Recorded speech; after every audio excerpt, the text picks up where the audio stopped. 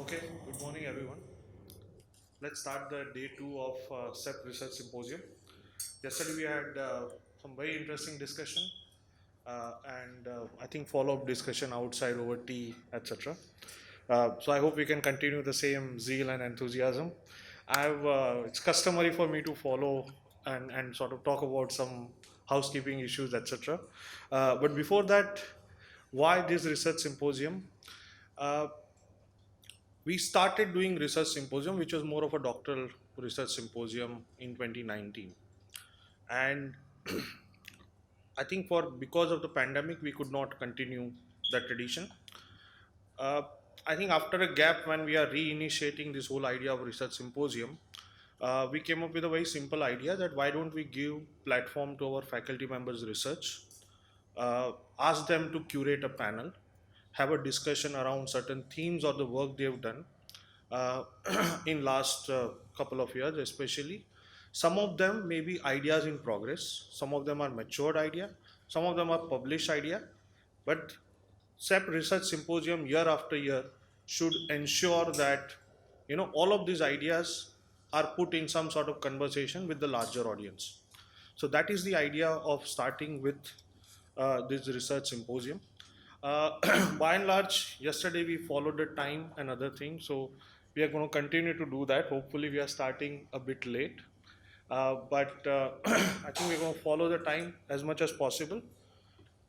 Second thing is that we have had about 110 registration for today, and we had about 30 of them from outside SEP, so we thought at least they will turn up. So, but anyways, we are not sort of we are very happy to have this conversation going, and we are going to sit on the front row and have the conversation amongst the experts, etc. Uh, the other thing is that what I would also require all of your permission with, and if you're not comfortable with this, then please tell us that we are video recording the conversations, all the proceedings, and the idea is that we are going to transcribe it, the entire proceeding, and come up with the proceeding at the end of the symposium. So that was the idea. Some of the speaker from yesterday's panel insisted upon it, uh, but I think let's have that as a conversation, and if we could do that, that also becomes a tradition to continue year after year.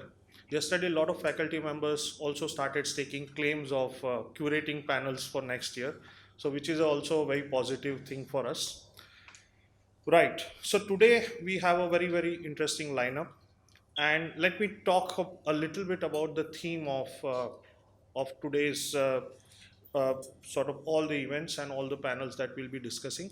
So we have titled everything under the broad idea of resilient cities. Now, it could be a very, very generic term. It could also be a very, very specific term. But the way in which we look at it is the following: that we see that a lot of developmental debates are often finding common grounds between economic efficiency, social justice, and individual liberties. And in this, you will find that there are a lot of ideological battleground and policy debates are drawn around a lot of these ideas. And we also find that individual liberties and economic efficiency are good friends, apparently, and individual liberties and social justice are good friends. But social justice and economic efficiency sometimes have a very complicated relations. So we are in middle of lot of these debates, and with climate change complicates the matter little further, and a sense of urgency comes in lot of these debates. Now, this is how we see the whole debate on resilient cities.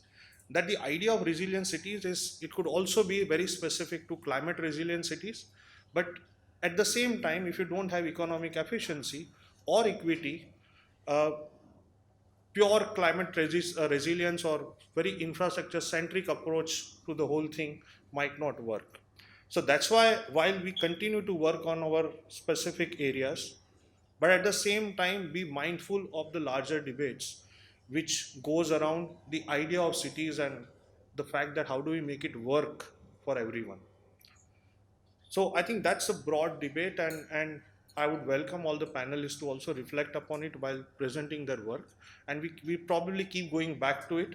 I'm introducing the theme now also because in the end we want to have a combined, joint, sort of open discussion around the same idea. So we have some time to reflect upon it. So yes, that's what it is, and so I think let's start without much of formality. Uh, but at the same time, it's a very important time for Faculty of Planning. We have completed 50 years of our existence, and that's why we thought that it's a it's a good idea that we start with the inaugural address from our dean, Dr. Mona Iyer. Uh, that one is, of course, the kind of work that Faculty of Planning is doing on the research and other fields. At the same time, where do we stand at as an institute, and how do we go forward?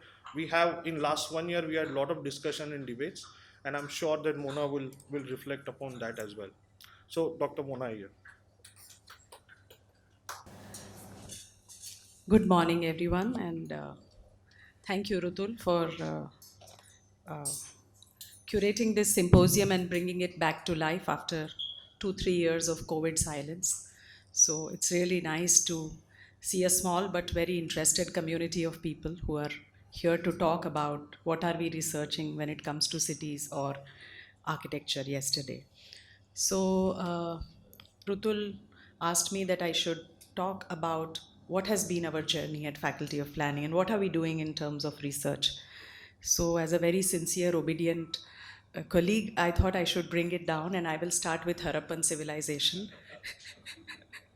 Not really, but yeah, yesterday over the dinner table, one of the experts asked me that how long has this planning program been here?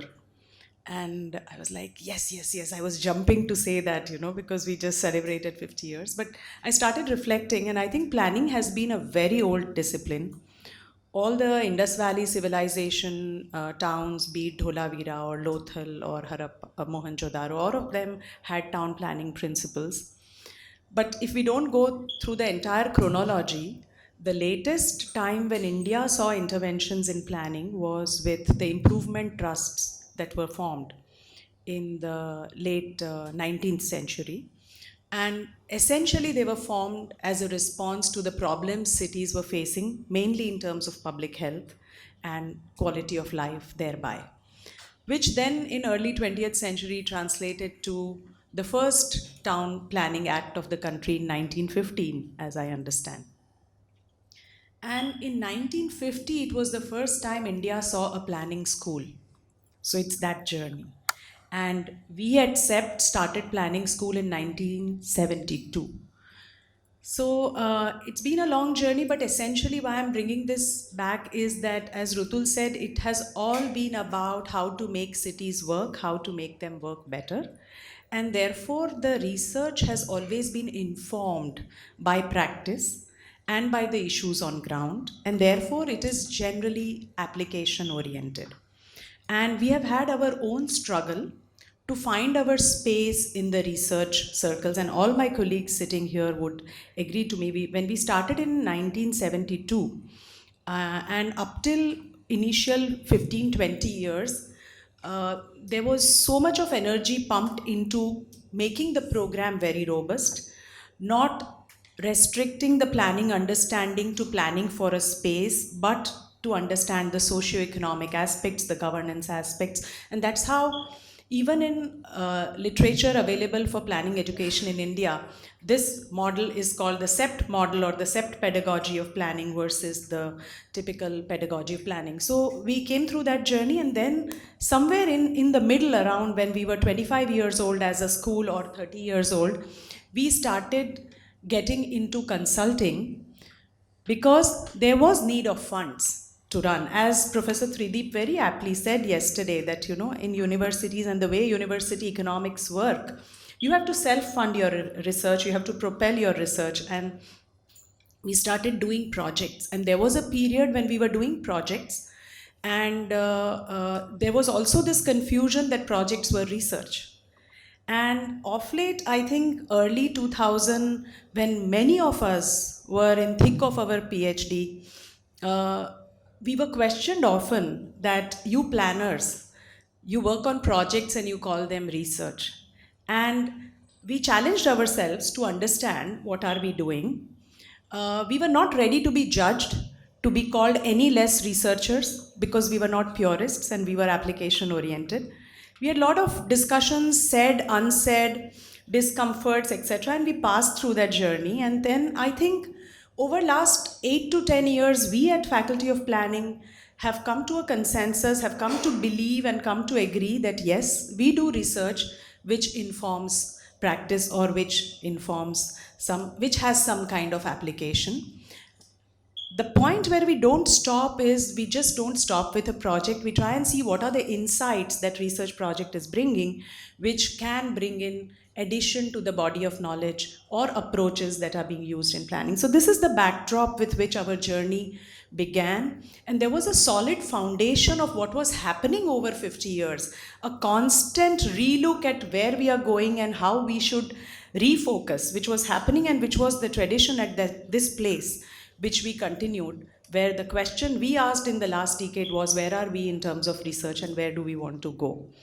And with that, I think what I liked very much about Professor Trideep's talk yesterday was about the distinction between universities as teaching institutes and what's the space we occupy, and how there is a culture and nature to do application oriented research in this city, and that we carry forward. So I had my own interpretations of that last evening when I was thinking about this. And I use this very, very commonly used diagram these days after Niti Aayog came up with its report on planning education in the country. It says that there are three pillars and components of urban planning in India. One is academia, education, research, public sector, and private. And why I bring this here, not because it is a favorite diagram, but we sit somewhere here in education, which is public or private university. So we sit at private university. And because we are a private university, there is a very natural sort of inclination, need, desire to have self-propelled, self-funded research and to look for funding support, which provides gestation space to all of us as researchers. This is what I borrow from what Professor Trideep was mentioning yesterday. And therefore, we very, very intensely sometimes interact with the international assistance that comes for research, and also through the training institutions, think tanks, research and development institutions, Center for Excellence. And if we see, we as an academic institute, while teaching is our main mandate, we do interact with all of these and across with the private sector and public sector because of the very nature of planning. And that's where we have carved our research space, and some of the things that I will tell you will also be around that. So most of us are associated with some or the other center that is working on some research, because in planning, to carry out an individual research, one could do on a small defined space, but for larger studies, there is funding that comes through as larger programs or projects. And so I'll talk about this ecosystem of university and then engagement with practice and action research that we have through the centers that are very much part of CEPT, and they function as CRDF, CEPT Research and Development Foundation. So we have all these centers there: Center for Urban Planning Policy, Center for Water Sanitation, Center for Applied Geomatics, CARB, Center for Research in Building Science, Urban Transport, Heritage, Architecture and Infrastructure. Amongst all these centers, the beauty is that faculty members, they create their space for research, identify the need for research, get funding, often through these routes. And the research done there also comes back to the classroom and also goes back to their own further professional advancement. And it's a very beautiful ecosystem already in place. And I'll talk about some of the research which happens there, but it happens very much by the faculty members who teach at Faculty of Planning, and that's our vehicle of propelling our research, besides some of the collaborations we have very much within university also. So, if I talk about urban transport, and Shalini may be able to bring a glimpse of that in her discussion, which will follow today after lunch. The core areas of work include consulting as well as policy research and augmenting the capacities of the government. A lot of policy research, like the benchmarking, modeling, etc., analysis that they do comes back and feeds a lot of projects. So there is, while there is a large space for consulting, there is a niche space for research that happens in each of the center. And so these are not very classic consulting outfits. They are outfits which are research and consulting and development outfits. Uh, Similarly, in urban services, we have Center for Water and Sanitation, which again works on variety of issues related to urban services, and be it about initiating thoughts on public goods mindset or engaging with the governments at all levels, or action oriented research and innovation, learning culture and academic roots that it has here, and the people who have gone to the center and they come back here to teach. So, Meera and Dinesh were not here with us. They anchor this center. Shalini anchors the transport center. And so there are a lot of thematic areas where we work, including monitoring of the services, governance and financing, equity, security, etc. And a lot of it comes back either as classroom teaching or as policy papers or nudging the policy or creating an advocacy space. So that's the kind of space we function in.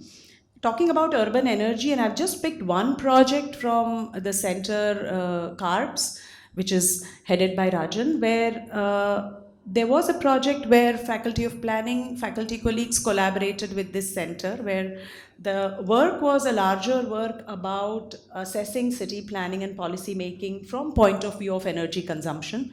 And there was a subsection on municipal services and how these services consume energy, and how the city form, the kind of density we put up in cities, decide how much energy we will end up using, not just in the buildings but also outside the building envelopes for provisioning of the or consumption of the energy there. So this is again a kind of cross collaboration with the centers, where there are faculty colleagues who teach in technology, but in planning they collaborate, try and see what can be done together. This is one example.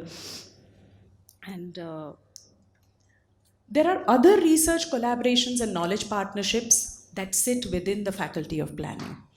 And be it smaller research, student research support or faculty research support coming from any of these, be it MAUA or Department of Science and Technology. We have two ongoing PhDs funded by Department of Science and Technology, which are part of a larger project, which I'll talk in a bit in the afternoon.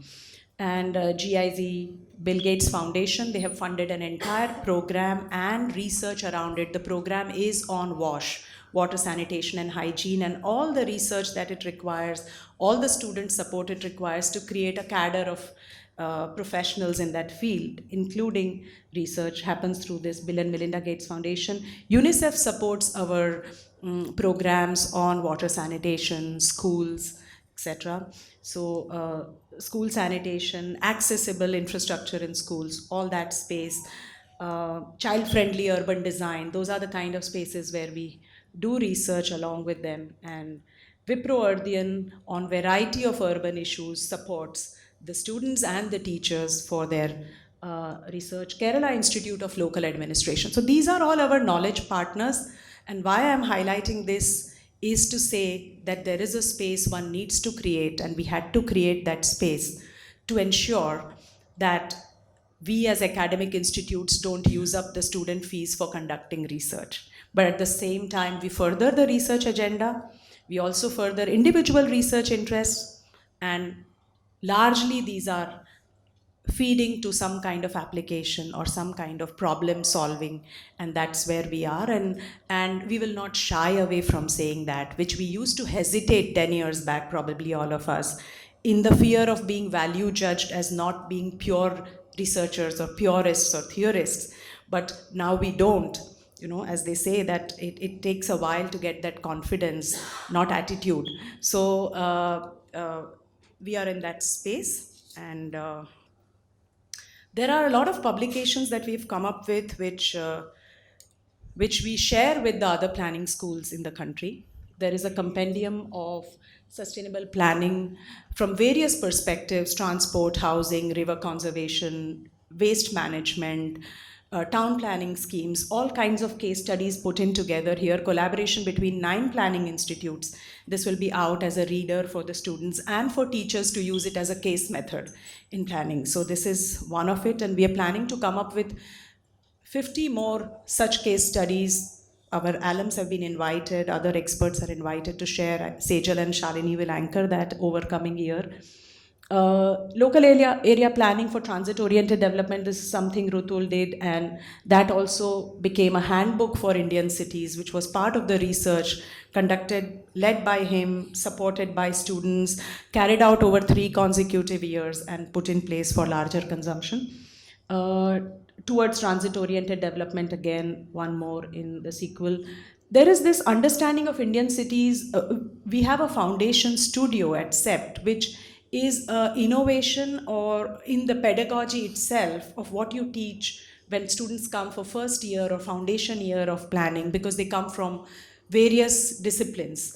And this has been put together. Again, this was very closely guided by Trideep, Bimal, and anchored by Rutul, and it has been put together. It will go as a textbook for those who come in for planning first year, and it will be shared soon with other institutes as well.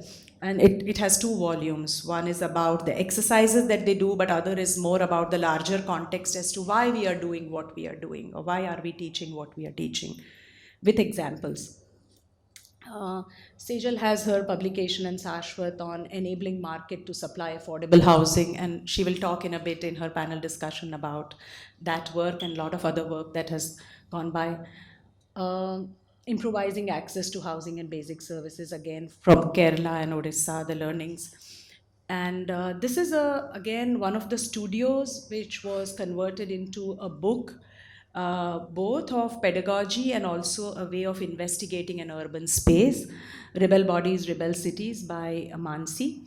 And they had studied Bhadra Fort Precinct in their urban design program, and not just documenting it, but also how it was taught. What's the pedagogy going there? What were the learning objectives, etc. So that's we're moving in that direction. There are a series of them upcoming, as I said, compendium of urban design projects in India that will be led by Purvi, vacant lands in a dense city, and how do we look at those vacant lands and how they can be put to use, by Melissa. We will have urban planning case studies, 50 of them, and Planning for India's Urbanization by Professor Phatak is an upcoming book as well in the publication. So this has been our journey over last 8 to 9 years, where we have tried to debate internally a lot, and debate but not judge. And We have arrived at this kind of space for ourselves, and we plan to go further from here. Last year, we had a lot of discussions due to FP50 with the alumni, with colleagues, about where are we, where should we be very critical about what we are doing, and where we should refocus, change course, undo, do. And this is where we stand. So I guess I've covered all of it. Rutul was telling me in Gujarati that આપણી બધી બુક્સો, you know, books, બુક્સો in Gujarati એ બધી બતાવજો. સો ઋતુલ, આ બધી બુક્સો આવી ગઈ છે. And thank you very much. This is what we do at planning. Full day filled up with a lot of amazing speakers. We look forward to that. Thank you.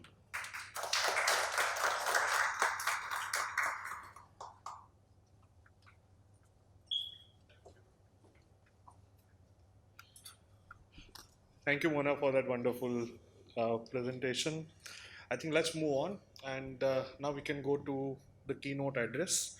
And for that, we have Dr. Champaka Rajgopal. She is an independent practitioner, researcher, teacher associated with Sciences Pro in Paris. You don't want me to say more about it, right?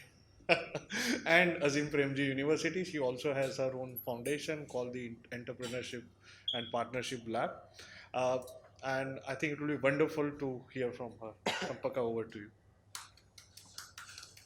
Thank you, Rutul. It's always such a pleasure to be here at CEPT. It's my alma mater. And thanks to Rutul, old friend of mine, but also we've been sharing each other's research works over the last couple of decades, in fact, now. So it's fantastic to be back here. Um, Thank you, Dr. Mona Iyer, for setting the context as well, and I fully concur with Rutul's questions about, questions that provoke us to think about contradictions between many of the, I would say, dogmatic uh, principles that many of us adhere to, and it's important to constantly question ourselves on this. Um, you know, even 10 years ago, in this presentation today, I'm going to draw on some of my own practice work over the last 20 years in the space of urban planning and design.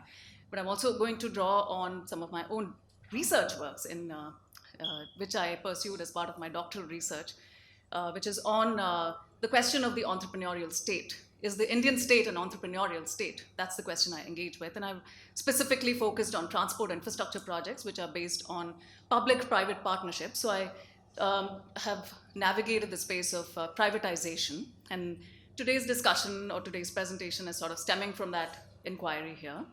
10 years ago, when many of us were involved in the development plan for Greater Mumbai, we were, as planners, audacious enough to imagine that cities can be sustainable, inclusive, and competitive at the same time, that these are mutually constitutive values that cities can actually imbibe.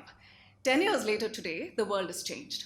We have profound crises ahead of us. There's climate change, there's new societal demands coming from shocks such as the pandemic, financial and economic instabilities, international relationships have changed. So there are a whole range of uncertainties and risks ahead of us. What do we have as solutions? We have innovation and entrepreneurship, which is promulgated quite explicitly in many of our policy documents as well today. So my talk today is an attempt to open up this word innovation. I've been studying many of the policy documents at the macro level of the national government as well as state governments. There's no clear explanation about what innovation really means for us. And I think it's very critical to examine that word a little bit more in depth, so that I'm not obviously making any dogmatic positions over here, but it's important to actually investigate what these words mean. And that's what this discussion is about today. What I will do is to first situate the context of the use of the word innovation and what we mean by innovation in our policy spaces today at the national government with regard to urban reforms, and then take a look at what our old tools offer in terms of adaptations to these innovations envisaged at the higher levels, and then what some of the tools or instruments about privatization that our governments ushered in post-liberalization of the Indian economy in 1991, and then move into understanding what the connotations or the interpretations are of the entrepreneurial state and the innovation state. There are many scholarly positions here, and this is a great opportunity to actually discuss these in the Symposium on Doctoral Research.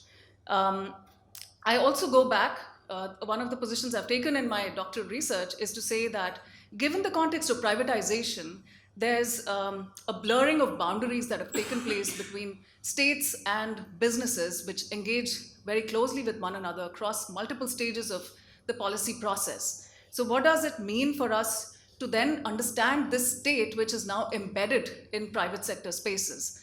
So I argue that it's important to now read the dispositions of the state from the lens of a firm. It's inadequate to just examine the state from the lens of a state alone. We need to transcend that boundary. So I go back in history about 200 years to trace the interpretations on the nature of the entrepreneur, and then situate the Indian state in that space and say, where are we today? What kind of an entrepreneurial state are we? What kind of an innovation state are we?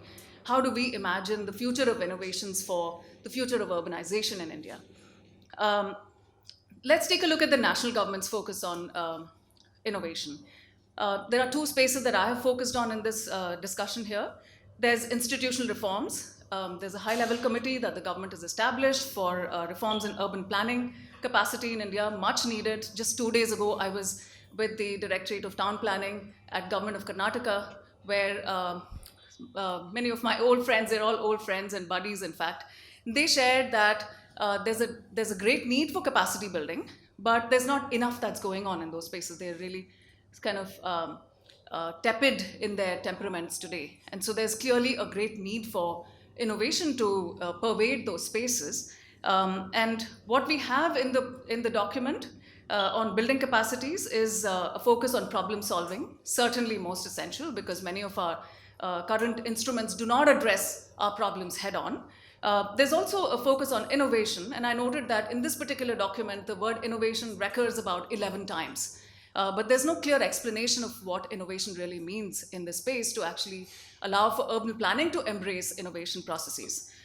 This particular paragraph here is interesting also because there's an inherent assumption here that it's the private sector that will bring about this innovation.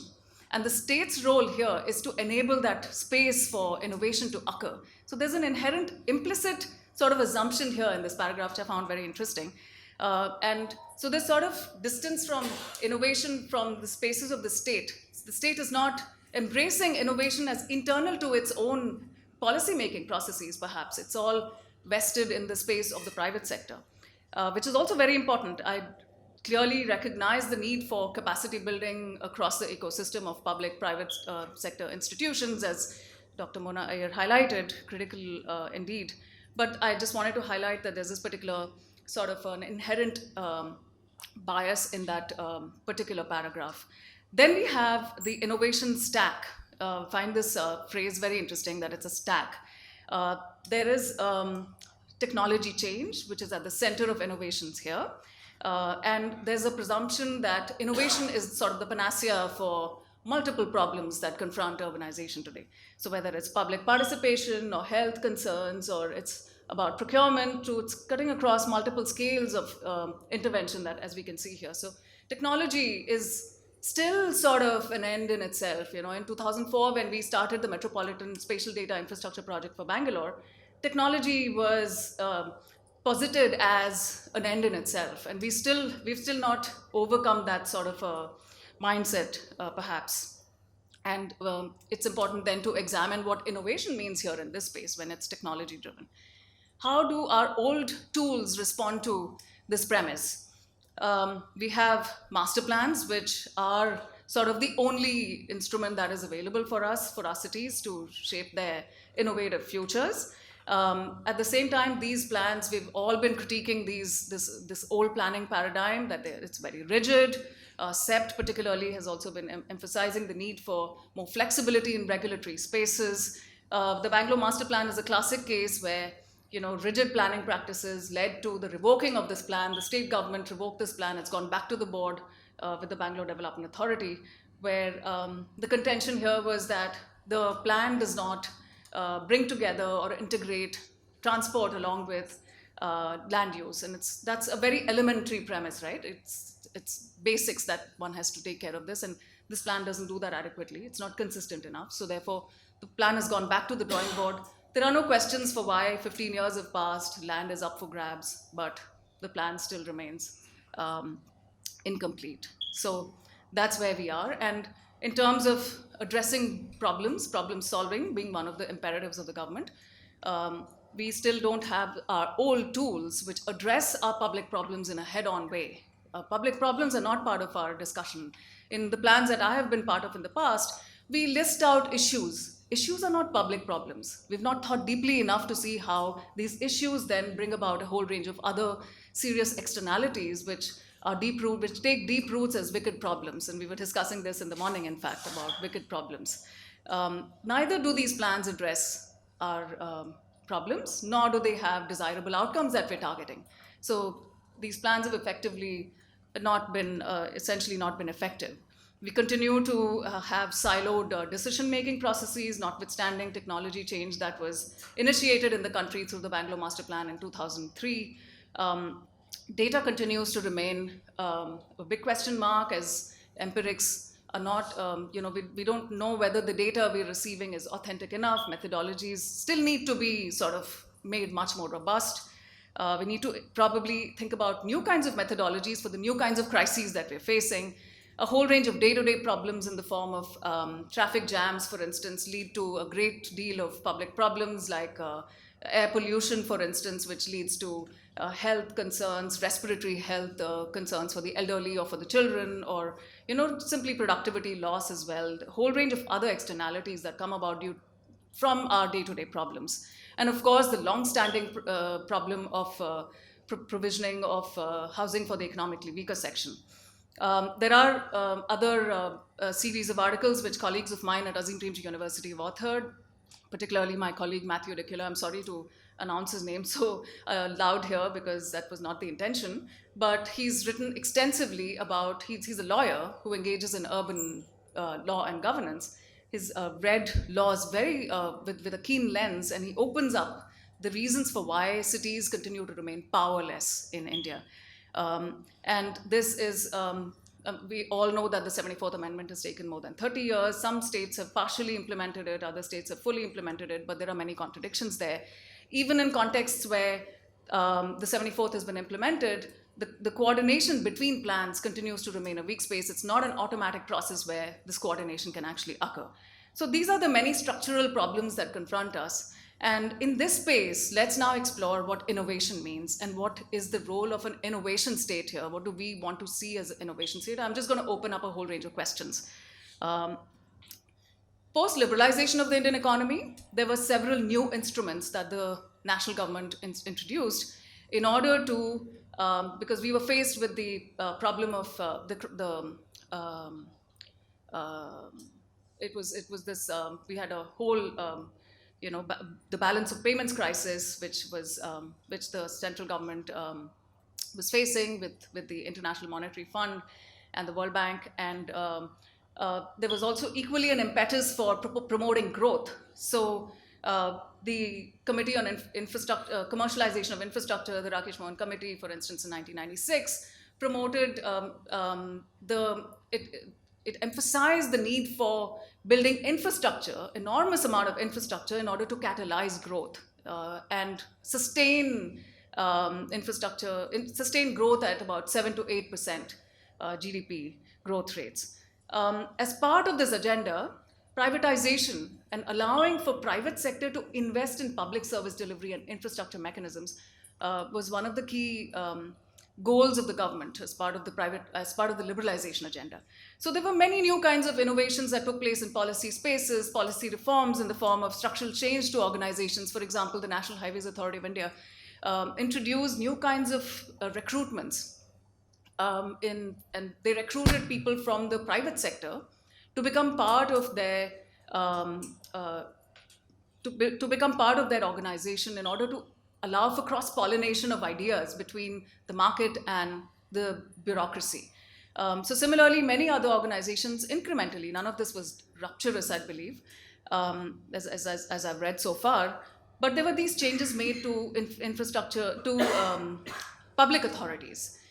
There were several gated sites of investment which were introduced, for instance, special economic zones, and these were governed largely through joint venture partnerships, public-private partnerships, special purpose vehicles, which also there's enormous amount of outsourcing which continued. So the private sector was integral to all decision-making processes at the macro level of policies, meso levels of plans and management efforts, and micro levels of plan and project implementation as well.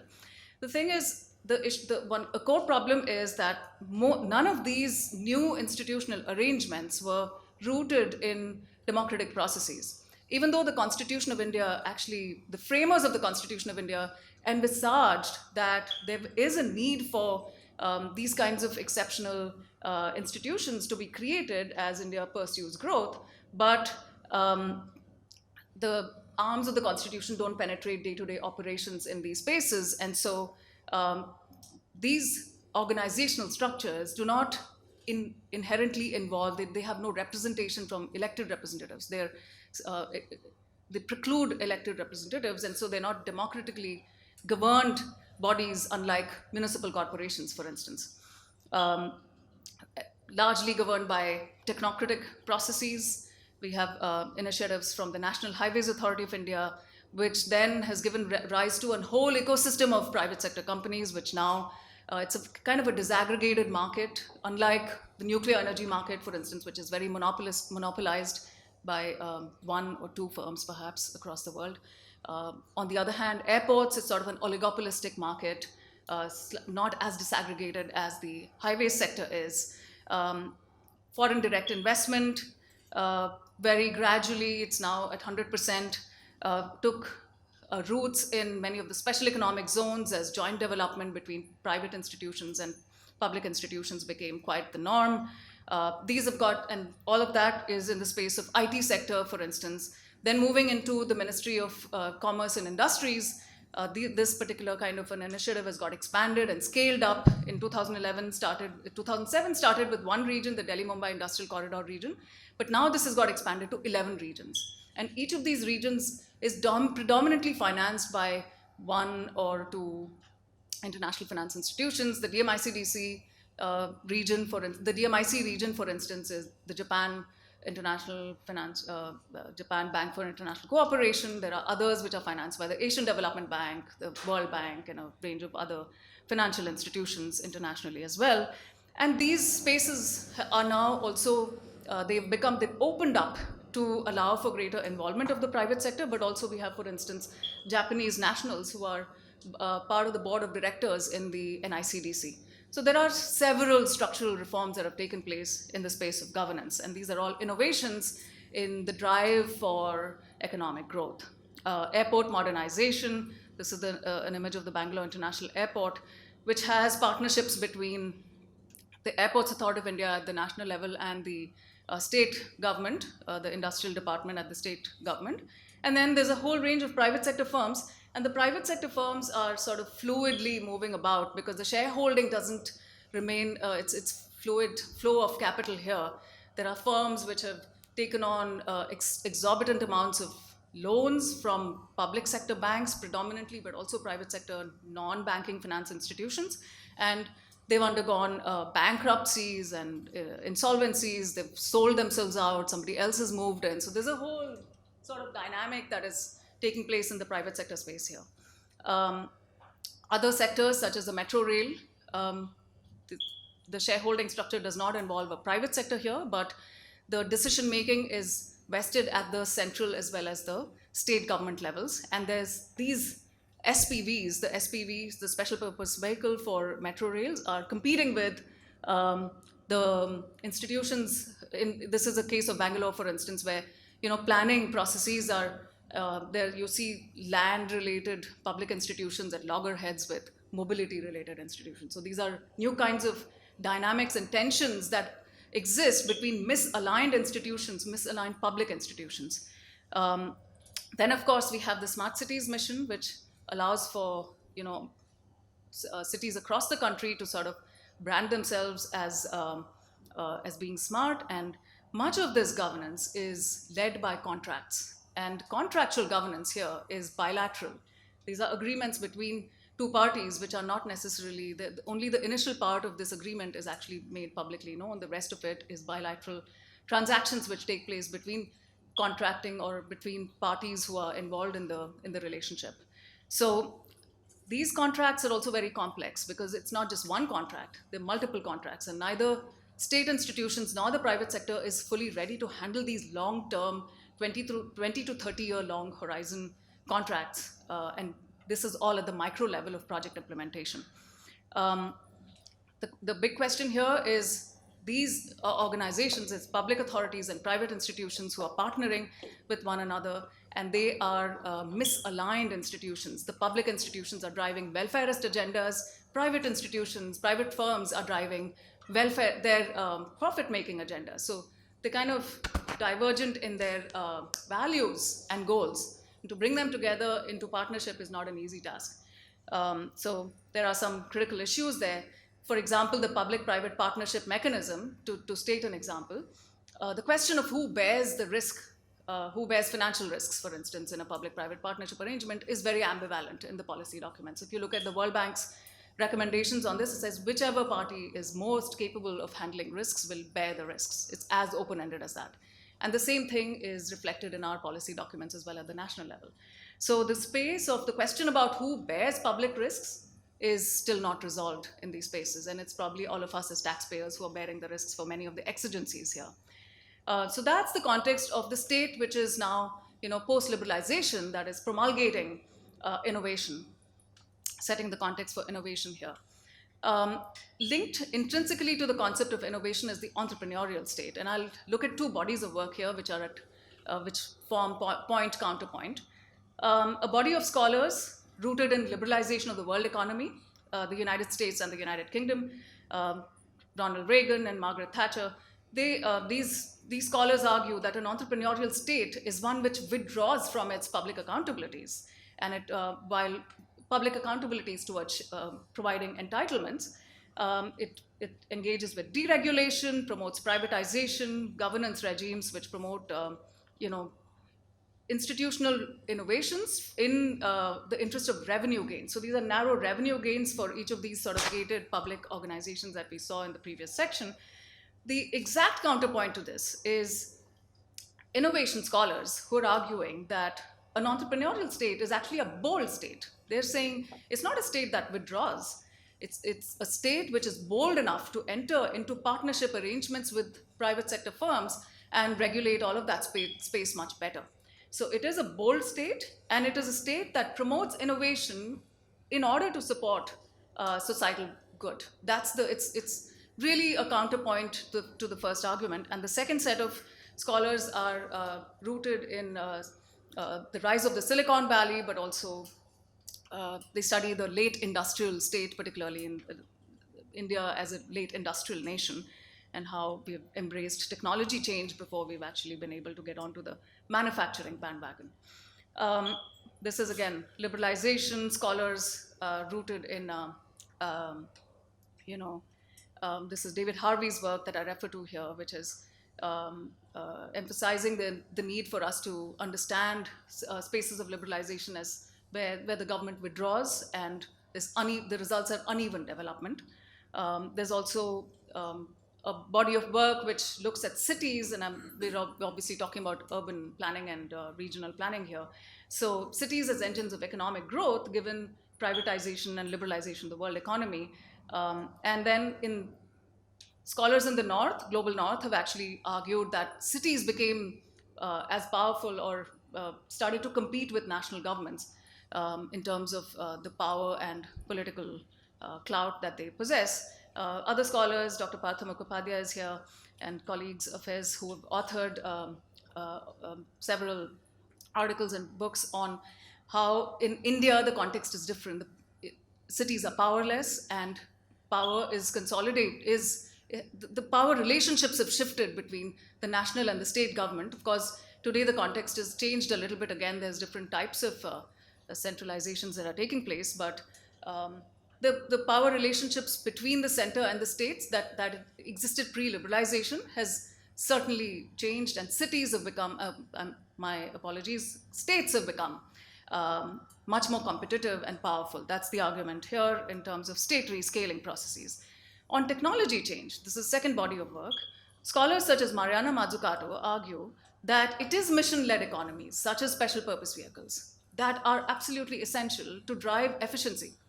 And she examines a whole range of interpretations of entrepreneurship.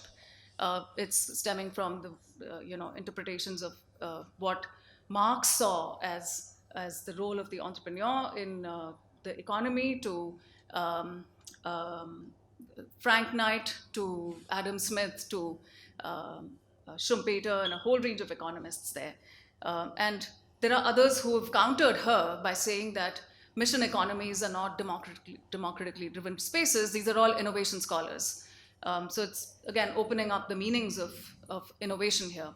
And what comes out from this whole debate is that there are overlapping roles between public and private institutions, which brought me to this argument in my own scholarly, in my research as well, research efforts, is that we need to now go beyond the lens of the state to understand the dispositions of the state, which is so intrinsically connected with the private sector. There's also quite an interesting body of work where legal scholars have argued that businesses are not,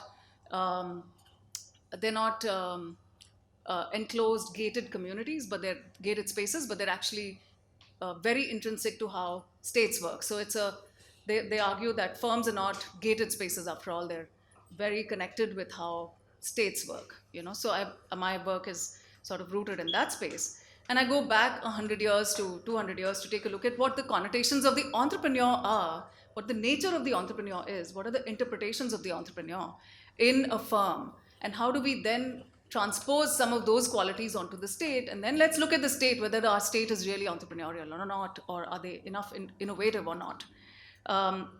So some of the very early interpretations were that the poor are poor because they're lazy, and industrialists are successful because they're diligent, they have forethought, they have determination.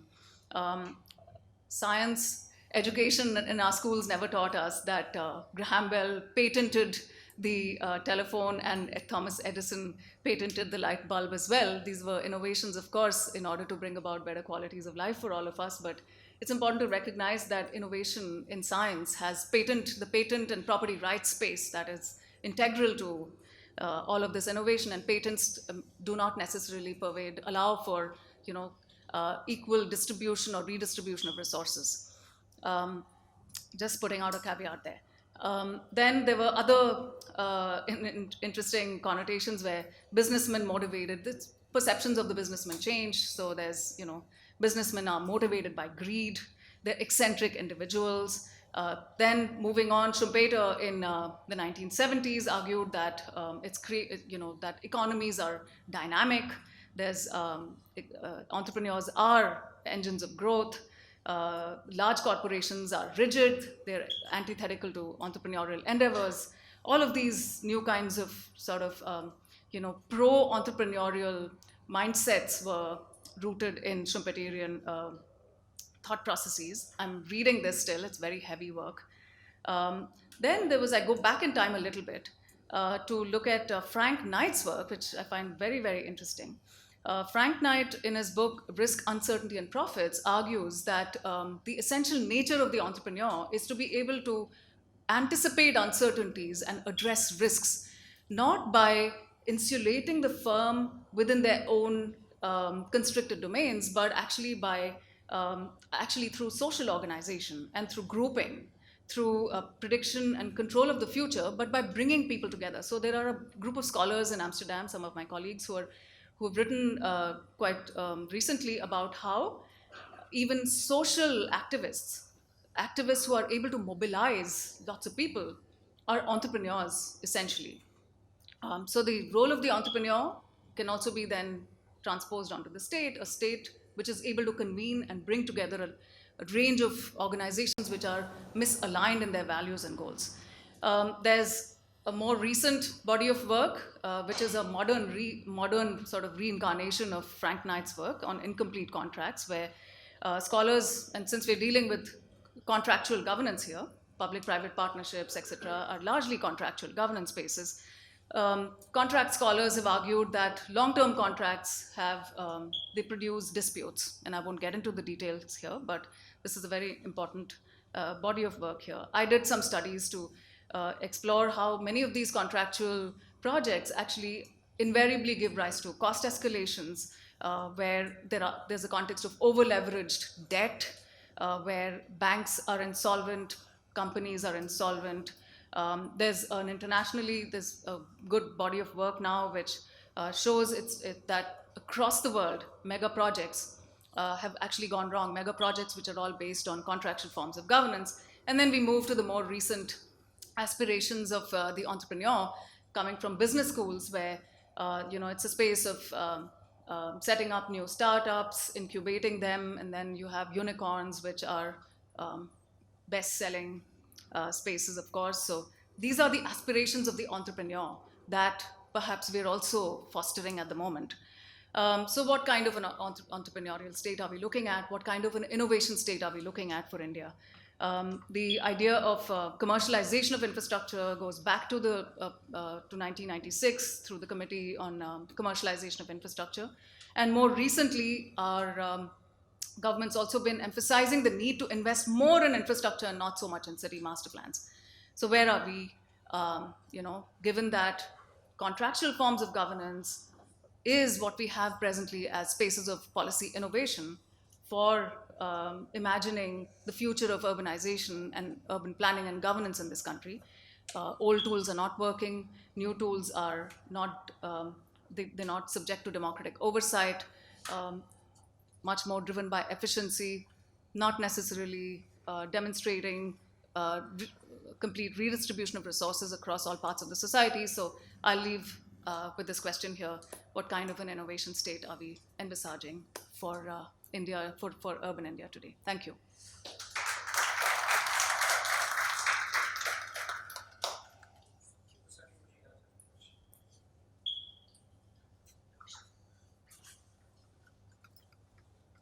Yes, please.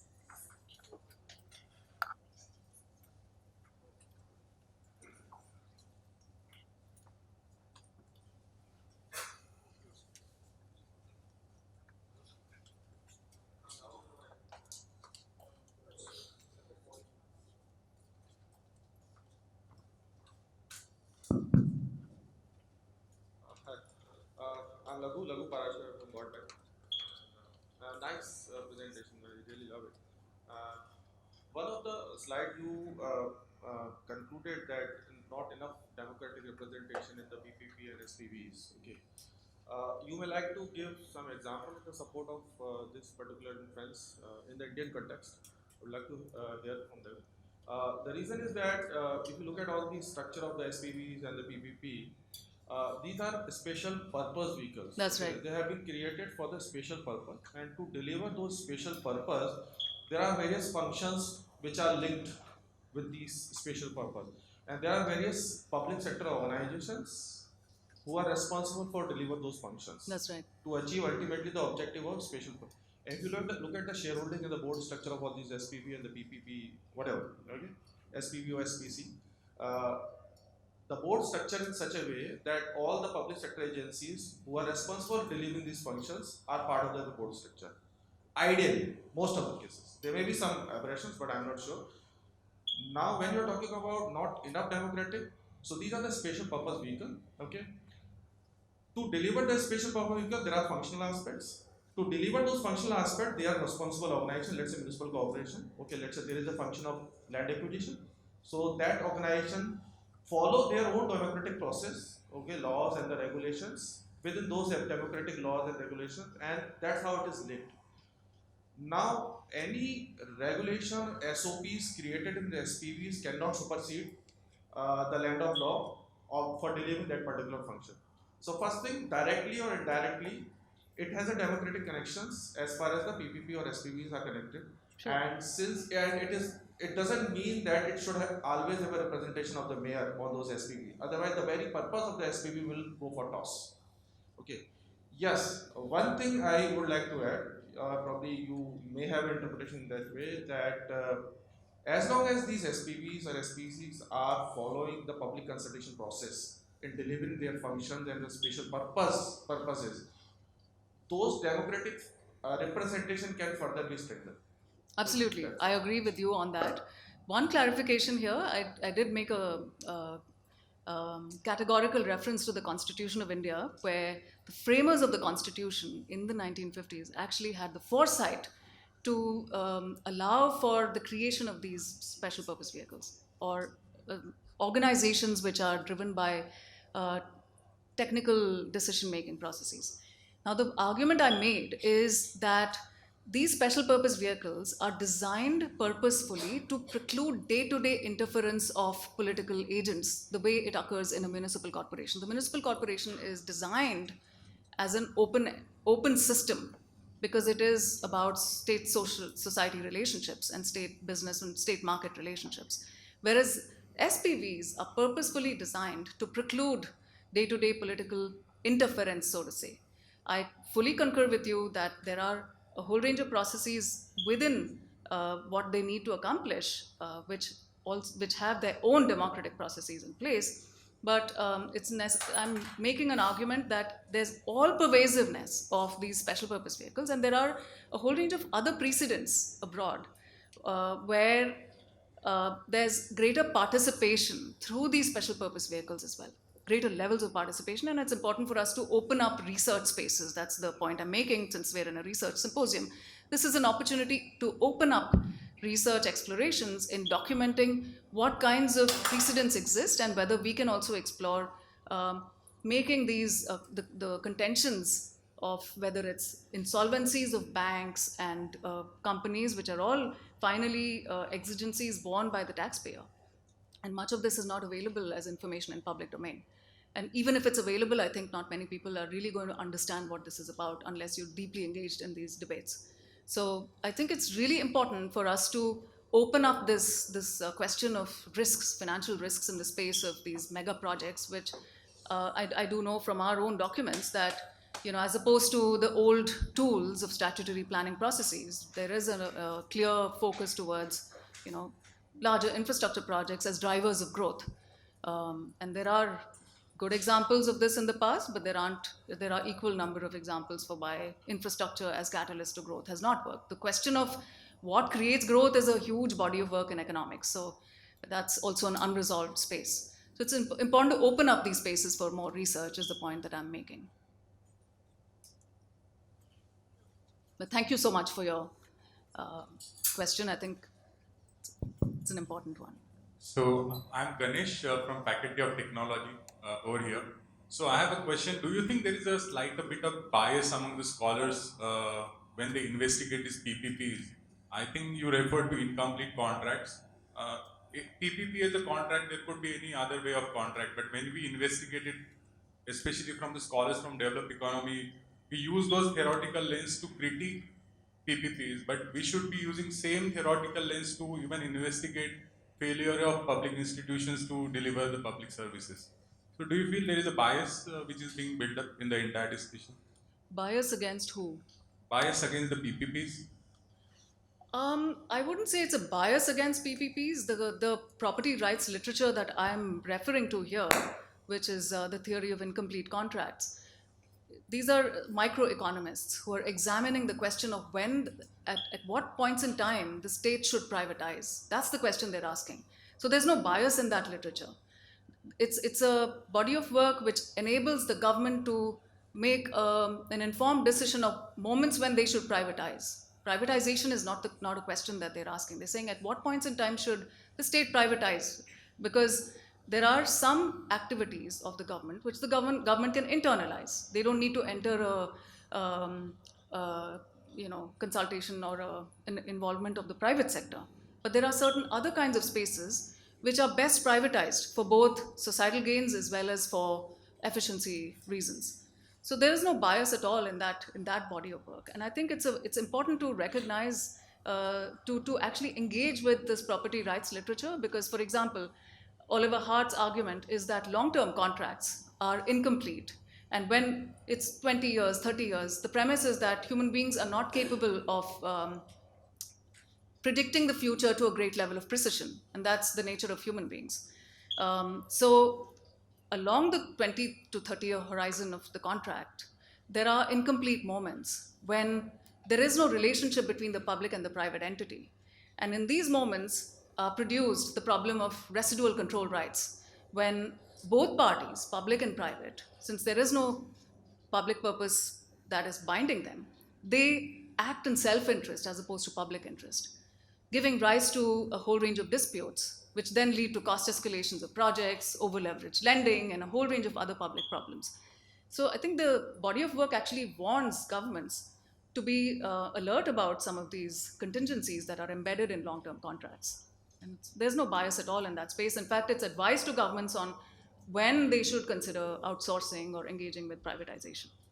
So it's supporting the space of privatization in a way, but it's also alerting governments to be cautious of privatization at certain moments in time.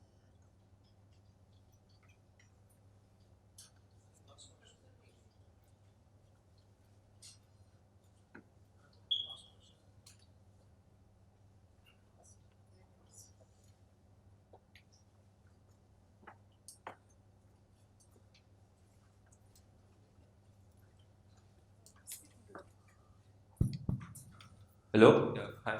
Hi. I'm Raj. I'm in the final year of my master's in urban infrastructure. I really enjoyed the presentation, and So there was one part where you were explaining about liberalization and the definition of it. That an entrepreneurial state withdraws from accountability to ensure entitlement, and in the end, for societal benefit. So I was just thinking that, like a state, any organization, how can one like withdraw from accountability to kind of provide societal benefit? I was just thinking from this the question you've ended with. Well, I think like do we need like the accountability factor more, or I was just thinking about that. Um, so this is a particular body of work, right? And their reference point is pre-liberalization. They're saying before liberalization of the world economy, governments were providers, but now with new kinds of institutional innovations, they've become facilitators and enablers. Mazzucato actually says it's not enough for the governments to be just enablers, they need to become embedded in these private sector spaces. The contradictions is, of course, that through these new institutional arrangements, the government is partnering with the same private businesses that they are enabling, facilitating, and regulating. So there are huge levels of contradictions there. But these are two, point counterpoint to the question of states withdrawal or states being more embedded within markets. Yeah. Thank you. Thank you very much, everyone. Thank you.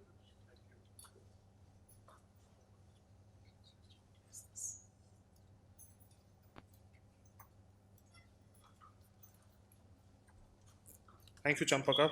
I think that was a perfect start of the day. We have very interesting lineup and three more panels to go, and I can already see that a lot of the questions are coming in.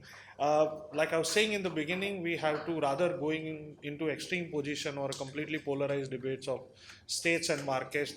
We have to get into more nuanced debate about how do we look at them and open up some of those debates. So thank you, Champaka, for that wonderful talk. I think now we are perfectly almost on time, maybe 5-10 minutes late. We break for the tea and we want to start by 11:35 for sure. So do come back in 15 minutes. Thank you. Okay, shall we start?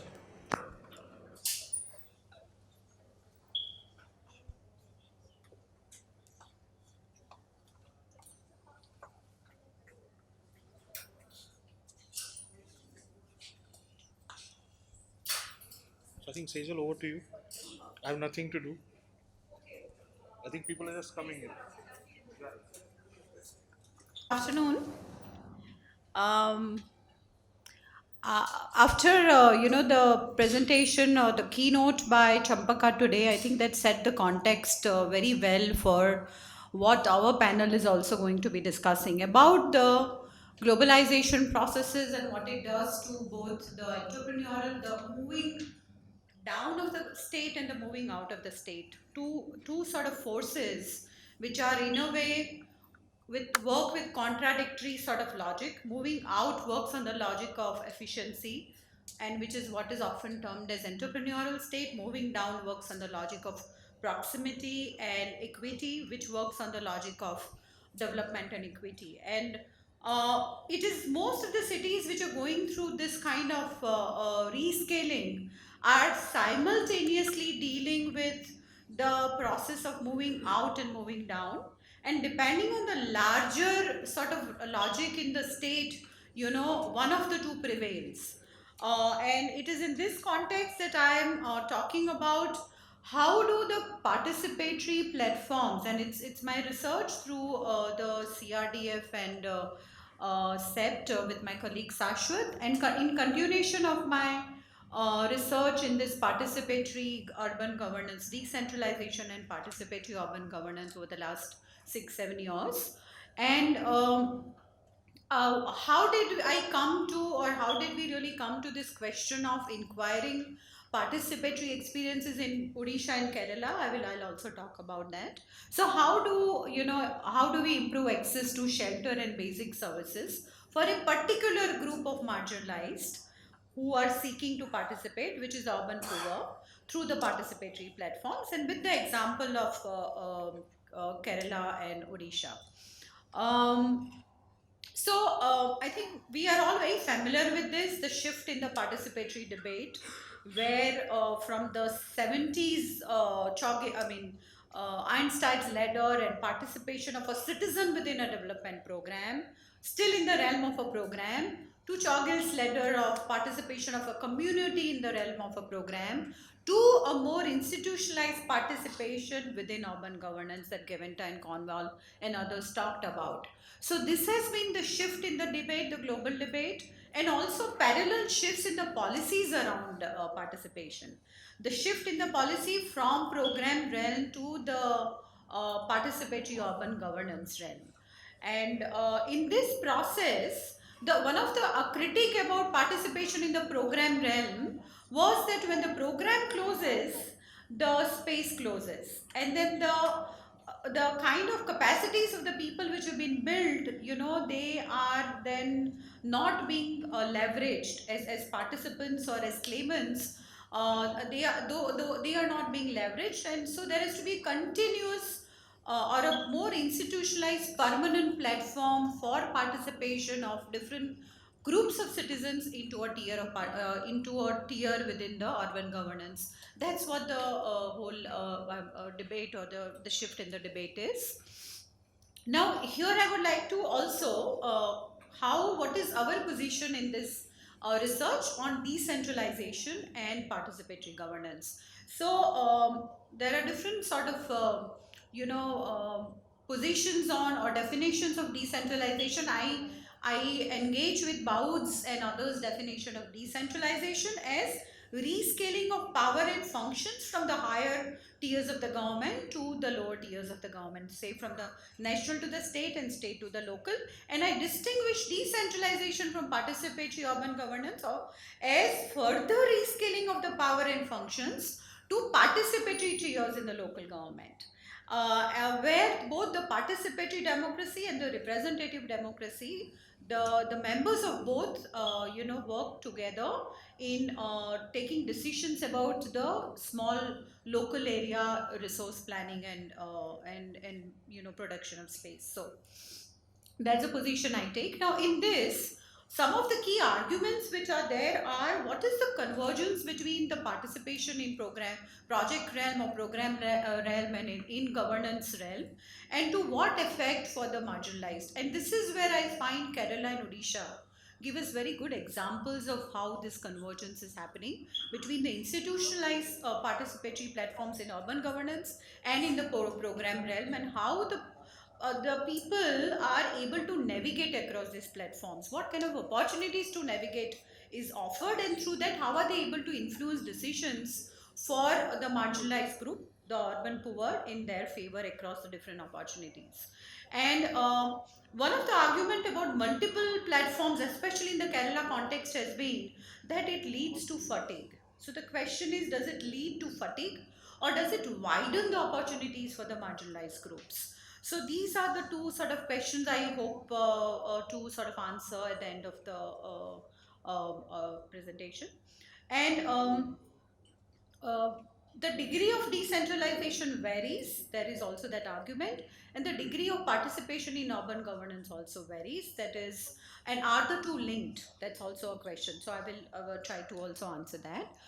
We know the familiar Champaka also mentioned 74th CA, 73rd CA, the whole history around it, and also how it evolved over time, and with sort of different responses. It was further to 74th CA, it was further perpetuated by the community participation law as a primer or as a reform under JNNURM. And then, because it was linked to the grant, the state suddenly realized, including the entrepreneurial states like Gujarat and others, they realized it, and they immediately put in together a half-hearted kind of rules for ward committees and area sabhas, because it was part of a mandatory reform to get the grants under the UIG mission. Again, this is Praja's report, the degree of decentralization first, which is the scaling of the power from the national to the state and state to the local government. It's very, very varied across the different states. And in fact, interestingly, as per their research, none of the states have fully devolved all the 18 functions. Um, and Gujarat claims to have done better at decentralization with devolution of 11 out of the 18 functions. If we also see the two aspects of participatory urban governance, that is the two spaces, ward committee as proposed under 74th CA, and then further ward committees and area sabhas under the CPL primer. If we see again, the experiences across the states are very, very varied, and 9 out of the 29 cities which they with Praja looked at actually had functional ward committees at the city level. Uh, so if we so now why Kerala and why sort of Odisha? Um, I mean, it is established that both West Bengal and Kerala have been most responsive when it comes to participatory governance. But Kerala has existence of multiple platforms besides the participatory urban governance, and the possibility or the opportunities for the marginalized groups to navigate across them to influence sort of decisions. And Odisha also has a similar model which is now gradually emerging, but it is not as formalized as what we see in the case of Kerala. Uh, before going to this particular inquiry and positioning it within the examples of Kerala and Odisha, I, as part of my doctoral research, had already looked at this in the context of the neoliberal Gujarat state and then the entrepreneurial Ahmedabad. And I looked at Gavinta's framework of invited negotiating and claim spaces. And the example was that what I found in the case, so his argument that there are invited spaces, negotiating spaces, and claim spaces, which are constantly in dynamics through process of legitimacy and co-optation, and they are constantly in a flux and dynamics. And quite often the claim spaces also lead to the opening of the closed invited spaces. And this is the kind of argument within which my research in Ahmedabad was positioned, and I found that the citizen is not one, but there are different kinds of citizen in the entrepreneurial state. A citizen who is propertied, so I found this binary of propertied and unpropertied, because property exchange becomes a basis of distinction in an entrepreneurial state. And so propertied and unpropertied citizens in case of Ahmedabad had different experiences. And what I also found is unpropertied citizens where the invited spaces were closed for them. The councillors actually had a limited response to in different segments and wards of the city. Limited response to the unpropertied, and hence they were constantly moving to doing different claim makings, either for the services or for the shelter in case of eviction. And the claim making also had different results. Some of the claim making was through collaborative route, other claim making was through the contestation and judiciary route, and the experiences were very different. But despite regular claim making, it did not open the closed invited spaces and the change in the policy of the closed invited spaces. And I argue that there is, in this context of an entrepreneurial state which finds the logic of deliberation on a regular basis counterproductive or not efficient, and hence the spaces remain closed in the practice as well. So this is what I have found, and of course the experiences of the property citizens. So that's a larger background, and then continuation of that, there is a group of I think Shelley's work now as part of a doctoral research is also in this realm of the experiences in the Ahmedabad context, and another PhD student is also inquiring in the for urban poor, what are these spaces and co-production spaces. Um, I'll talk about the Kerala and the two questions. First, the mandates. So how does the government enable the participation of the poor within the platforms, the three platforms in case of Kerala and then also in Odisha, and how does the convergence of the platforms enable the local government to improve the delivery of shelter and basic services? So Kerala, if we look at quickly the decentralization, I argue that when it comes to the decentralization of the 18 functions, it has devolved about 8 of the 18 functions. So there is a high degree of centralization, with the state largely doing and continuing to perform majority of these 18 functions. But conversely, it has a very high degree of participatory urban governance. And this through the main platform, which is the ward committees, as part of the local self-government by amendment in the Municipal Act of 1994. But along with that, two parallel systems also which have been put up. One, the working groups or the Janakya Sutranam, the entire tier of decision making, annual budgeting, and the making of the district development plan, and the working groups and various other participatory spaces which are there within that system in the Janakya Sutranam or the People's Plan campaign. And then the federated network of urban poor, which are formed at the city spaces.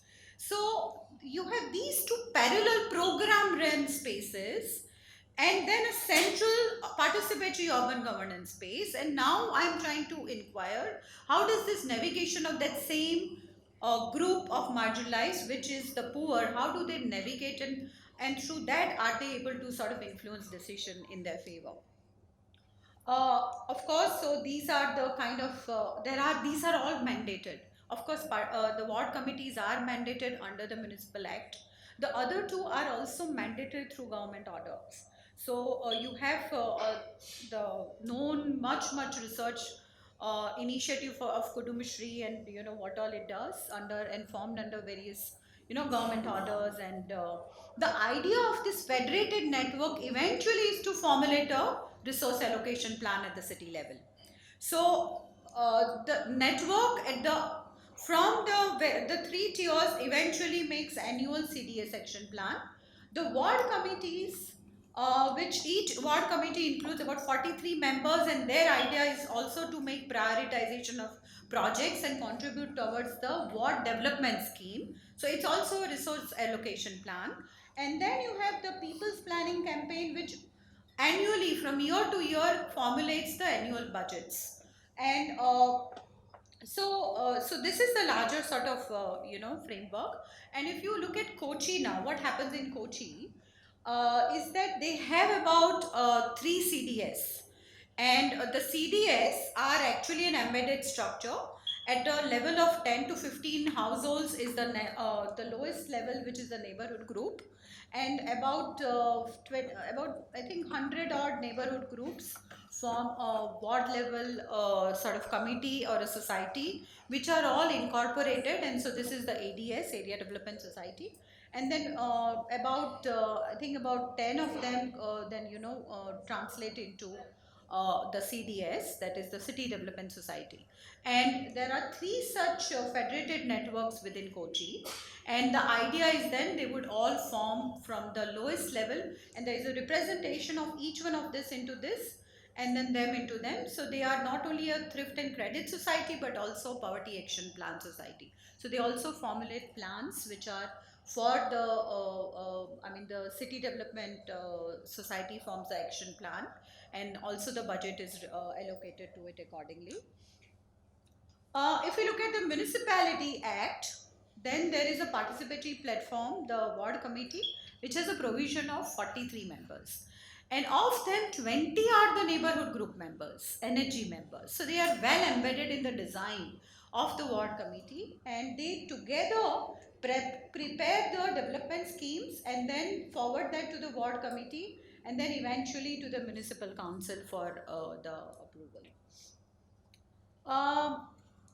So now, if you look at the way this is designed, how does it unfold? The energy ADS and CDS as a federated network at the city level has 3 tiers. Energy at the neighborhood level, at the ward level you have the ADS, and at the city level you have the CDS. But at the ward level are also the ward committee, which are part of the urban participatory urban governance framework in each of the 74 wards. And in each of the ward are also the energy members, 15 of them. So what happens is that the decisions related to town development schemes, they are able to influence here, and while they are of course there as part of the CDA section plan as well. Now, if we look at the plan preparation through the PPC, there is a provision of working groups. So there are standing committee within the city, and there are provision of working groups for each of the standing committee, which finalize the sectoral plan of each of the standing committee and the sectors. And the constituents, the members of the working group are also CDS members. So what you have is the CDS members who are part of the working groups and are able to influence decision also at the city level. So now here is a possibility, or this is how it gets embedded, that the energy members are able to sort of participate in the ward committee. Interestingly, for the 4 wards where we did our empirical research, we found that um, they have the competencies, and over a period of time to they have the ability to negotiate, to build consensus, and to also influence decision for the poor. And this has worked, and they are able to sort of do that influencing here. In one ward which was much more middle class represented, there was an elite capture, and then in that case also they are able to then influence the decisions at the working group level, because eventually all the development schemes are forwarded to the working group sector wise, and then the final decision about this is debated in the development seminar and again finalized by the working group. So CDS members being here also, they are able to influence the decision. So this is how there is a navigation of the same sort of this of the urban poor across the platform of the urban sort of urban governance as well as the people planning campaign. And in a nutshell, the way it is designed and why we refer to, quite often we refer to Kerala example among other things, is this kind of convergence and the multiplicity of the opportunities which are offered to the poor to sort of influence decision for resource allocation. And also once the capacities of these people are sort of built, they are able to sort of use those capacities across different platforms. Now the question of fatigue, most times what we've heard from our interviews and from the people is that uh, because the participation of the energy members, the Kudumshri members, is from the emotive point of livelihood, it stays. There is a sustained interest in participation, and with that sustained interest and their capacities being built, they are then navigating across the platforms to influence the decisions. So that's about the Kerala example, and then I'll talk about the Odisha example. Again, if we talk about the decentralization, what we see is that 9 out of the 18 functions are decentralized. So not a very high degree of decentralization, but in terms of participatory platforms, again you see two kinds of spaces. One in the realm of program, and this is fantastic the way they have designed the spaces in each of the program which are going on, and how the NHGs, or what are called SHG members, are part of each of these spaces, and how do then currently the way we see in case of Kerala, the convergence of the program realm spaces with the urban governance, participatory space in the urban governance, that kind of currently that kind of convergence in case of Odisha is not there, because the ward committees are right now non-committal. The section on the ward committee is not recognizing the participatory spaces which are there in other programs and their inclusion in the spaces there. But this is how it is. So we track down all the programs which are going on, and what are the spaces that the programs are offering currently for participation at the neighborhood level, the ward level, and the city level. The oldest space is the Mission Shakti under the 2001, going on since 2001, which are the women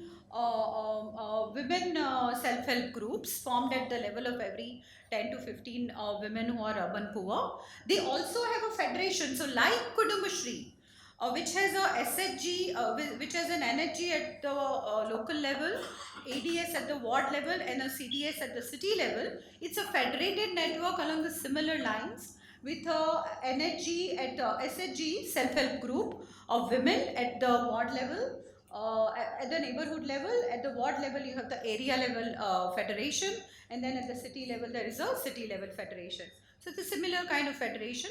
What we've understood from our research from this Shakti mission is that there are close to some 6 lakh SHG groups which are registered within the state. So it's active, and they are also across other sort of missions as well. Then you have the National Urban Health Mission. They also have. So the Sathis are across all the programs, and interestingly, it is the self-help group members who become the part of those Sathis. So their capacities have been built, and then they sort of navigate across other programs. So Urban Health Mission has this provision for Mahila Arogya Samiti at the local level, and at the ward level are the ward Kalyan Samitis. And then there is also the Jogan Mela, where you have again the members of both the self-help groups as well as the Mahila Arogya Samiti. And then at the ward level for this, there is the Watson Committee, which is water monitors and a lot of other members who are then part of it. Jaga Mission has a provision for Slum Dwellers Association at the level of each slum. And then at the city level, there is also an urban area slum redevelopment and resettlement committee, where some of the members of the SDA are also part of it. And most of the SDA members have representation of the SHGs as well. So I will show you the next diagram, how that convergence also is happening. Then there is a drink from tap mission, which has Jal Sathis, which are introduced at each of the slum level or the neighborhood level. And then solid waste management, which is Swachha Sathis. And then the urban wage employment initiative, which has all of these sort of tiers which are formed. Now with this, what we found is this kind of convergence again which is happening, that the self-help group members are also part of the Mahila Arogya Samiti. They are part of the Jal Sathi, and also at the city level or the ward level Watson committees. They are part of Swachh Sathis, and they are also SDAs. Now within SDA, if a water issue around water has to be resolved, then it is the Jal Sathi who would be part of the SDA, who would be working on that and who would work on mobilizing that. And within SDA, again, if the issue around the solid waste management has to be dealt with, so this person becomes. So the convergence is also happening, one at the SHG and other also at the SDAs. And the break that we see between the spaces in the program realm and in the urban governance currently is that these are not incorporated within the ward committee. If this is done, then the navigation, the way we see it, because it is possible that the Shakti mission is not closed, but if the other missions close, then the capacities of these sathis which have been built would, not be really leveraged. And so the idea is that if this so I don't have that one slide where we talk about what is the provision of the ward committee, and in the ward committees currently 10 members only are allowed, and they use the word eminent citizens, and there isn't a provision for the other members to be part of the ward committee. So this is also something for that convergence to happen. It would be good if this opens up, the ward committee opens up to include some of these, especially SHG and SDA members, so that they can influence the decision there. Similar kind of model as we see in case of Kerala, we see that also reflecting in case of Odisha.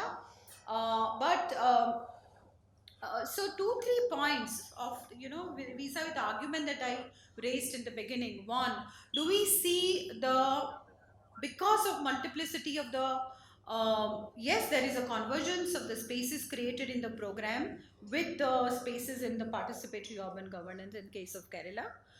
But with this multiplicity of the platforms, do we see a participatory fatigue? And because the key sort of the key agents or the key participants are the SHG members or NHG members in case of Odisha and Kerala, and they are coming into this from the perspective of livelihood creation. The interest has sustained, and they have the capacities which have been built. They are able to navigate across platforms to influence decision. Largely in their favor. There are of course contradictions of elite capture, there are contradictions of other kind of contradictions as well, but largely there seems to be a pattern of that kind. And so the fatigue in that sense is not there, but what is important is that there has to be a mandate for the spaces to work. If it is outside of the mandate, it is also likely to lose its steam. And in all the three cases, whether it is the missions or the urban governance, there are mandates within which they are operating. So yeah, this is a summary of the whole study. And so the question is, what next? What do we take or take this? I mean, this has, I agree, limitation of empirical research, and the large part of our research was done in the time of COVID, and so there was only part of the research we could do in Bhubaneswar and then in case of Kerala and Kochi. So I would see that there is a potential. The future trajectory from here is to do actual empirical grounding of this research, because this is largely discussing what is the mandates and what are the kind of design of the opportunities within the policies and the programs and the frameworks. So that's one. And second, of course, that uh, the futility or the fact that urban 74C has not worked is understood. So then what is there to look forward to in case of participation? And in that sense, these are the two examples which are sort of, giving us some hope that there is a possibility, and if we had to do, then some kind of design of how these mandates can be done, I think is what is what this research is telling us. But with the rider, that this is purely shaped by the larger political economy, as I mentioned. In case of Gujarat is an entrepreneurial state with a transactional logic within the people, there is maybe a low demand for participatory spaces by general, and then there is also less seriousness of participatory spaces in urban governance by the state as well. So the larger political economy would also then shape what is the experience, both in terms of the design as well as in terms of the experience on ground. Thank you.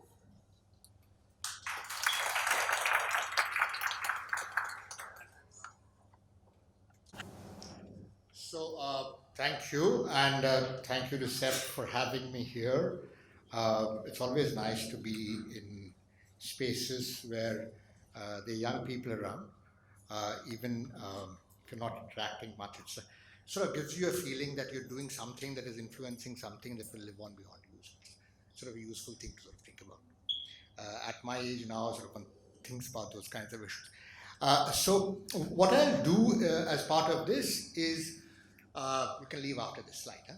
That's the whole point to do all my talks is to give one summary, and then after that you can quit.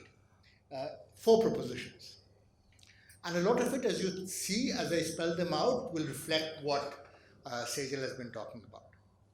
So the first is, I'll talk about precarity a little bit.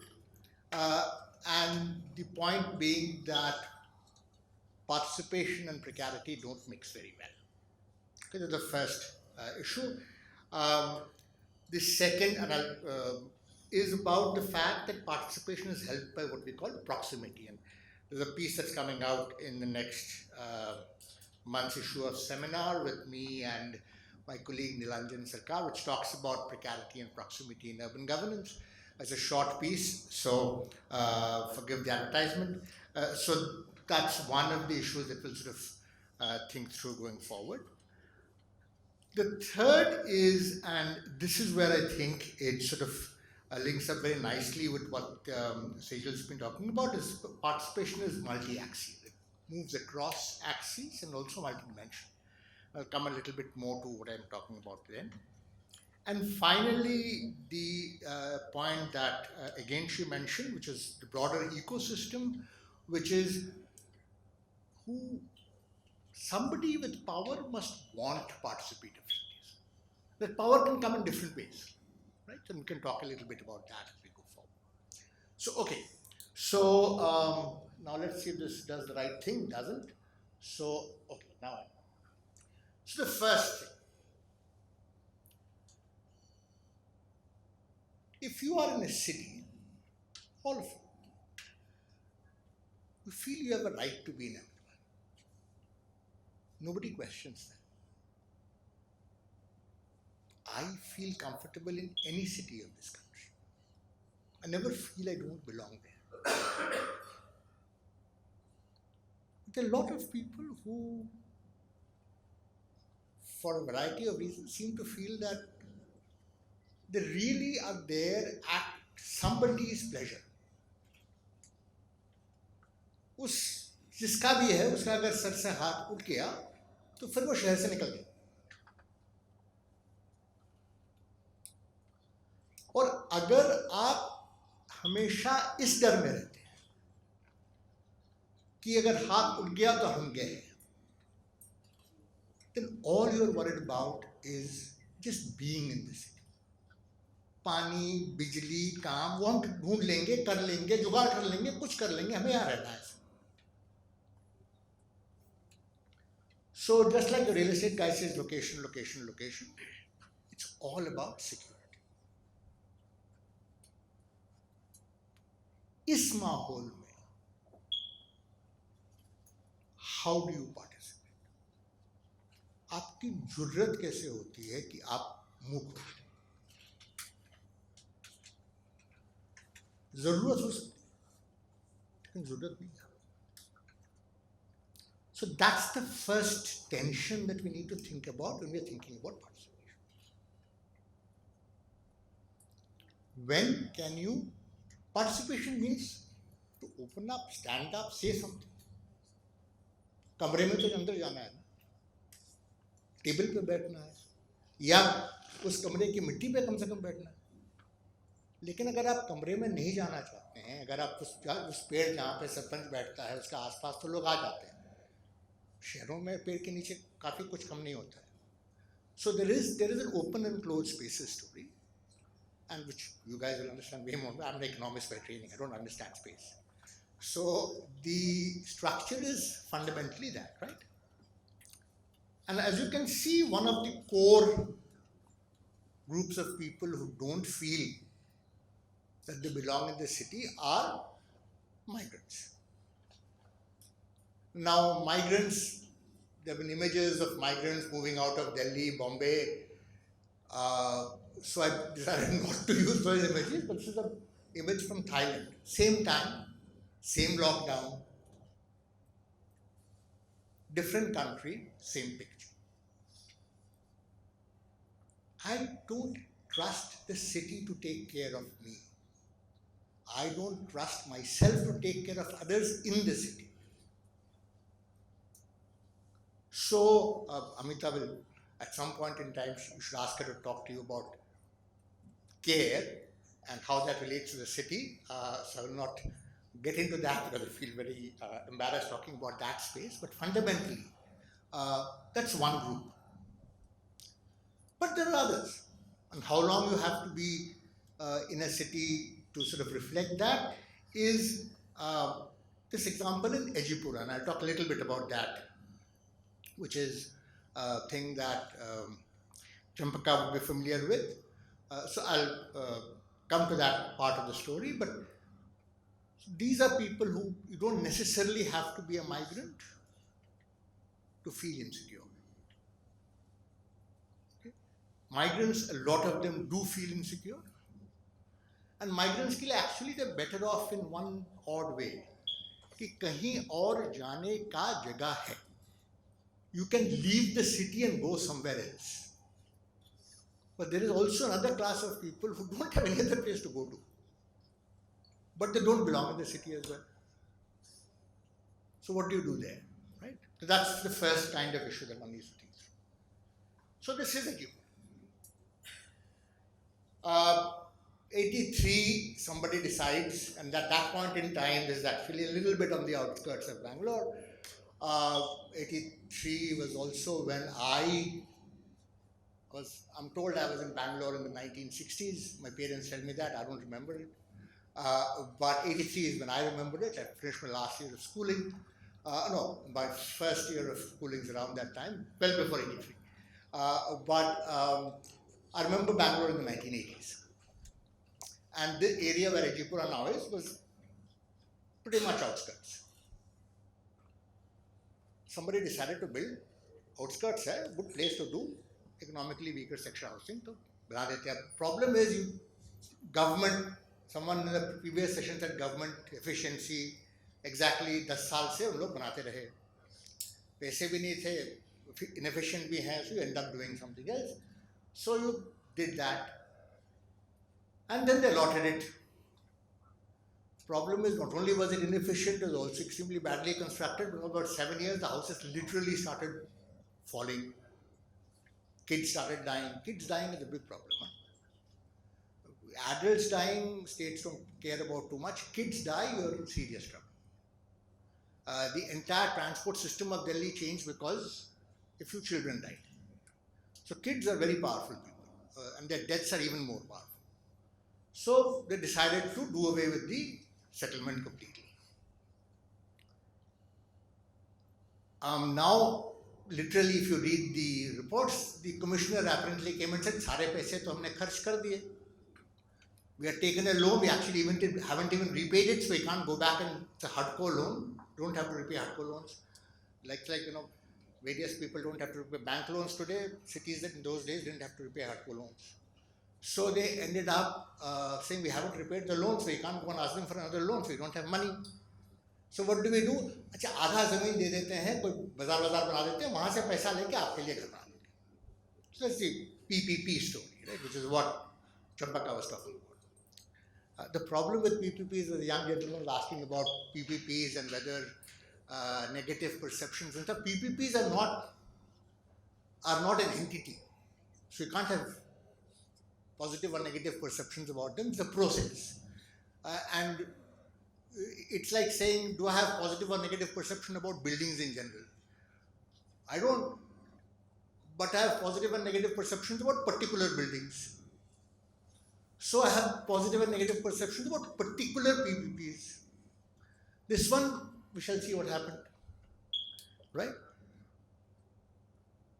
This happens, tenders are called, it's awarded, the losing guy goes into litigation. Courts, nobody talks about courts when they talk about cities, but incredibly important people in every city. So you have litigation, goes on for 10 years, and then the High Court judge takes into account, okay, this looks fine, break the place. So you demolish. What usually has happened is originally the 1512, the original allottees which happen, and if you do slums, etc., the original allottees usually disappear because anyway the houses are falling out. They are people who have been in the city for a long time, they have social capital, they have resources, they have work, they can organize themselves to be in other places. And other more insecure people occupy these spaces. These people have no rights. So when the thing is demolished, the people who are really affected are not visible to the court. They're not recognized by the court. Original allottees will think about it. But as it turns out, even the poor original allottees haven't got anything yet, because the project has not been built. Now, why hasn't it been built is the most impressive thing, right? That is what is there. It's not being built because apparently the BDS says, who gave you permission for commercial stuff? But this is a government, actually even the BBMP for that matter. So one arm, and this is a court, a High Court judge in 2012 allows this project to go ahead without inquiring whether or not the entire project is legally sanctioned. And now 10 years later, they're saying, bhai, sanction hi nahi hai. And obviously if you don't build the commercial part, the private guy is not going to build the housing part. So that's where it stands. I'll come back to that part of the story, but this, I spent some time on this precisely to illustrate what precarity implies both in terms of general existence. And remember, from January of 2013 till date, the people who were living there, some of them were in tin sheds, and tin sheds got removed. There's no other space. Right? So that's one part of the structure as we move forward. The second issue, as I said, was proximity. And that's important. What we did was, it's not that easy to do. This is actually data I should mention. This is from the Trivedi Center for Political Data at Ashoka University, who actually collect how many wards, panchayat wards, stuff across different states, different cities, etc. there are. So what this shows you is these are 75th percentile, right? And if you're worried about percentiles, I'll be happy to explain this, but fundamentally this shows the left-hand side that in smaller cities, the number of people per ward is similar to the number of people per panchayat. So you actually can go up to the ward councillor and ask, what is happening here? Can we get something done here, etc. So that's one of the things that is possible, as you can do in a village. Right? That's the proximity story. But you look to this figure, and this looks at municipal corporations. And in the municipal corporations, especially as you come in this spaces, these are the large municipal corporations. This is where that proximity breaks down, because the size of the wards start increasing. So when you look at, for example, the example from Kochi that was given was about roughly, I was looking at calculating, about 9 to 10,000 people per ward is that, which is in some sense the 25% of panchayats are bigger than that. But still not very efficient, but it's still okay. But in many other places, much bigger than that. What is the problem here? The problem here is not only is it less proximate, they're also more precarious here because land is more valuable.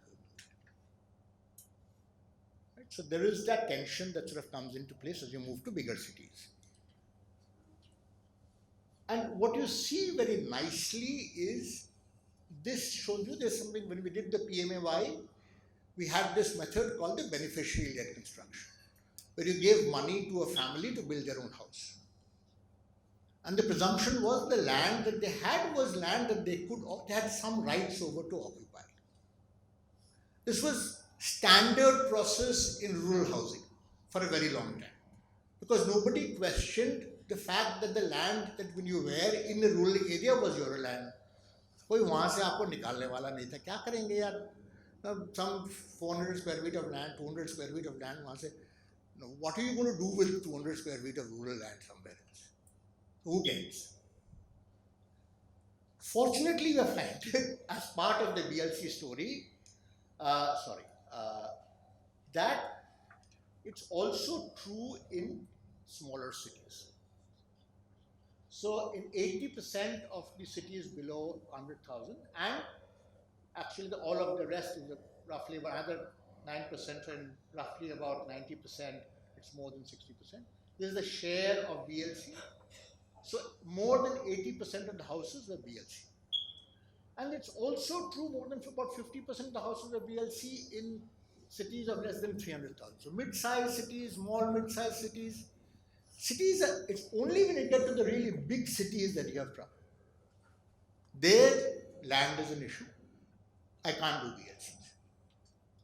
Right? Now, why should land be an issue? Is a question that we can ask in structures going forward, right? So one is the proximity story that leads you to that benefit. The second is, this is exactly the picture that came up that Sejal had put up.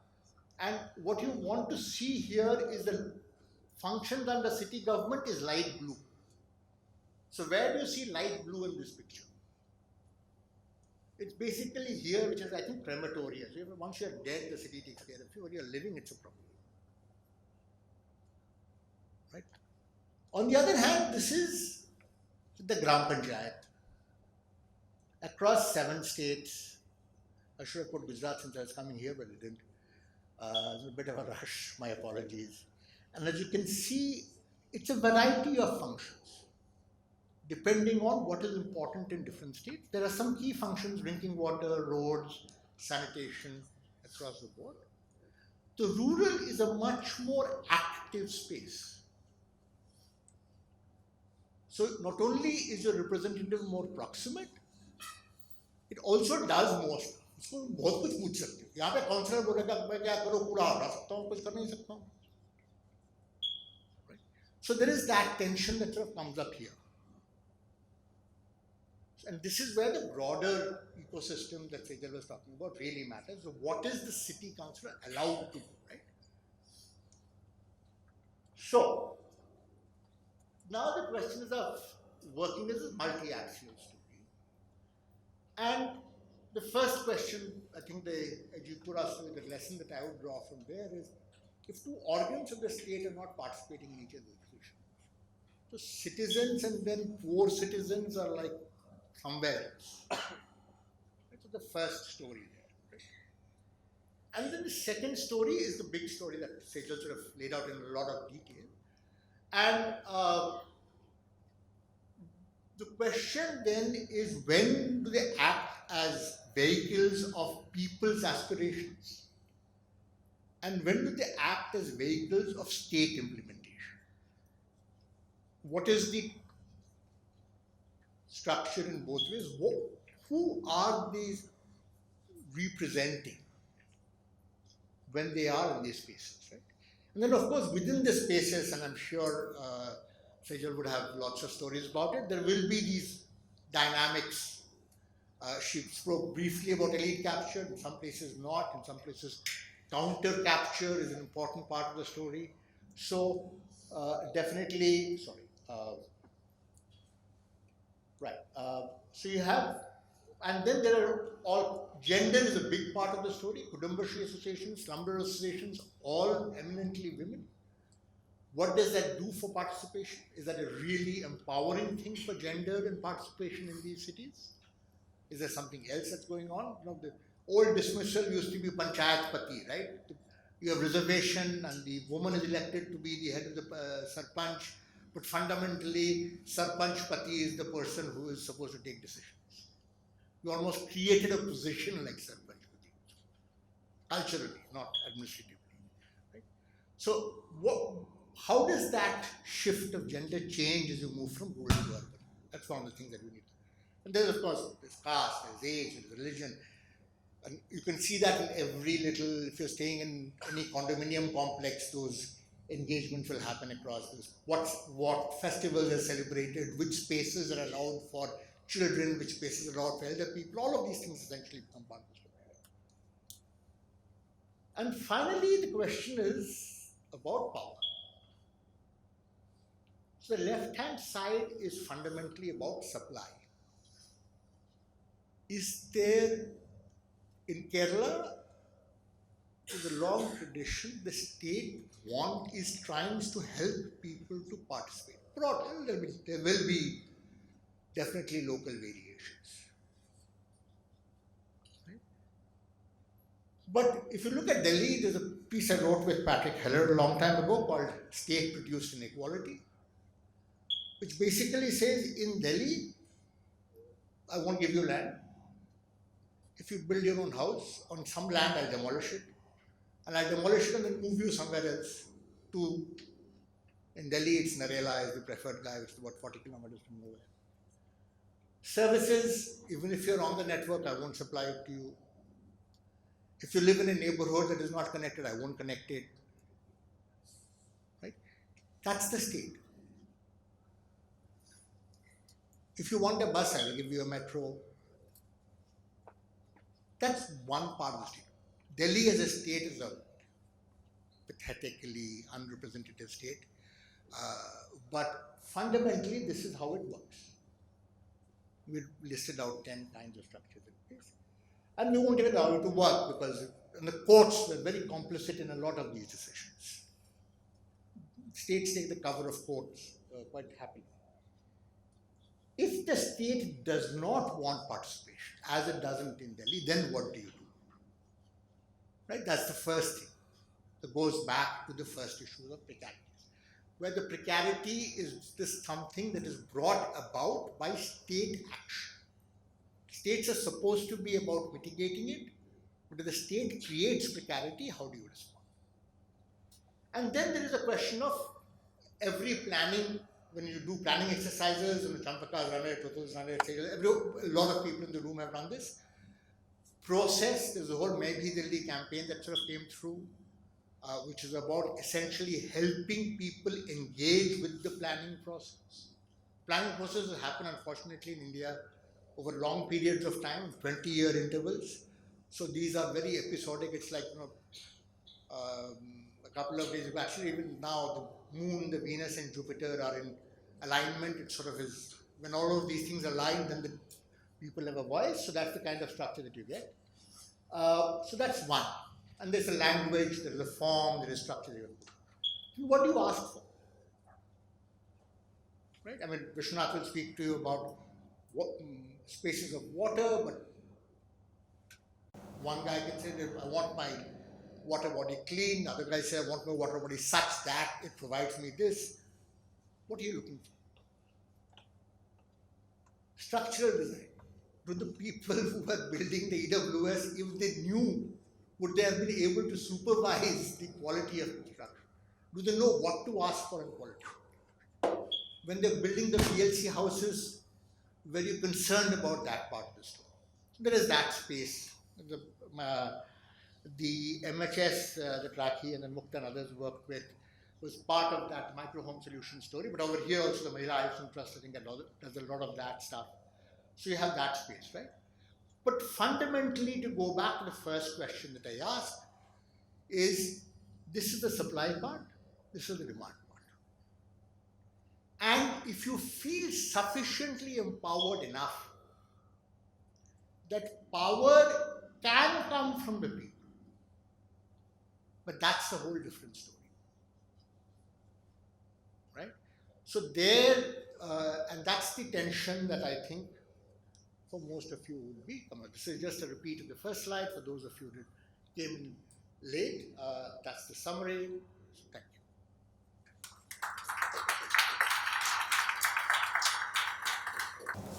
you. Love both of these presentations and the kind of questions that they engage with. I'm actually not going to pinpoint minor points, but really try to draw some larger patterns and for thinking for all of us.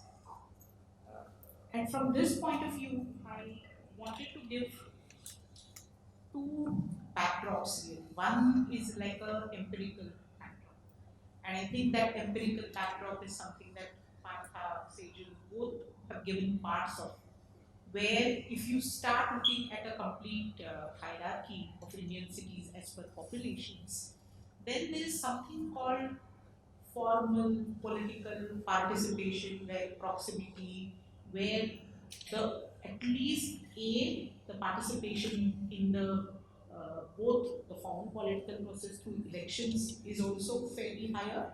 You also see that the accessibility, because to me proximity translates to the accessibility of the political representative, and the pressure in that sense on the political representative to also respond, okay? Because the political representative is also staying amongst you, okay?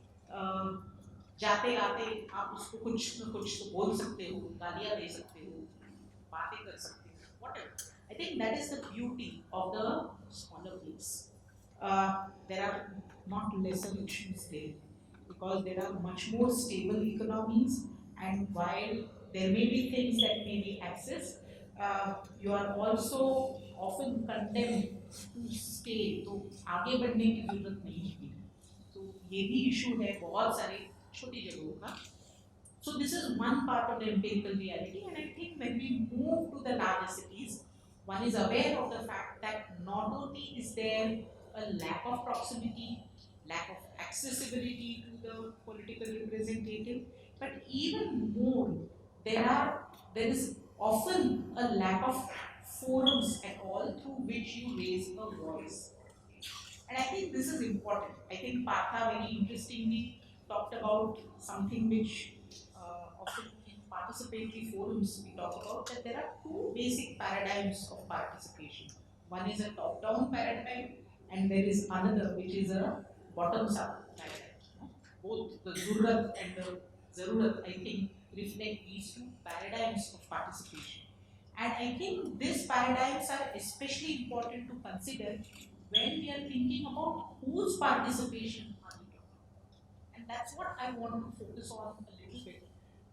Because I would perhaps like to draw from Vivian Taylor from Dawn Network, and who talks about not just participatory forums in urban areas, but also rural, and doing a study that was done by Dawn across several countries, and where she's talking about, okay, when we are talking about patterns of how do groups of excluded people uh, try to raise their voice, how do they engage with participatory forums. She says the most important parameter for seeing these participatory forums is to perhaps ask the question, and I'll state it in this manner, that urban areas or all settlements represent patterns of congealed power, concentrations of power. And this power itself has multiple bases. Right? It comes from economic sources, political sources, knowledge sources, multiple ones, cultural resources, and so on and so forth.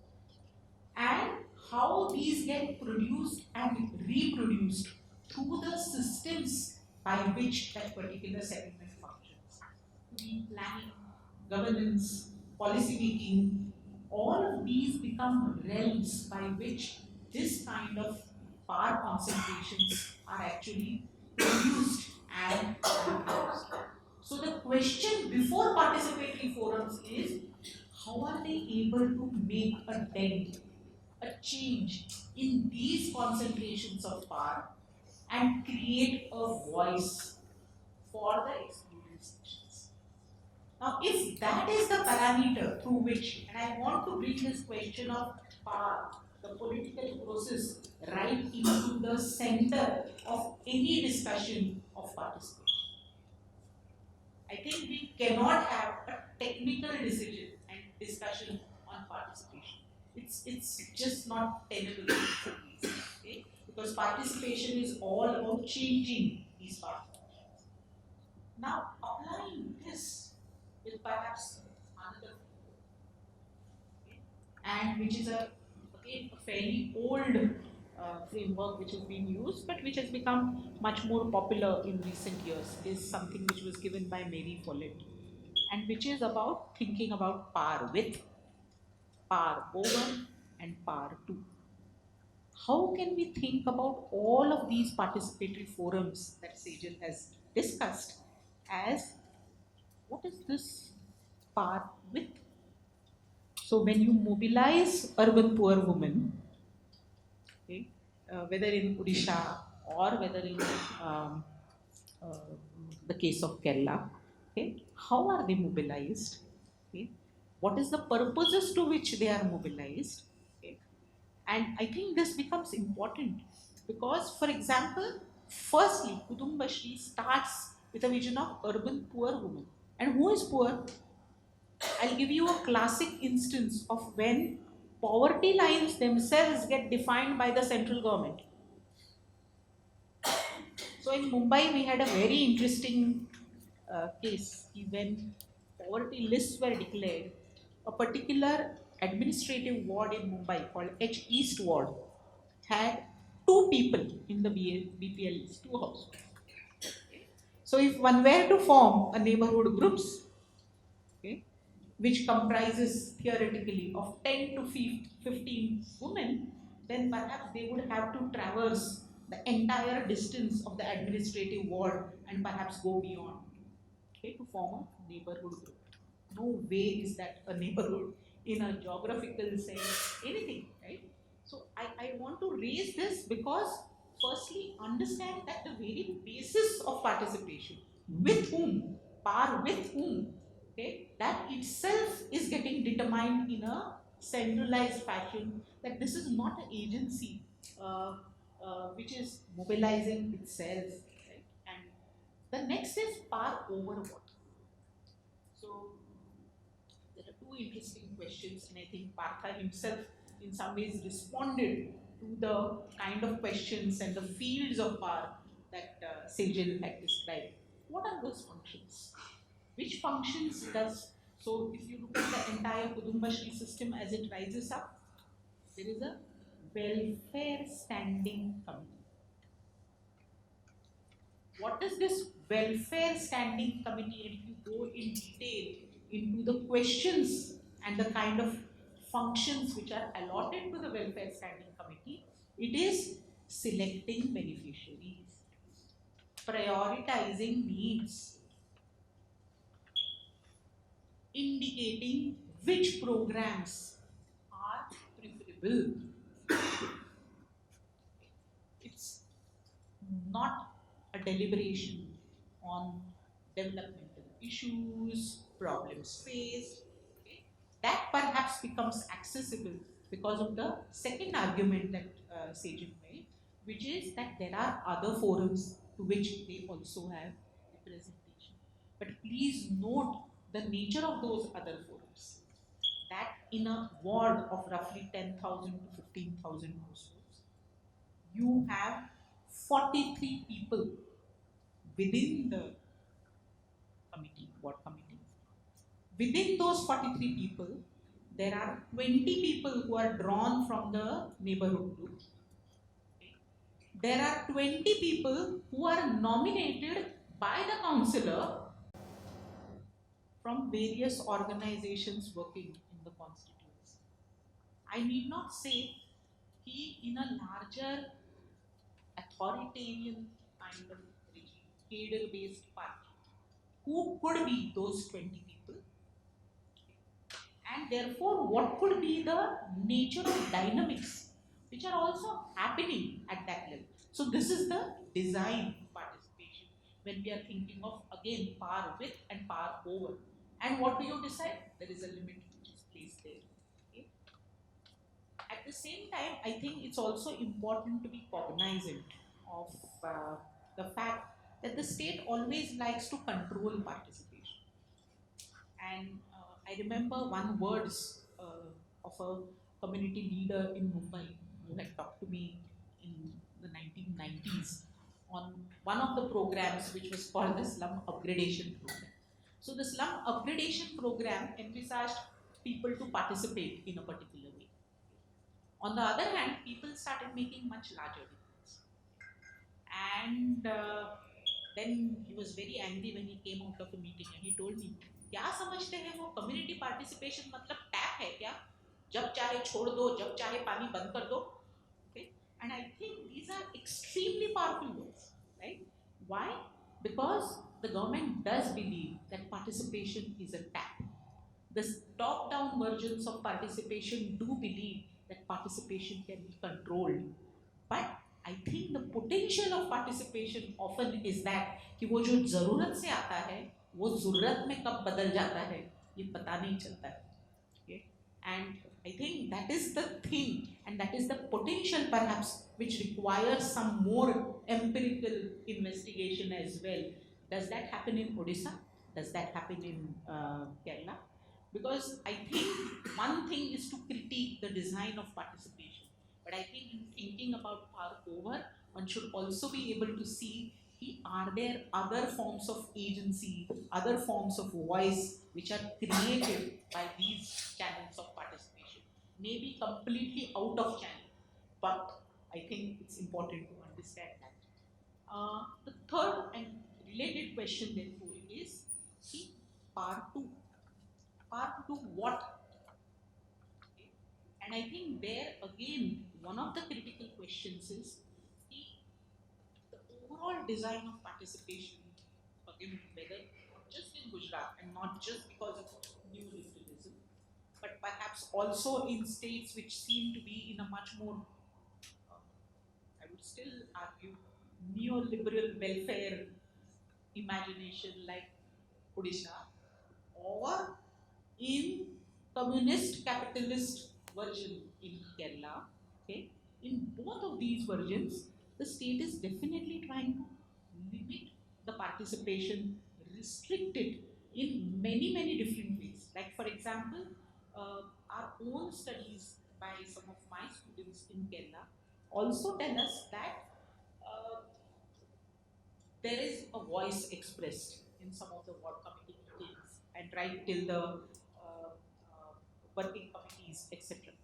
But all of this is subject to decisions taken by the state government because most key functions are in the hands of the state government, including this share of budget which is so celebrated. Okay, so the state government has to pass its budgets first. So all those discussions happen in the legislative assembly. Then there is a budget which gets transferred and allocated to the UNPs, and then the rest of the processes kick off. Okay? And then the discussion is much more about how or what could be the some of the programs which could enter the entire budgets which have been transferred. And all of this takes a whole lot of time. In fact, several of the councillors in Kochi itself, done by some of our students from Kerala, indicated that the entire people's planning process is a facade. So I'm just saying, and this I think there could be multiple versions when we talk about this too. But I think one needs to think through design. And that brings me to my last point, and which is about ways of knowing and understanding participation. What are they? Does one understand participation through a design, a prescription process? To me, it is understanding participation from outside. How does one understand participation and the difference that that participation makes to that very fundamental question which I asked, which is how are patterns of perceived power and the scope and the space that they give for excluded sections, how are they changed? How are they transformed by the exercise of participation? And if that has to be the real question, our methods of knowing have to be given much more time. A. B. They have to be much more grounded in the very aspirations and the struggles of the excluded sections themselves. Okay? And then try to understand struggles and the spaces for participation through their perspective.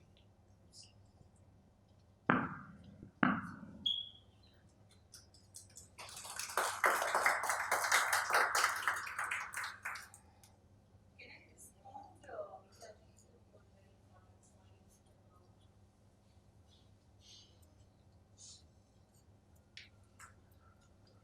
point?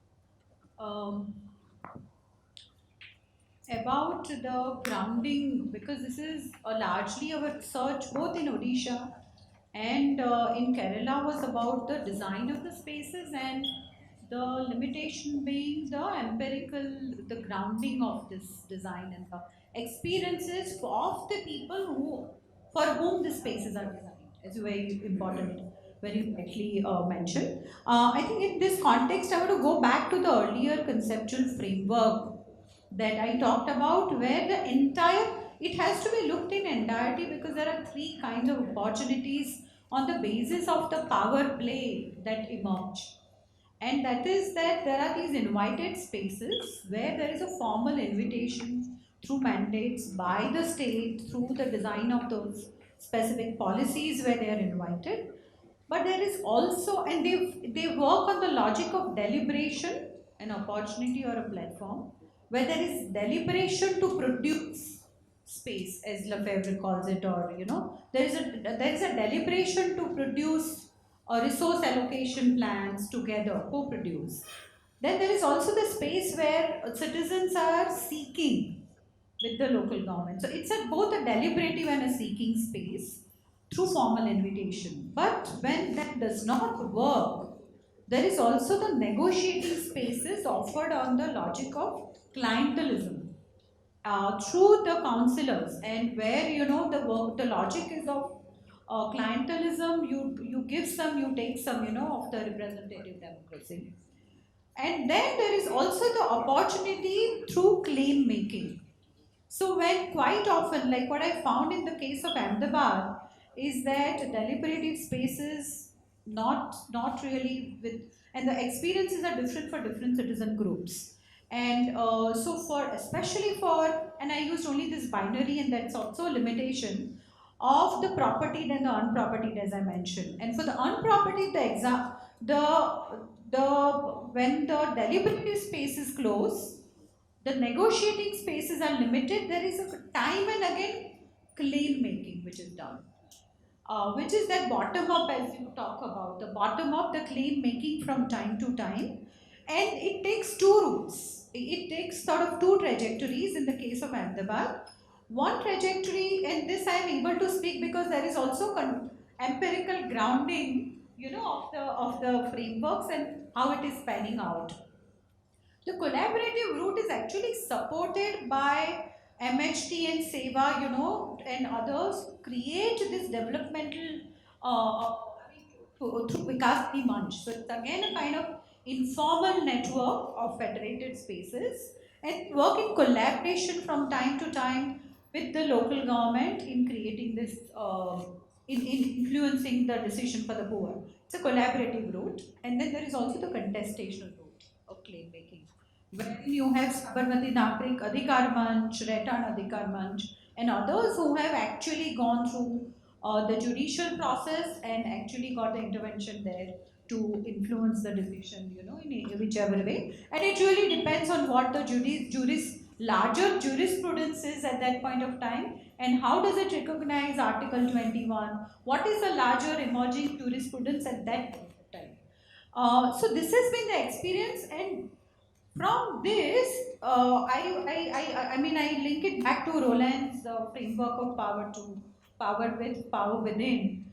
What we have found is that in case of Vikasinis, there is a power to where competencies and knowledge is given externally by an NGO to build the capacity to negotiate and seek from the state. With this, they gain the agency to do collective action, or what is called the power width. And with this power width and the collective action, which goes beyond sometimes their neighborhood to also other neighborhoods, when they transcend their boundaries to take care of the interests of the others, then it's a power width for collective action. And then a change in the value system of the Vikasinis themselves is a power within. Now, this one does see when one does this empirical research, this kind of interplay or the ladder of power to power with to eventually also power within in case of some of the Vikasinis. But I agree that in case of Kudumshri, how is this panned out, and how this dynamics between different kind of spaces also of negotiating, the invited, the claimed, and the kind of, as Gaventa and others talk about, the dynamic interrelationship between them, that can actually, only that can really validate the design of also the mandates and the spaces. So that's a question, I think, very well taken. I think that's why the trajectory of this research should also be empirical testing in the context of both Kochi or some other city, maybe in Kerala.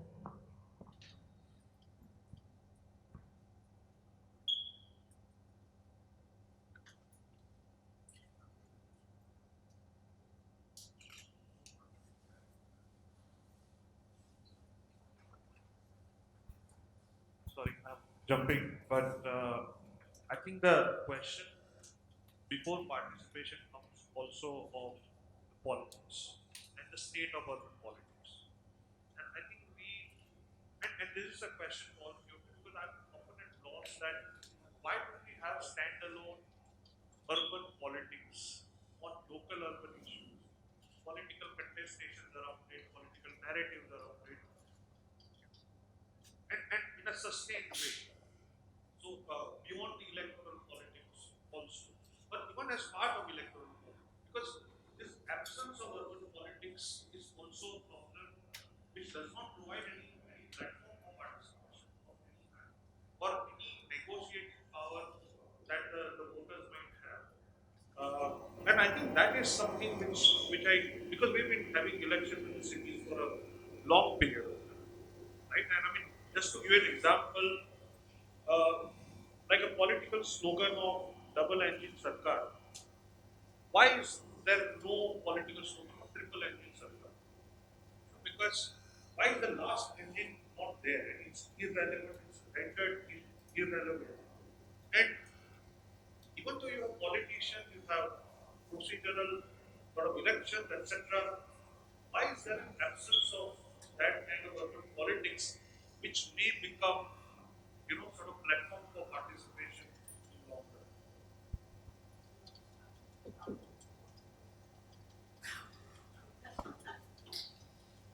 So, one of the things we need to recognize is basically so far we have had maybe two urban political parties, the Shiv Sena, which when it began to organize itself as an anti-outsider movement, to claim the space of Bombay for Mumbai, Mumbai. And then the AAP party, which is now, and as you're seeing, AAP is now trying to become a more mainstream party, not just. Um, and to me, the story about that is so far, and this will change over time, it's changing in Tamil Nadu, Gujarat, Maharashtra, etc. In order to control the state, which is where most of our political action takes place, the parliament, but most of the action is at the state level, you did not need urban residents. As I roughly said some of the context, you needed the cities for the notes, you needed the villages for the votes. And political parties worked that logic. They raised their funds in the cities and they made the political activities in the villages. And that was, but it's shifting, right? So now you have the claim story in Tamil Nadu, in Maharashtra, in Gujarat. There's a lot more. It's just that the tension of urban constituency is a shift. That's the one. The second is the way the constitution put together, land was a state subject, and therefore the state government was able to control how land was owned. Fundamentally, that's how cities have been. The note story of the cities came through exercise of that power. That is now again that dynamic, and there are a lot more claimants now, a lot more contestation around that land space, both from within citizens as well as from other claimants. So, any given city, there is a citizen which might want a park. There may be an industry which might want a factory. There may be an IT guy who wants software. So the different types of claims being made in the same space. Somebody's got to negotiate that space. Previously, it wasn't. You could just give it from one person to the other. And as these claim-making stories, contestations become more contestable, my sense is you have politics because you now need politics to be able to negotiate these things. So hopefully, and you are in some sense, to my sense, that Gujarat is a vanguard in this area. So one would expect to see the emergence of these kinds of politics. So we shall see how it sort of goes forward. But structurally, as we went forward, that's the way I sort of try and understand why what you said, why we have never had an urban political party.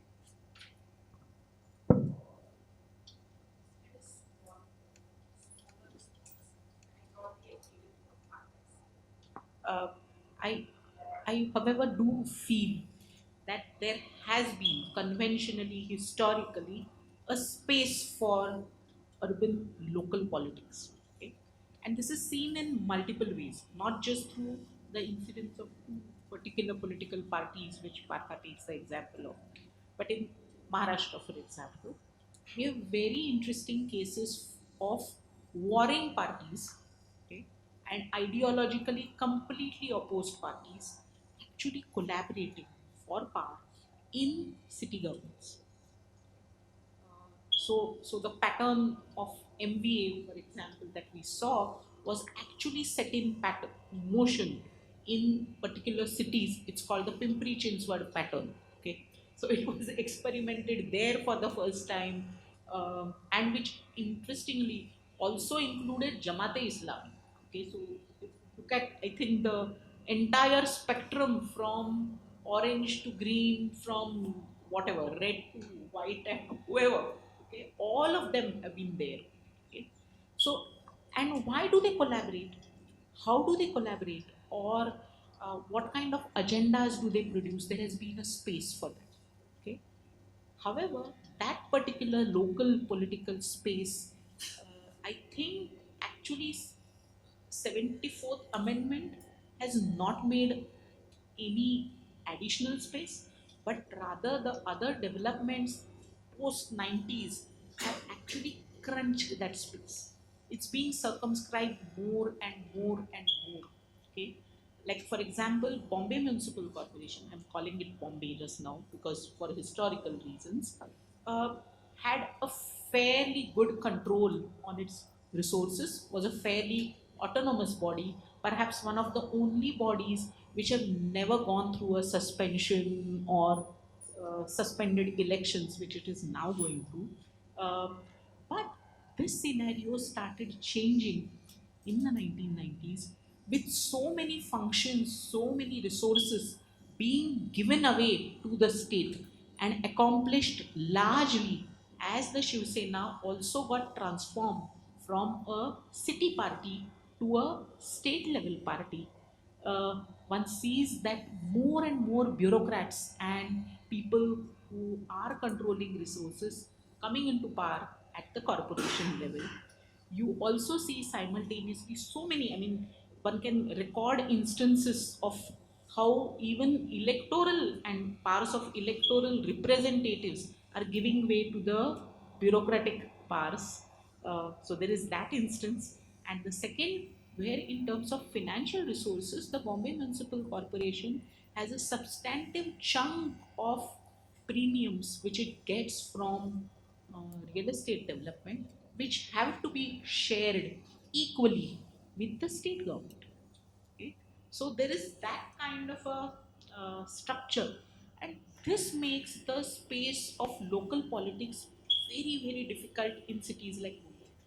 The same is being attempted in Pune, in also perhaps we have traced this in the case of Badlapur, where there has been like a very distinct party called the Republican Party.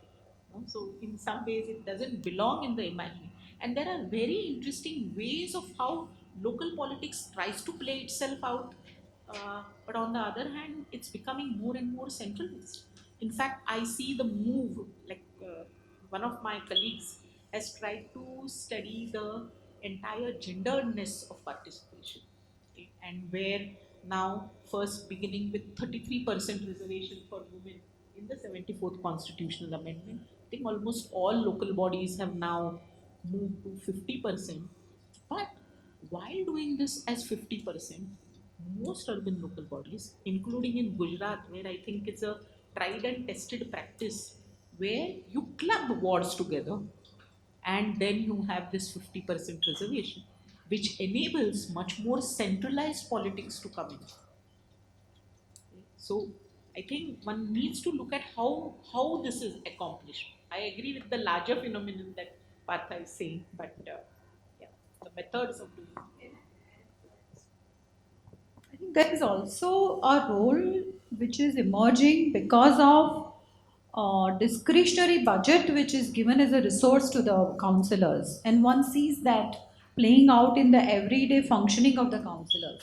So they have about, and it's not that small, it's like 25 lakhs per councillor in a year.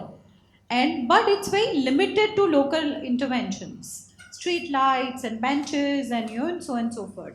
But that becomes also a tool of clientelism for them, and that's when one begins to see in the cities of Gujarat and in Ahmedabad and Surat, we've seen that through recent research that's going on, that becomes a tool for clientelism and a lot of these negotiations that happen between the constituency and the councillors. So it is not very apparent at the city level, but to a locality level or to a local area level of a ward where there are four such councillors, there is this negotiation on a day-to-day basis and on clientelism basis that is happening because of this discretionary budget.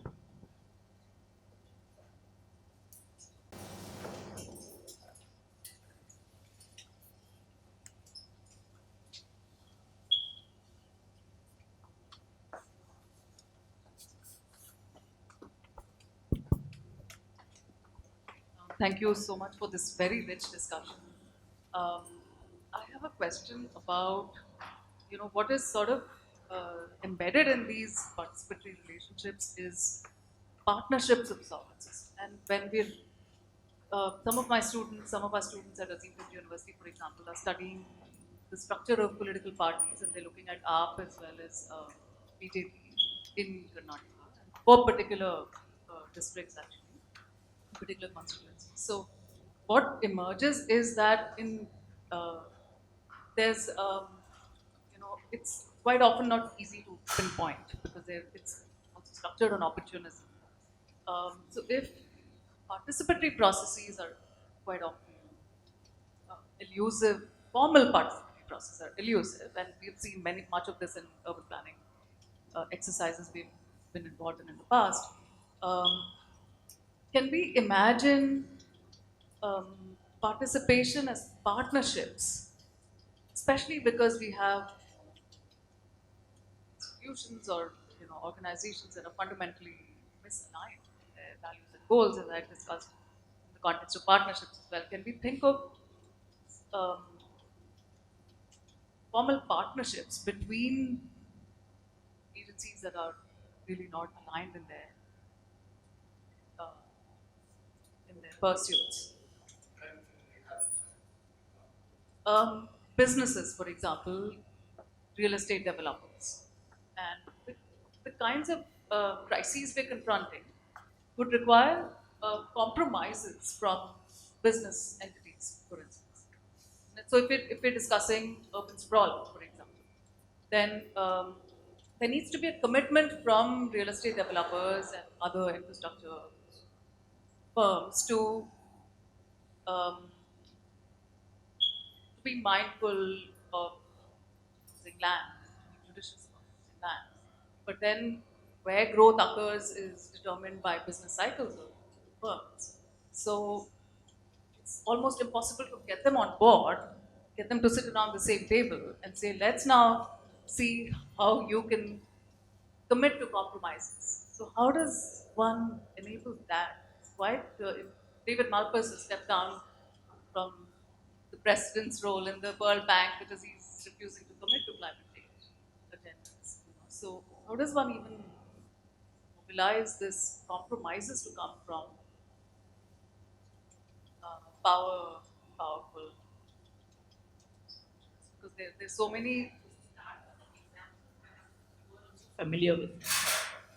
And this is not as a answer, but really as a response. This example is part of the process of consultations during the development plan in Mumbai. Okay? One of the thematics decided was around housing and land use. Right? And there were two institutions which were given this responsibility. One was the MCHI, which is the Chamber of Housing Industry, and the other was TISS. Now, there were four attempts that we made to reach out to MCHI and to think about how does one plan this consultation. Okay? Okay, so they came for a meeting. There were things which were decided, etc. And to our greatest surprise, one of the things that happened was uh, on the the day of the consultation, we came to know from the municipal corporation that the MCHI has already had a consultation with all the development planners in the morning, whereas the slotted time for the consultation was in the afternoon. Okay?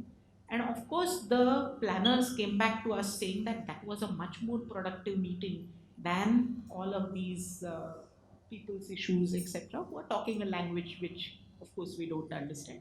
Here, there are like productive discussions which are coming through.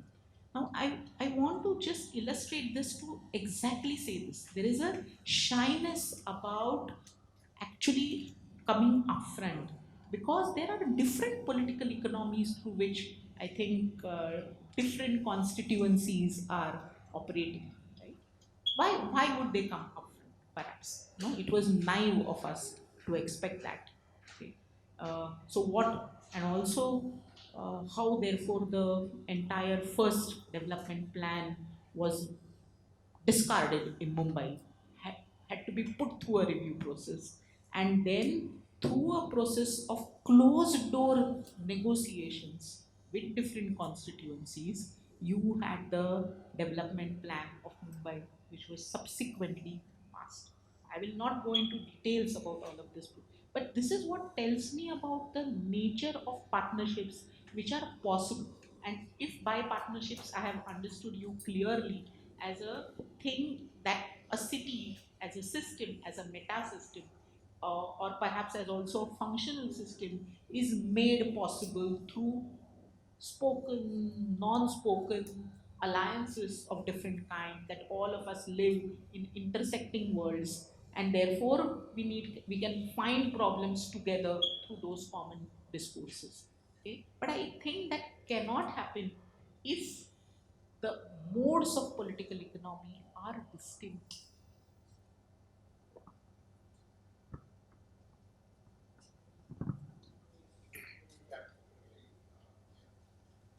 Uh, so, one to just follow on from Amita said, this see the standard US model for urban governance is the growth machine. And the growth machine does exactly that. It is an open partnership. And this is where I think the comfort with the overall political system, the sanction that the overall political system has, or the political settlement has to these deal making, gives the growth machine the ability to conduct these things in not behind closed doors, but as actual deals that are struck. It's okay to strike a deal with a business and its income. Could also protection of rights you don't have, you don't really can't be down struck on. That's one of the issues. The other thing is, but in a more specific instance, I was thinking about what is it that I can say that's nice. And if I think of the way RERA has started to function, I think one of the things that and we talked about real estate and sprawl. And one of the reasons I think the sprawl story in real estate also comes about is because projects are developed for two reasons. One, I think, is the actual sort of standard reason of build it, put it, sell it, etc. But there is also the option value of exerting control over a piece of land. Half-finished project allows me to keep that land because later the piece of land at an option value is further up and it will come valuable in future. But if I don't do something of it now, I will not be able to keep it later. That's what RERA has made it more difficult by essentially ensuring that prioritizing the completion and the standard sale, the transactional nature of the process over the option value. And that's, I think, wittingly or unwittingly, it has sort of led to one of the outcomes to which you are coming through. There is, And it is therefore also different kinds of developers that come into space with more capital structures, more formal access to banks. There are different negotiations that are happening. That's fine. But so that's one of the things that happens. So institutions sometimes can lead to unexpected outcomes.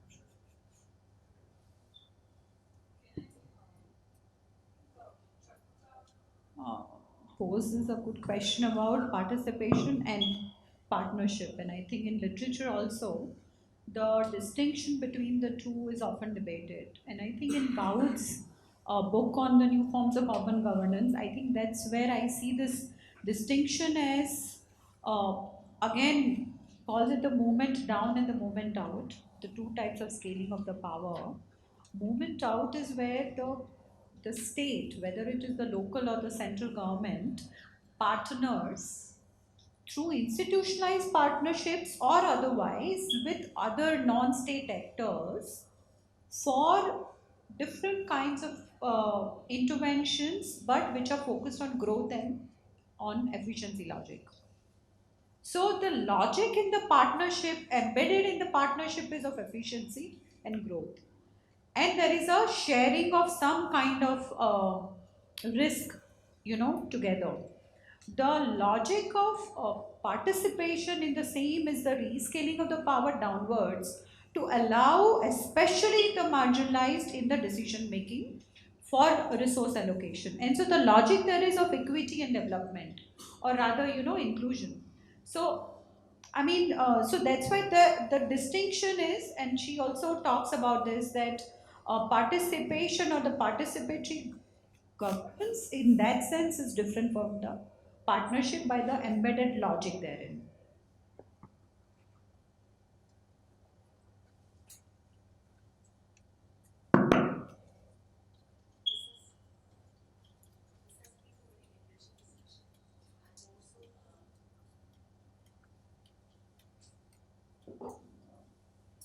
This has been a very enriching discussion. More so, my research is in this area.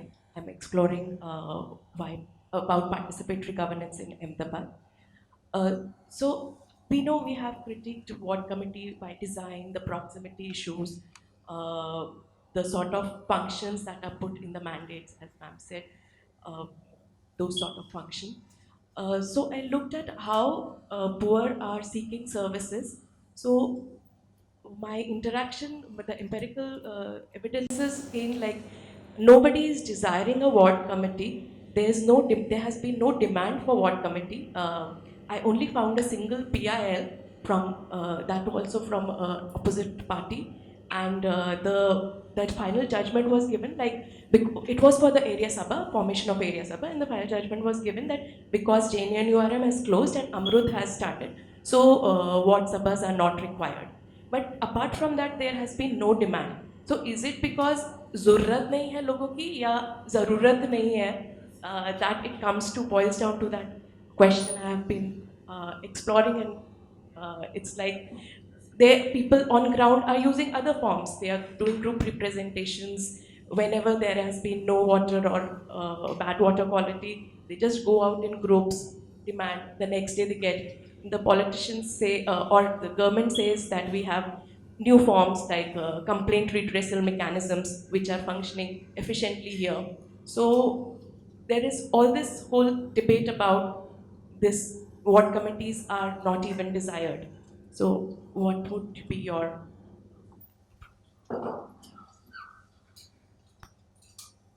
See, I haven't started writing on it yet. There's a whole bunch of stuff that they do on it, which is urban governance in China. And the logic is the same. What intrigues me, worries is a value judgment. What definitely intrigues me is, it interests me the fact that governments in India, and I don't mean governments in Gujarat, governments across other places, and governments in China have started basically speaking the same language about uh, how technology has enabled participation without representation. sort of more, it's almost a Grecian direct democracy. Direct democracy पहले चंद लोगों में हो सकती थी, अब because of technology ये लाखों लोग, which is what in some sense when we did the smart city program, beginning was this major technological consultation process. So it is this that if you can break, it is like in some sense a very different analogy between LP records and CDs. If you can break down governance into bits and pieces, then each governance thing is about some bit and some action.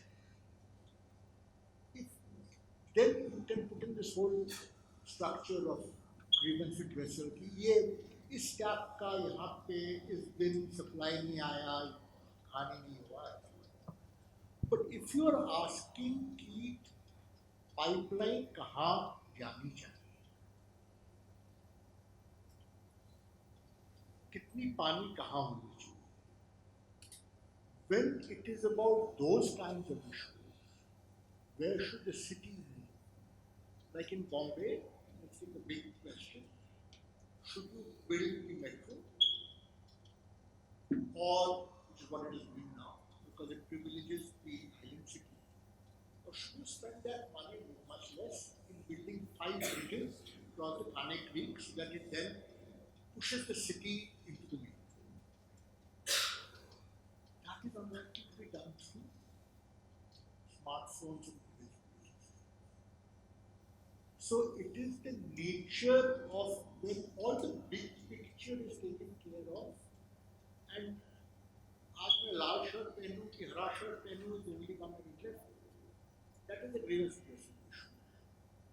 किसके पास shirt पहनने का पैसा है और हक है? Because in many countries in some point in time it is not possible to wear a shirt in this country also. Glad that most people in this room don't remember, or there were times in this country that was possible. But those decisions I doubt can be taken in these kinds of structures. And that's where I think the congealment of the structures and all of that stuff comes in. So it's a scale at which you're making decision making. That's where I think that it should come. Have been asked to really give the last word, and it's impossible to give a last word for this kind of a rich discussion. No, what I would only say is, I think if you look at the tenor of the discussion, it's moved, I think, to the perhaps rightful sphere that planning for participation is not a technical subject alone, that it involves a grounding in politics and the political sphere, and that's something that we need to look at. So where there are other spheres which matter as well and they intersect in participation, I think we need to absolutely be aware that participation is a political subject, matters for political reasons, and perhaps one should also ask, because of the last kind of questions, as to whether the beginning of asking participation for what should start with a substantive question. Because I think in terms of urban citizenship, for example, today you have property citizens, to use Sajan's words, who take it for granted that they are citizens, they are entitled to services, and that their participation is not relegated to the streets or to attending a multiplicity of meetings and so on and so forth, to even ask for what livelihoods, to get benefit of a scheme or to stay in the city, that they can do a WhatsApp and the councillor has to respond. Okay? So I think we need to think about these two ends as well, okay, in terms of thinking about participation.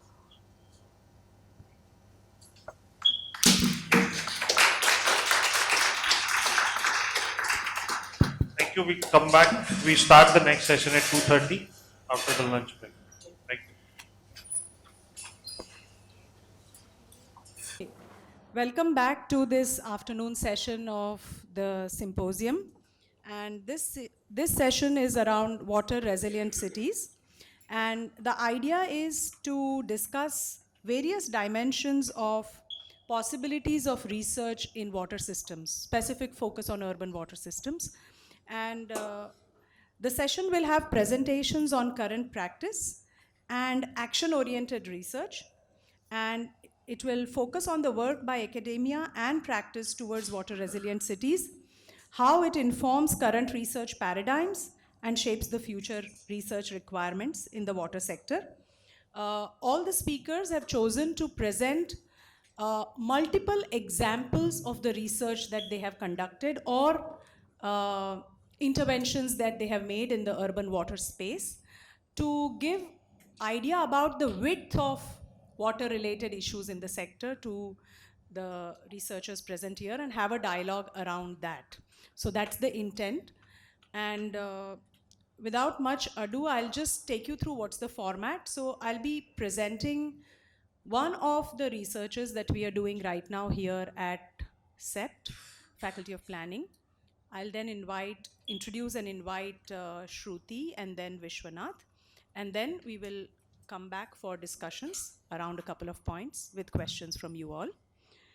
So while I was thinking about presenting what we do in the space of water and what is the position that we take as Faculty of Planning or as CEPT University, there were multiple individual research assignments and projects and publications which talked about various dimensions of water. For example, some work done on economics of water and water tariffs, work done on access to water and sanitation by the poor, work done on wastewater reuse, what are the policy paradigms, what are the socio-cultural barriers to that, work done along urban flooding issues, etc. So there were a lot of such research papers, documents, projects in place.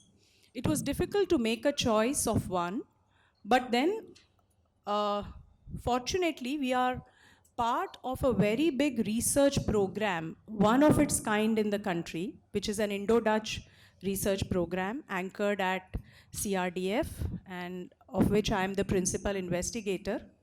And I'm going to present to you that program, not necessarily the methods that we have applied to do that research. All of that is there on the project website. You can read through it. The idea here is to give you idea about the breadth of a water research program and how it works on multidisciplinary and transdisciplinary nature of this subject itself. So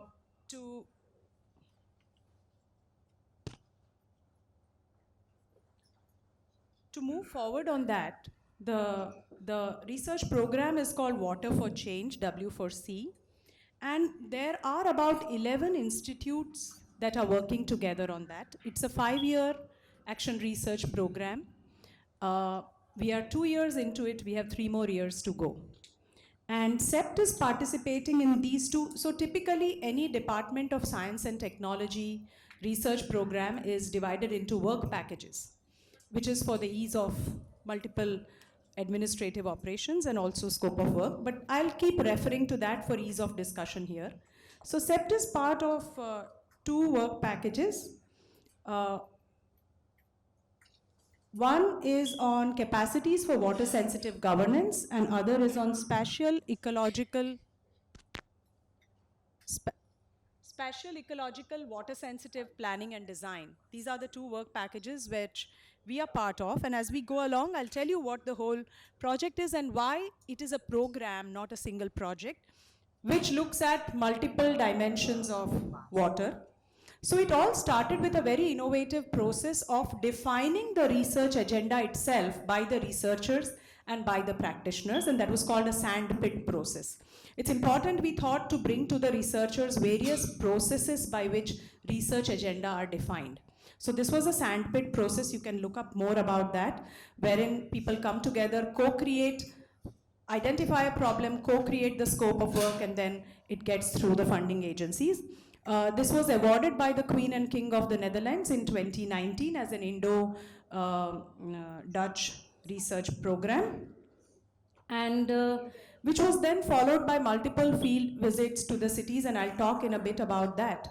So, Water for Change research program addresses the complex challenges to urban water systems faced by fast growing secondary cities in India and the transformative changes that are needed for cities to transition towards water sensitivity. This is the broad agenda of this program, and the focus is very clearly on fast growing secondary cities, not the metropolitan or the bigger cities of India. And the program delivers an impact pathway for enhanced society sensitivity, accountability towards water, water sensitive urban development planning and design, water sensitive governance that actively fosters inclusive, equitable, adaptive, and integrated decision making. Now, this is full of all possible jargons one can use in the space of water. But as we are going ahead in the program, we are decoding each one of this in consultation with various actors and agents involved in this field. And we are creating our own meanings which are rooted in the local context for all these terms. So eventually we'll have something called water sensitive design knowledge framework, which could be like a compass. It may not be a linear process. And it could talk about governance, urban planning, economics, etc. And a city could enter from any one point given its context. So a city may want to become water sensitive but may want to take its entry point from economic sustainability in water supply. Or a city may want to take its entry point by conserving the cultural practices of water. So there are, when you do a compass, there are multiple entry points. This was also one of the outputs of the early research processes that we carried out. How we did that, etc., will be available on our website, which I will share towards the end of the talk. 4 pillars to this research, which influence interrelationship between various aspects of water systems: governance, how water is governed by the communities, by the state government, by the local government, by all other parastatals and all other actors, formal, informal, that work in the water space. How built environment and the natural environment interact with each other and create water deficient cities, water surplus cities, water scarce cities, or cause urban flooding or cause issues around water. So that's this part. Technology and infrastructure design, which is how do you make your water supply system, or how do you enhance the supply side by use of technology, and how that innovation can work. And societal behaviors, how do you nudge them, where are the behaviors positioned at the moment, how do you nudge them, and how do you contribute to that space. So these are 4 pillars of that research. We have about 13 PhDs in this project. And if we look at this axis, which is the spatial scale, which moves from ward, city, region, state, country, and global scale, to framing of ideas and implementation. And each PhD positions itself on a spatial scale as well as the scale of research, whether they are framing ideas, they are coming up with frameworks, they are doing more fundamental research rooted in concepts, or they are doing research which is going to be implementation ready. So that's the canvas. And out of all these PhDs, we have 2 of them housed at CEPT. If I put up such a vast canvas, it's not possible that any single institute can claim that they have the capacity to do all of it. And that's the beauty of this program. 11 institutes have come together, which includes IITs for their technical inputs, which includes social science institutes, which also includes institutes which are specializing in geoinformatics, urban planning, and all of them come together with their researchers. So we will work on water sensitive spatial planning for secondary Indian cities and urban governance framework for water sensitive cities. How we will do it, what are the questions, etc., is a matter of detail. I'll just give a glimpse of that.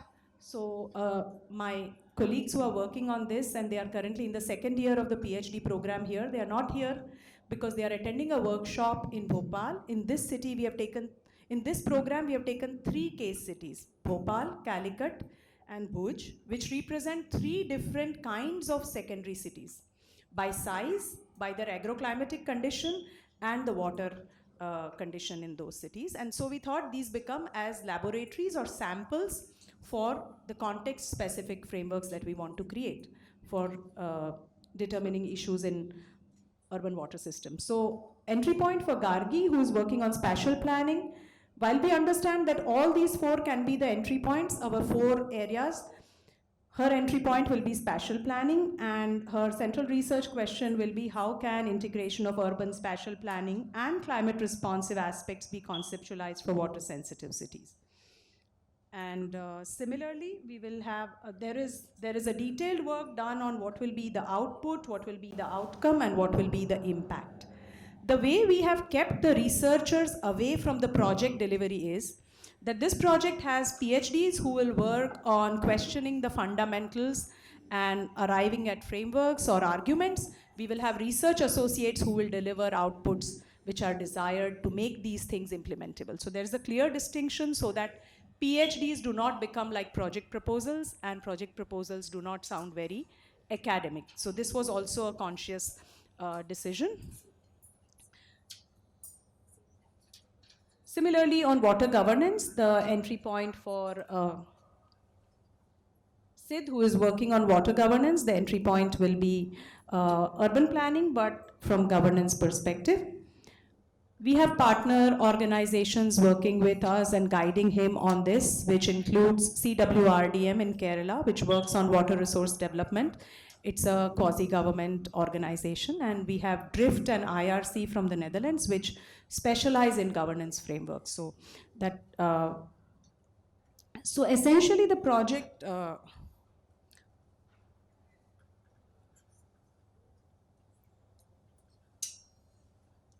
Essentially, the program on water sensitive design framework is interdisciplinary because there are these 4 disciplines that we will cut across. And it is transdisciplinary because we will co-create this with the stakeholders from these 3 cities, as I said. So this is a complex maze. We are already doing the stakeholder consultations and the workshops, which are very systematically designed to map how this transition of cities from wherever they are to more water sensitive can be achieved through co-creation workshops, and they are in progress right now as we are talking. These researchers are working in Bhopal on that. So I think these are just a few images to give you idea about the intensity of the process and the number of people involved. It is not one-off consultations which is done once with the community, you come back. There has been engagement with the community for about 2 years now. It is going to continue. It's going to continue for 1 more year, and we go back to the same stakeholders. So they are tightly mapped.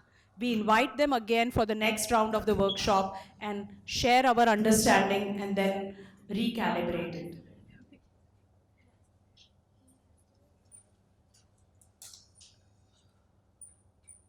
So these are all, so we did framing of transition challenge in this year, just now, as I say, it's going on, last year, and this year also, this is being fine-tuned. We are doing visioning for a water-sensitive city. All of these sound very utopian, very theoretical, and the whole idea of this program is to root it into reality and say that if you say that our vision is to make cities self-sufficient, what does it mean for the stakeholders? What actions will it lead to? What kind of agents will be involved? And then what kind of research will be required? Where is the research gap? And what do we take it on? So that scoping exercise is going on at the moment. And so they arrived at a problem tree. Again, all this material is available, free access. We'll share the link with you. Idea is not to take you through what were the problems we identified. So we identified symptoms of problems in water systems, the actual problems underlying those symptoms, and the core problems that the cities are facing. And based on this, the evaluation framework was prepared. So for paucity of time, I will not read all that, three cities again trying to cover different geography of the country. The scientific highlights are that the learning motivated the consortium, which comprises of 30 people, to keep the attributes of justice and equity at its heart, whether they are working on spatial planning, whether they are working on technology, whether they are working on governance. This was very clear that justice and equity have to be at the heart of this study. That's okay. Uh, and the primary findings also inspired the development of technology to deal with different spatial scale and allow data integration, and also deal with data deficiencies that we will have in Indian secondary cities. We cannot be researching assuming that there will be enough amount of data available for all the cities, which try to adapt the frameworks that are built out of this study. And so the framework also responds theoretically that how do you intervene in a space which is data deficient and is likely to stay data deficient. Does always evidence precede a research, or sometimes actions need to be taken much before you create evidence? And we'll have a discussion around that also. Uh, uh, yeah, we also studied Dutch ways of transition management. How do you transition smoothly, be it governance or planning or community upliftment, and a new repair framework, as we call it. How do we repair, where do we repair, and move towards water sensitive goal. Profiling of secondary cities was, of course, at the base of it, and it's a unique and rich understanding of Indian secondary cities, and it's a new academic contribution. And if you go into the details, you'll see what's new there. Uh,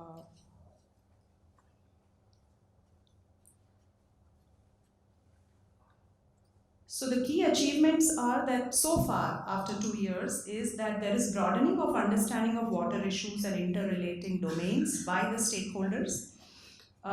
Recognize the stakeholders, when I say stakeholders, these are city stakeholders, have recognized the need to work on an approach rather than an output.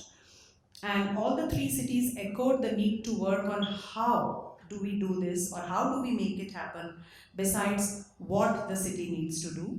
And there are going to be spin-offs out of this research also, which will be more project-based. I think so when we arrived at the spatial water-sensitive planning and design framework, there were 3 building blocks that we have identified so far. That the physical aspects of space, that is built environment, and ecology, the natural environment, blue and green, is capable of capturing and managing water over time if it is left on its own and it's allowed to function. And the integration of urban design and planning aspects and the technology that we use, both for analysis of urban space and for provision of infrastructure at different scales, has to be resilient. It has to respond to diverse climatic conditions and capacities, and therefore one size will not fit all. Enabling water sensitive citizens, communities, and other actors is a basic premise, and their knowledge not just about the symptoms but knowledge about the entire hydrologic cycle is important if we really want to take them on board, and if we want to talk about participatory processes in water-based microplans. So that's where it is, and the research scholar working on governance aspect at CEPT is going to focus on participatory approaches for planning at different scales, how possible it is, what do theories of participation inform, and therefore the discussion that just happened in the previous panel was so relevant even from the water perspective. These are some of the maps. While we are mapping on space urban water systems, we are also trying to map the practices. Often the water practices are not mapped. When I say practices, practices of extracting groundwater, practices of use of certain water bodies as sacred groves, practices of agriculture in the urban areas, these are not mapped. They form an integral part of blue and green infrastructure, and they get lost because they are not mapped. So that's how we are proceeding with each city and then identifying the hotspots. This is in a way developing a methodology of evaluating it. These are various examples and visuals to support that. This is Calicut. Again, Calicut has a variety of water spaces. They have sacred groves, they have paddy cultivation, they have canals, backwaters, and the coast. And it provides us a wonderful laboratory to deal with different kind of water systems, and how when they are not mapped, not just physically mapped, but also the practices around them are not mapped, we lose them eventually. So that's about it. And as an output for the project, not for this researchers, but for the project and the research associates, there will be a water sensitive city toolkit which could be used by the cities to plan cities in a better way. This is an output. And the framework as I described in the beginning. And I think the Compass interface is meant to serve as a decision support mechanism for any Indian secondary city to enable fit for purpose water sensitive transition through a range of possible pathways. We don't claim that this framework is going to solve everything, but it's definitely going to create a conversation around water sensitivity, its various approaches, and also will create a group of researchers who have gone through this transdisciplinary, interdisciplinary research. That was the idea of this program.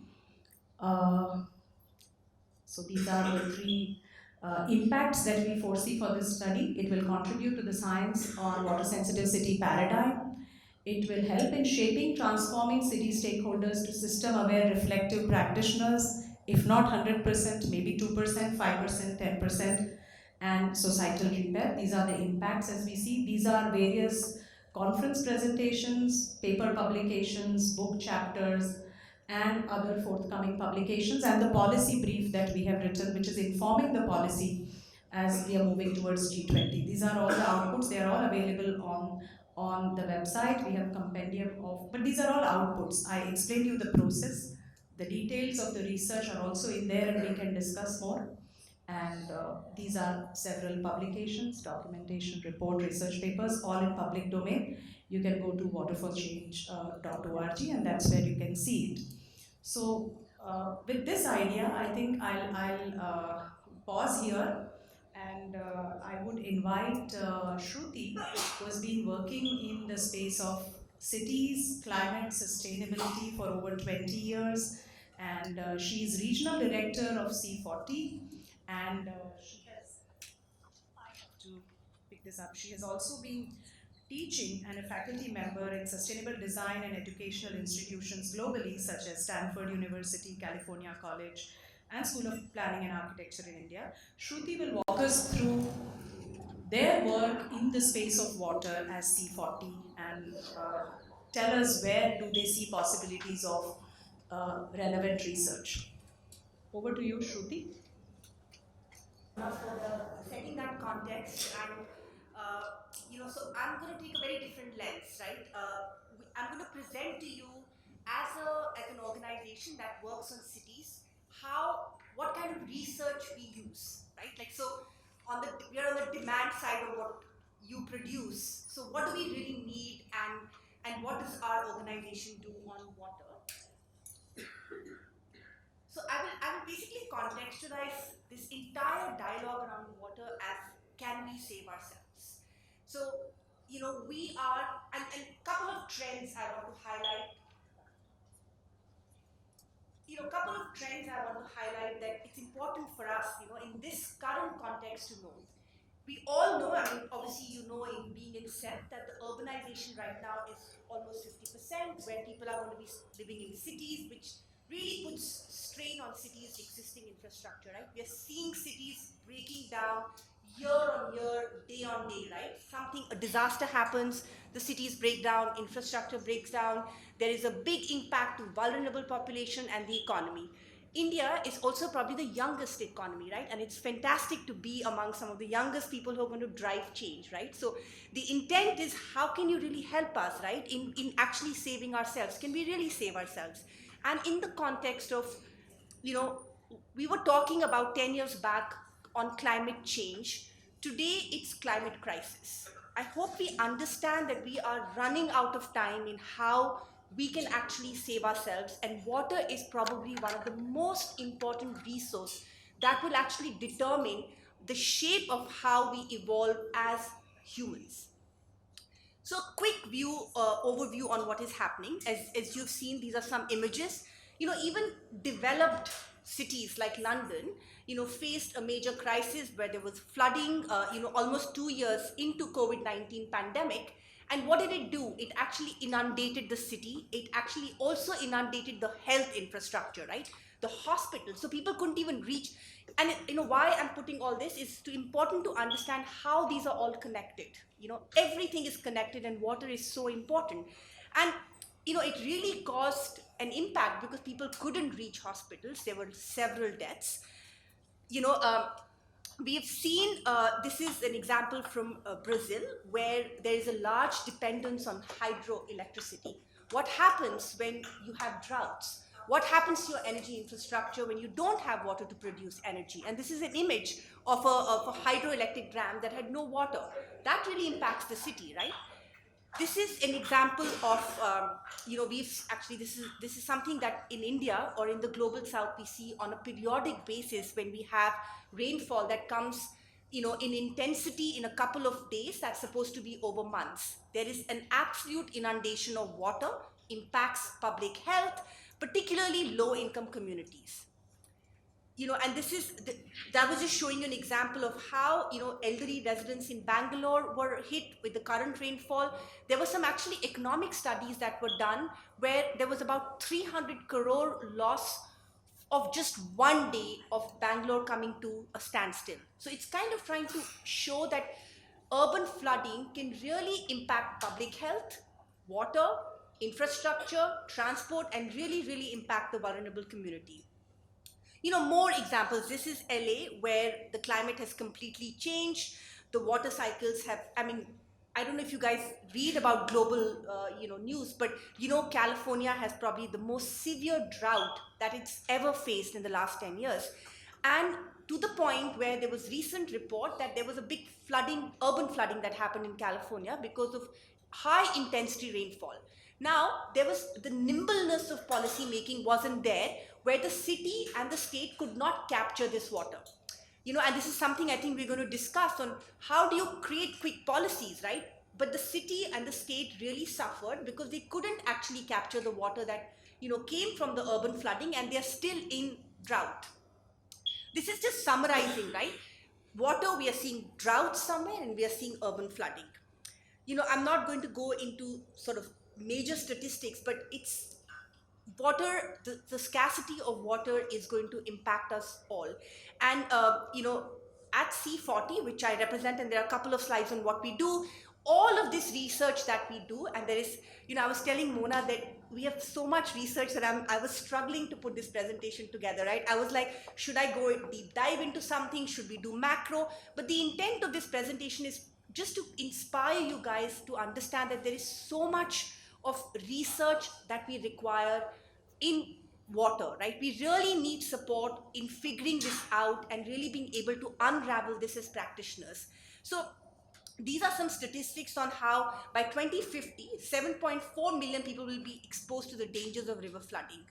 And we have seen that top 4 cities are going to be in this region. Of 3 are Chennai, Mumbai, and Kolkata. We have done research on showing the damage on, kind of the economic cost of this, which is an important research that happens in practice, because when we talk with cities, and it's important to be able to indicate what kind of economic impacts this can have, and our studies show that it's almost 64 billion per year that can impact, which is almost equivalent to a GDP of a small country like Croatia.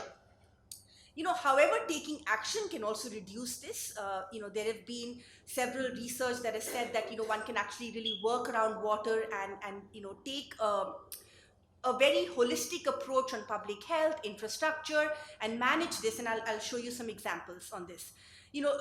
Some more statistics. I'm not going to go into detail in the paucity of time, but it's all available on our website, and I'm happy to give you the link to that as well.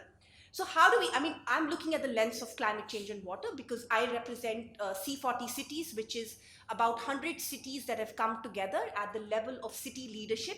And there was a very interesting discussion that happened just before our session on urban politics.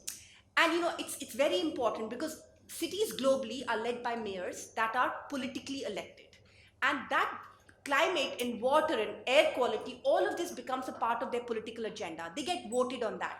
But in India, what ends up happening is that because we have almost administrative officials running the city administration with real sort of powers, it becomes more complex for us to work within the different levels. And therefore, in our context, vertical integration is very important. How do we work with city, state, and the national government to be able to come up with very data-driven, evidence-based policies? I know we've had some initial discussions on, is that really what's required? And I have a gray area, but I think data helps us in being able to benchmark, and I'm going a little off topic, but I'm just giving you an example that we did some data analysis on seeing, what is more impactful. Is waste management at your house or shifting to an electric car? Now, this can be debated in different cities, but we realized in cities, in large metropolitan cities in India, actually doing waste management at your house, where you almost are able to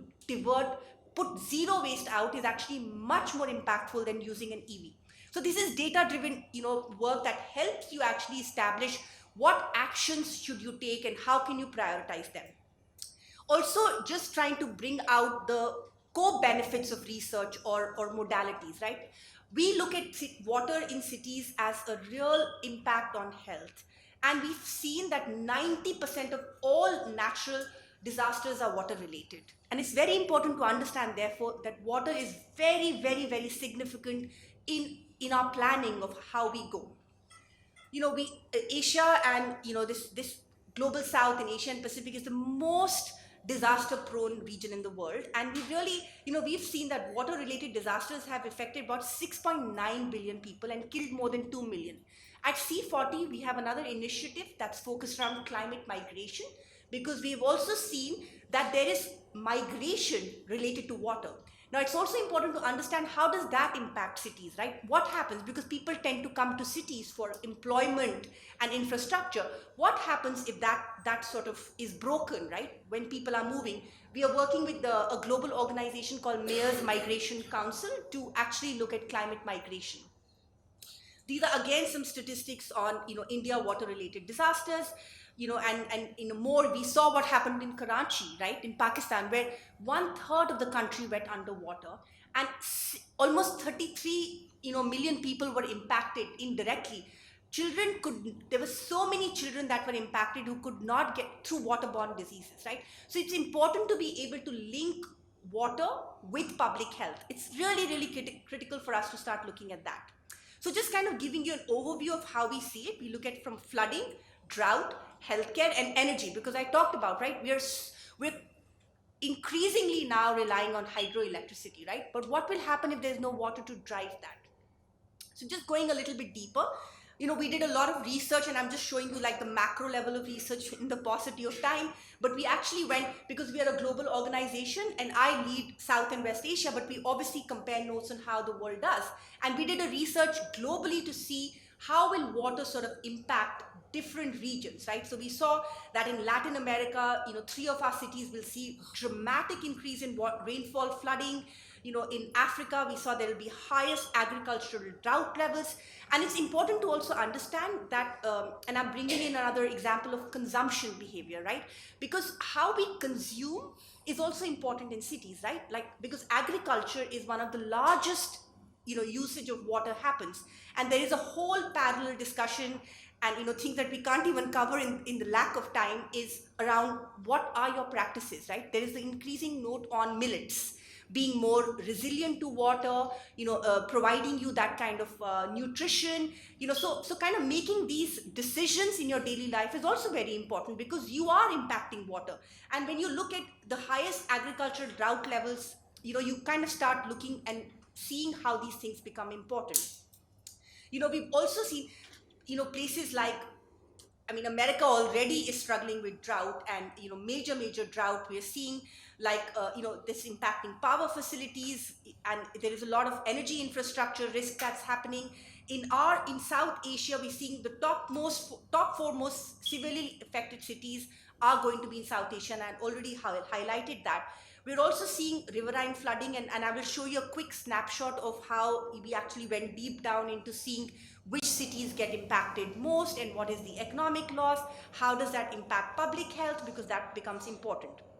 Now, Why cities, right? Because cities, we're all living in cities, tier 1, tier 2, tier 3. India is really urbanizing fast. We all come to cities to live here for economic opportunities. So C40 is, as I said, is a global network of 100 world leading cities that have come together to deliver on climate change. I think it's probably one of the only organizations that is for cities and by cities. Our chair, C40 has a chair that rotates on an annual, maybe not an annual basis, but a tenure basis. And right now, our chair is the Mayor of London, Mayor Sadiq Khan, and so the whole agenda of cities is very, very important for us. And why cities? I'm just kind of repeating the statistics again. We know that it's 20% of the global economy.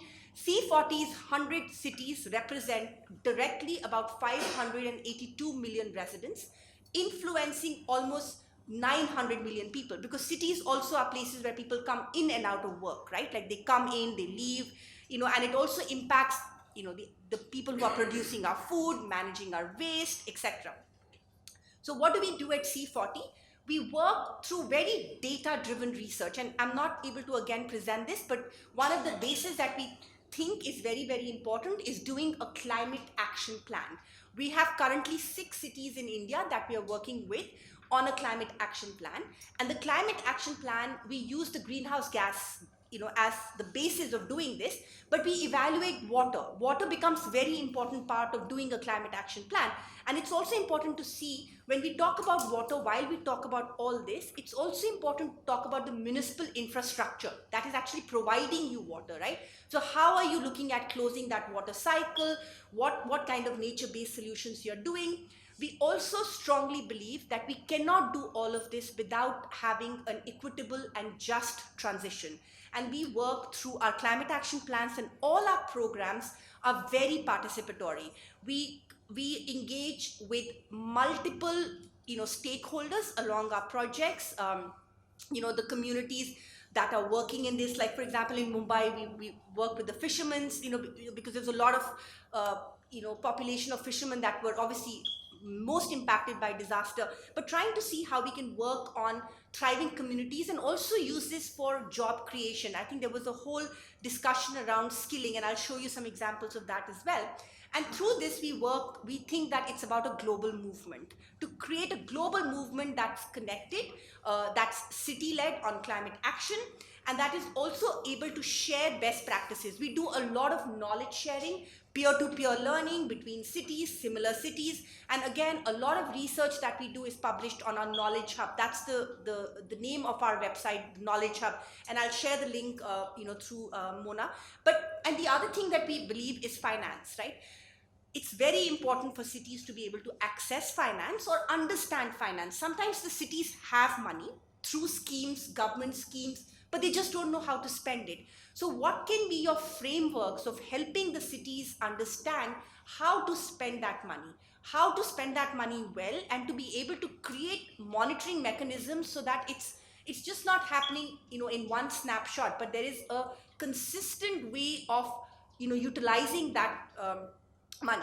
So this is just an example of some of our collaborated networks. I'm not going to go into the details of this, but all of this information is available on our website.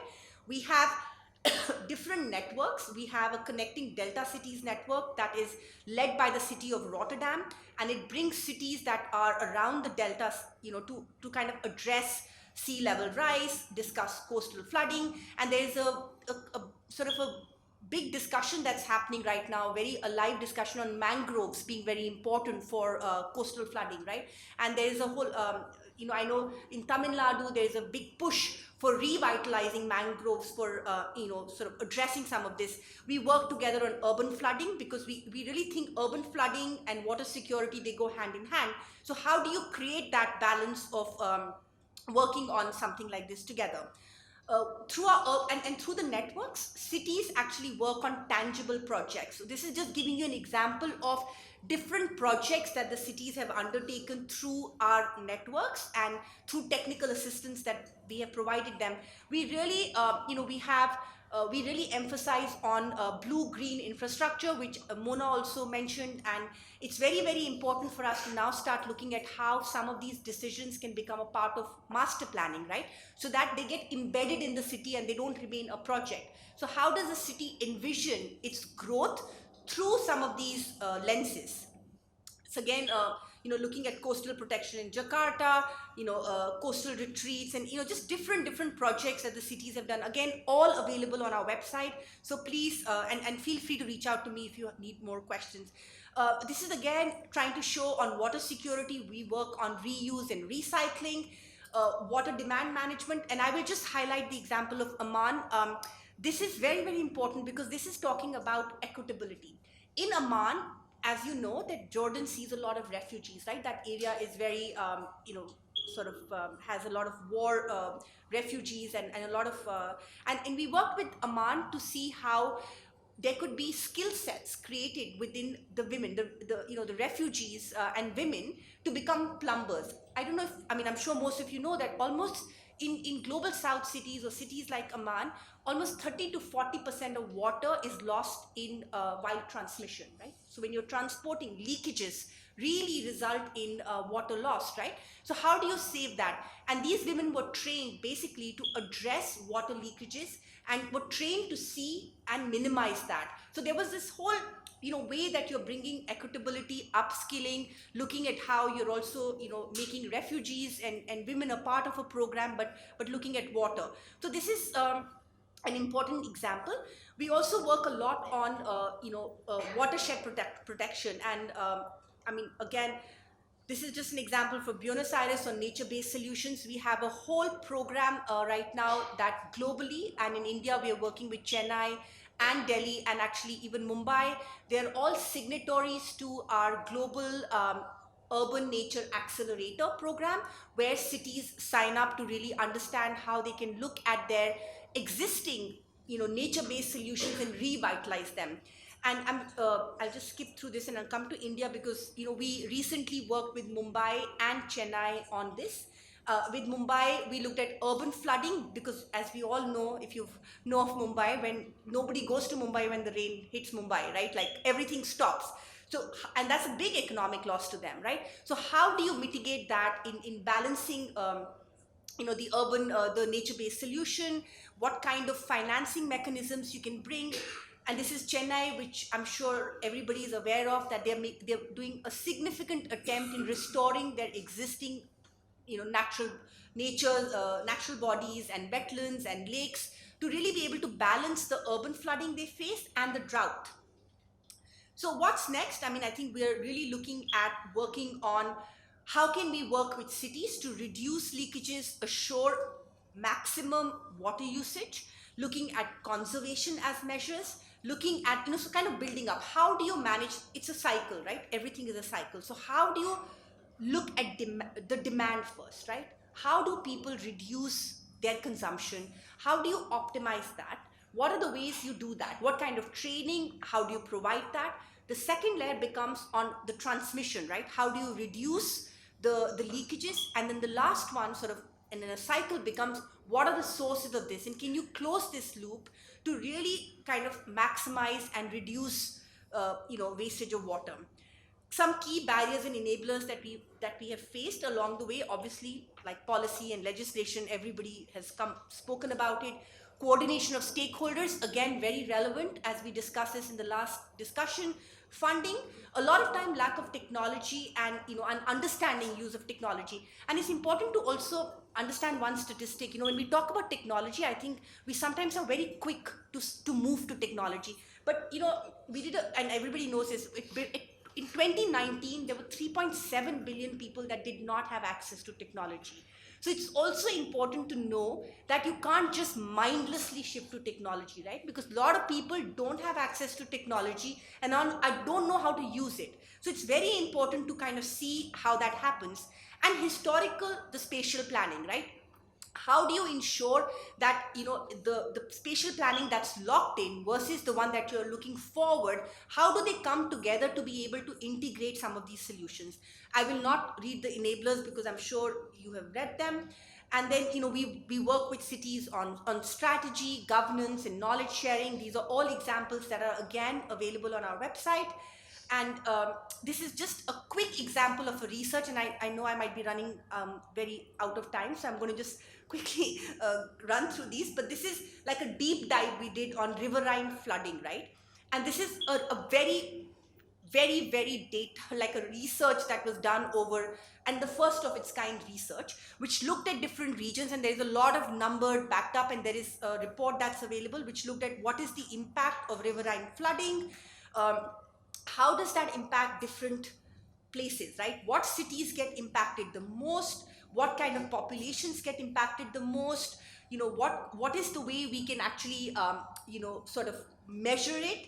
Uh, so this is an entire report that we actually published. And obviously, I mean, we would like to see a change, right? And it starts with looking at what kind of emergency response systems one can create, right? How do people get to know that there is something going to happen, a disaster is going to come? And so I'm, again, Mona is giving me the time out, so I'm not going to go into the details of this, but just saying that it's a very, very interesting topic, and one that one can spend hours and hours in each one of these to discuss. But I hope this gives you an idea of how we work. And we really request everybody here, when you're doing research, to come together with us on taking this call to action and really, really trying to make our cities water resilient. So thank you, everyone.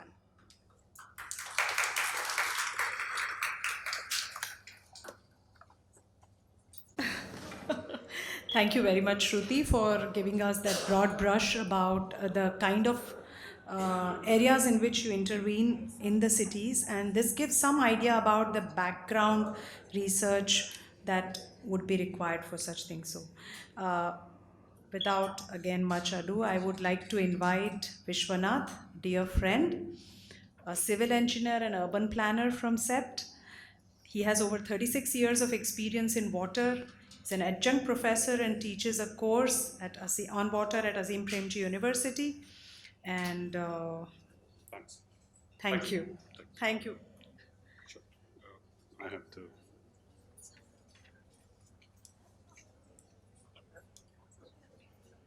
Okay, so alma mater 84 to 86, I was here. Always a pleasure to be at CEP, especially the chai and the vadas are to die for and to come here.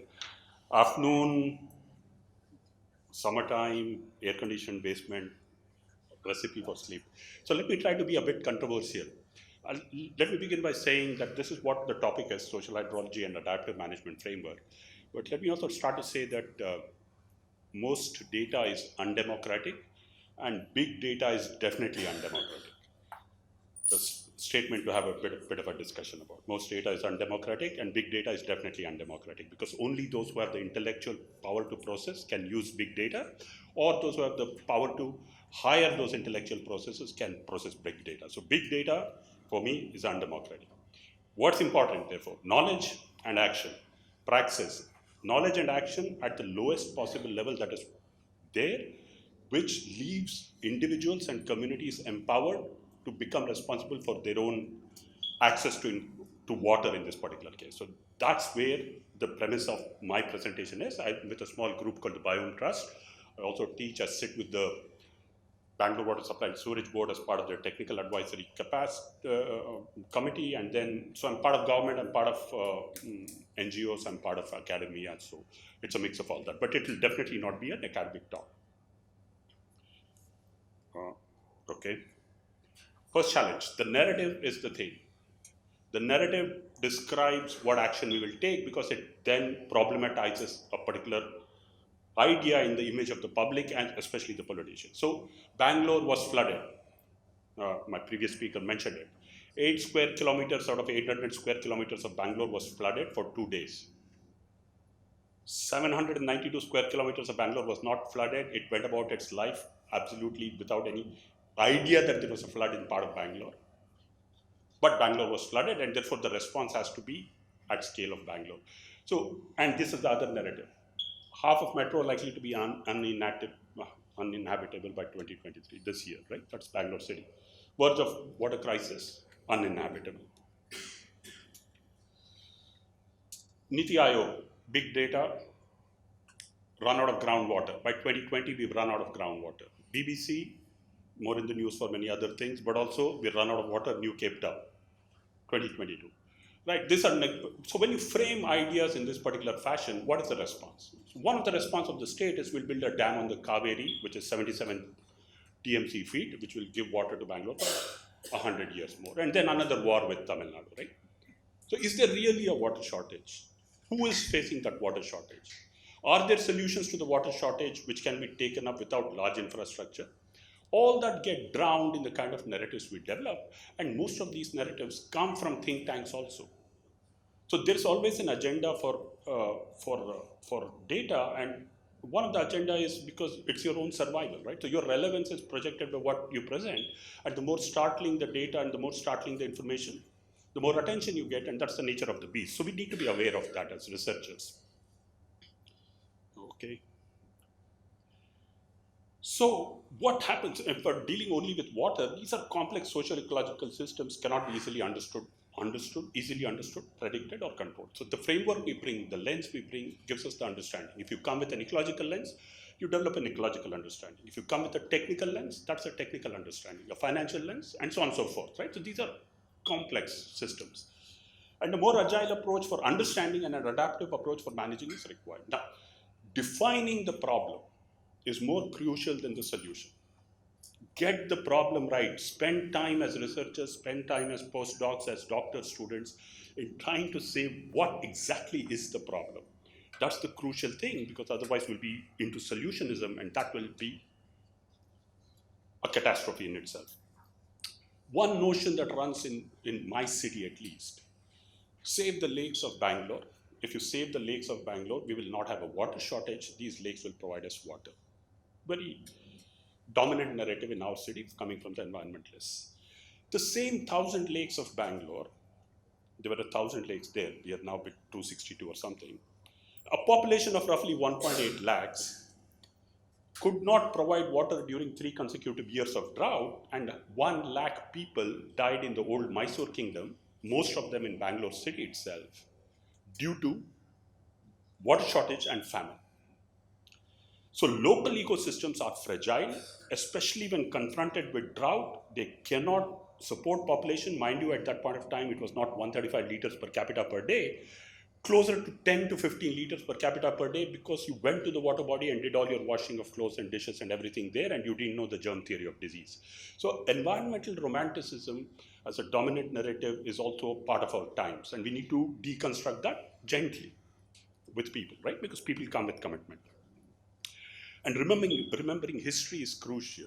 So therefore, the first step that the city governors took at that point of time was to depend on technology and get water from a reliable source, which is a river, using steam engines, bringing it from 1894 to 1896.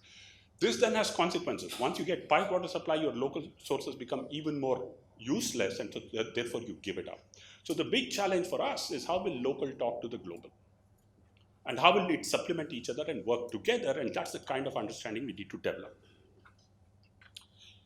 Because the city is also part of a river basin. Protracted navel gazing, trying to find solutions within the city boundaries itself, negating yourself from a large catchment and a basin, is equally wrong.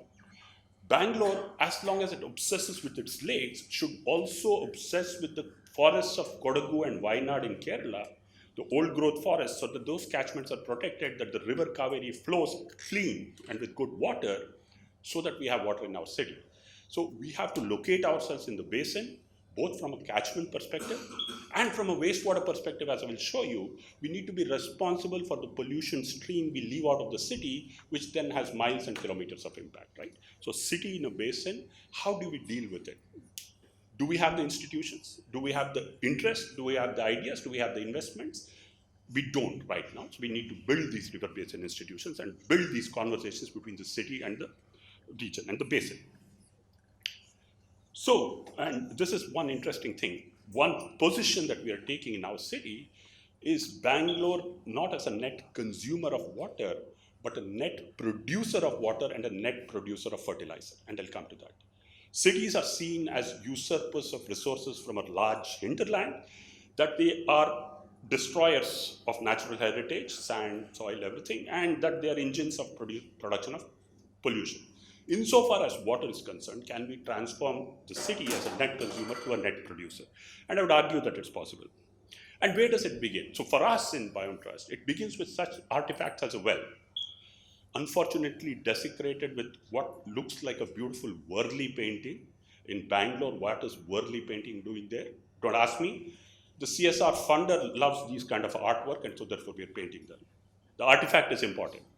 What's important is to please the CSR because there's no other funds. There's no fund from government, there's no scheme, there's no Amrut or smart city to rejuvenate wells, unfortunately. And water supply systems don't rejuvenate wells, local sources. However, there are two conversations that happened here around this one well and this next well, which is very interesting. We just did this garbage-filled wells, 7 of them. We went, we saw it with the well diggers and members of our team. We said, okay, we're going to remove all this muck. We had some money, and so cleaned it all up. We did a pump test on one well. One well gave us 2 lakh liters of water in 12 hours. We calculated the cost of water, 1 rupee 38 paisa a kiloliter. Embodied energy, 0.1 units per 1,000 liters per kiloliter. Carbon emission, the lowest. So here you have the lowest cost water, the lowest energy consuming water, and the lowest carbon emitting water, which is climate mitigating in this sense, and climate adapting if you keep the shallow aquifer full so that the water is continuously available, right? The municipality didn't know it, the engineers don't know it, they don't do the calculations, they don't do the metering. So our conversations begin with artifacts like wells, and then we build the theory around it and the idea around it. But first you give the water to the municipality, which they did. They linked it up to the local network and have started supplying 2 lakh liters of water. But in 3 wells, the community said, don't put a pump.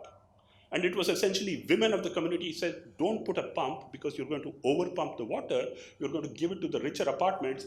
We will be bereft of water when the well goes dry because we know that this well has limited shallow aquifer water. We will go there and we will lift the water. We know the taste of the water in the well. It's good for drinking and cooking. And we'll only take 10 liters to 20 liters a day. Now we are paying 5 rupees for 20 liters from an RO plant. So for us, 4 pots of the water is equivalent to 20 rupees a day, but it's lifeline water and it comes to us. Imagine, we promised the CSR fellows pumps and motors and connectivity to the community, and now the women are saying, don't put a pump. Standards of water says 55 LPCD in the Jal Jeevan mission for rural India, and 135 to 150 to 200 LPCD for cities. How do we accommodate a community knowledge which says, no, I will only take 10 LPCD and I will not expect the water to come to my house, but I'll go to the water. These are the kind of adaptive designs we have to do and sell to cities if we want to be water resilient. Yeah, listen to the community, listen to women, and so on and so forth. And so therefore we are now on a program to dig 1 million wells for Bangalore. Now who's the we? The we is a traditional well digging community called the Manuvaddars who've been digging wells for 1,000 years, who now have no livelihood, so they are digging these wells so that they get a livelihood, and in the process of livelihood for the traditional well digging community, the city builds water resilience. So a livelihoods approach to ecological and water resilience, right? Decentralized as far as possible. They are their own marketeers, they generate their own business, they make their own money, the city gets water security through rainwater harvesting. That's the idea, and that's what you do. Another one of the heroes, and this is my favorite story, I always tell it, and some of you may have listened to it. Muniraju, next to a small town, Vijaypura, 45,000 population. The whole sewage of Vijaypura goes in 2 channels, 2 drains to a lake, which is their drinking water source. So they're doing a big job, beautiful job of fouling the nest, polluting the very waters they drink from. And they're very happy about it. They can't afford an STP. There's no location for that STP. They're not able to get an STP. They won't get it for the next 20 years. So what does happen? Muniraju enter, the farmer, picks up all the sewage in this untreated wastewater, pumps it in his field, 6 hectares, untreated wastewater, raw sewage, domestic sewage. There it is, something is growing behind him. Furrow irrigation so that the farm workers are not in touch with the sewage, right? It's not flood irrigation. And mulberry grows. Mulberry, shetut, which is not used for human consumption, which is used for silkworm rearing, feeding the silkworm. The silkworm certifies the quality of the wastewater and the leaves on a daily basis, the Pollution Control Board for wastewater, but working and not corrupt, right? And the silkworm goes, providing a livelihood to the silkworm rearers and the cocoon rearers who use this cocoon, which is then like that, put into reels, spun into reels, and becomes saris, all in the village of Vijaypura, the town of Vijaypura. Livelihoods completed, all wastewater consumed turned into silk saris. The town does not need an STP. The question is, should the farmer pay the town for the water and the fertilizer he got, or should the town pay the farmer for the treatment of the wastewater that has been done? A great position to be in for many small and medium towns, completely illegal because our standards do not permit it and our laws do not permit it, our policies don't permit it. How do we then persuade that health risks and environmental risks can be completely minimized, not eliminated, minimized through something called the Sanitation Safety Plan of the World Health Organization if you switch from a standards approach to a risk-based approach? These are the great persuasions of policy that are needed as we write wastewater policies for our states and for the nation. If we start from the field of Muniraj in understanding the problem and the necessity for wastewater policy, if we sit in air-conditioned rooms and do what is called consultation with about 20 people or 40 people, we are unlikely to see what is happening on the ground and then be able to capture it in some meaningful, ethical fashion for it to be crafted as policy. So I'm not saying that only one is good, but getting on the ground is essential, and in the context of India, most essential, because many livelihoods are dependent on these kind of initiatives like wells and wastewater. So Muniraju is now a rich farmer. He can afford to treat wastewater on his own field and therefore invests in treating it through small oxidation pond and using it, right? Or take the honeysuckle, the fecal sludge treatment plant process at the beginning. The honeysuckle run by the informal sector, vacuum sucking a pit latrine, many of you would know this. And then going to the farmer Rajappa, who then digs a pit and composts it with farmyard manure, which sells for then 2,000, now 4,000 rupees a tractor load, and is used to grow fruits and grapes. Informal sector, entrepreneur, converting septic tank waste on his field and using it as a livelihood enterprise. Now come the experts who design fecal sludge treatment plants, take away this manure from Rajappa, process it in centralized FSTPs, and then sell it to rich farmers at 10 rupees a kg. Existing solutions where you understand and work with the farmer is not enough for us because we are not trained in a way of multidisciplinarity and working with other sector people, right, to find solutions for our problems. How do we do that is a question, and I don't want to be berating it. So other very quick examples as I stop with what I do. So watersheds, lakes of Bangalore, seen by the great middle class is something that that is essential to save us, right? The same middle class. And this is one example of a lake, Jakkur Lake, which I want to show you as to how it is to be saved and what is different about it. What's different is that there's a sewage treatment plant upstream of the lake, picks up all the sewage, treats it to tertiary standards, like that, as you see on the right, sends it to a wetland for further polishing. The wetland is a space for biodiversity, as you can see with the weaver birds and everything. Then the polished water from the wetlands flows into the lake, providing livelihoods for fishermen. Now, the middle class capture of water bodies means that they are seen as aesthetic spaces for you walking around or jogging around or seeing the water. How do we include those who are dependent on it as livelihoods as part of the solution, and therefore create stakes for them so that the fisherman in turn takes care of the lake and the water hyacinths and the plastic? Yeah? Questions before us. And then, of course, the painted storks and the pelicans come and they become permanent residents. They were migrants. They get Aadhaar card and election card and are waiting for the democratic decentralization 74th amendment to vote in the local ward level committees or whatever it is. In the meantime, the aquifers also get recharged, right? And therefore, this is pure drinking water with a bit of treatment, wastewater converted to drinking water through a process of ecological intermediation, but also livelihood creation. You see that? The thing is that it's all possible for us in India. We can save the environment, we can provide livelihoods, and be able to polish water in our own Indian way, provided we have the eyes to see and the ability to structure our solutions this way. Which then means that the MLA, who has been shown this Jakkur model, takes it upon himself when he becomes agriculture minister to run one of the world's largest transfer of treated wastewater for agricultural use in Bangalore. So from 55 sewage treatment plants, Krishna Bairegowda, who was the then agriculture minister, single-handedly persuades the state government to invest 1,680 crores. And because the state government invests in it, not the World Bank, not JICA, not the ministry, we don't have to stick to the CPHEO manual for design. which is a great barrier and an impediment. The state, once it invests on its own, can then determine the standards by which the water is treated, because water and wastewater is a state subject. We have taken away the powers of the state itself. But if the state invests, it can do so.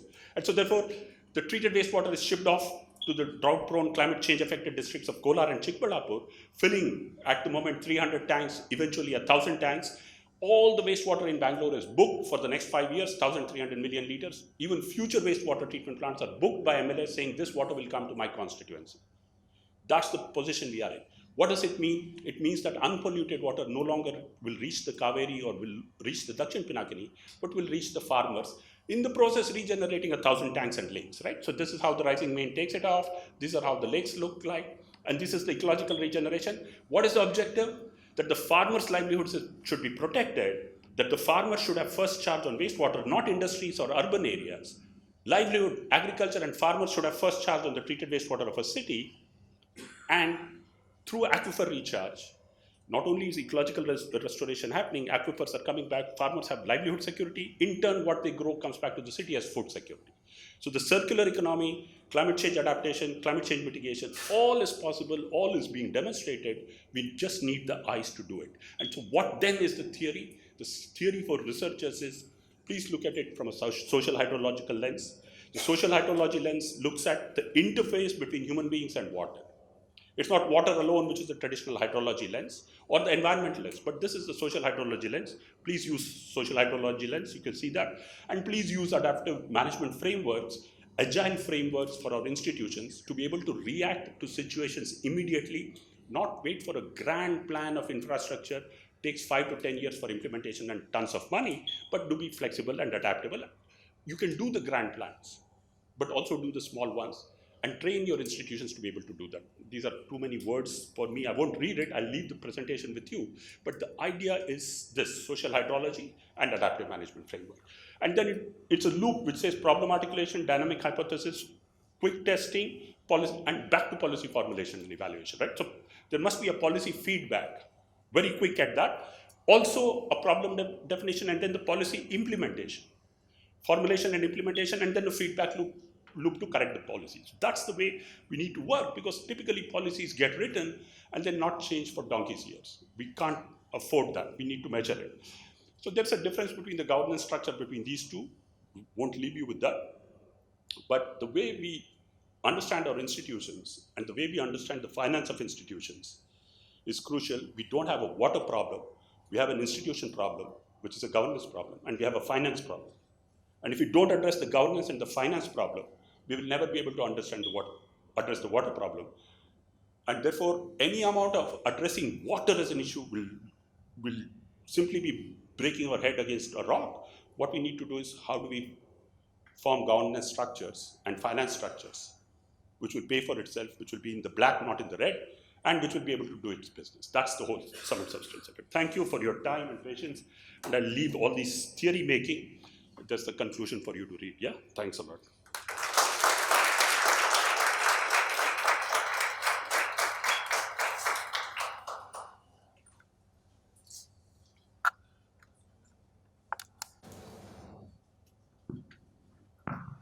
Thank you very much, Vishwanath.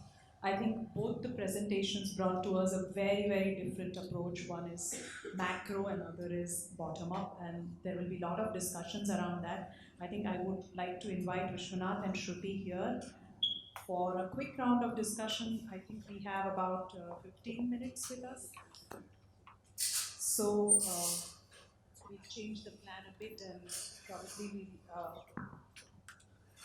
there are three broad questions that are emerging from what we discussed and saw today. And I think I put up those three questions to both of you to respond, and then we take questions from our friends present here. So first one was about, again to both of you, that our policies and programs and various assessment frameworks that we use, data-driven, or they are based on an agile and adaptive approach of assessing the ground reality? Or is it a mixed bag?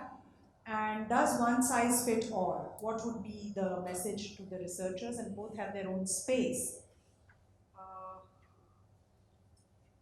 Okay, maybe a quick one. I'll put second question and then third, or I tell you all the three things which came out sort of from what you presented. The second important point was about water governance and finance, and about the formal and informal actors and their roles, and what is the need for research in that space.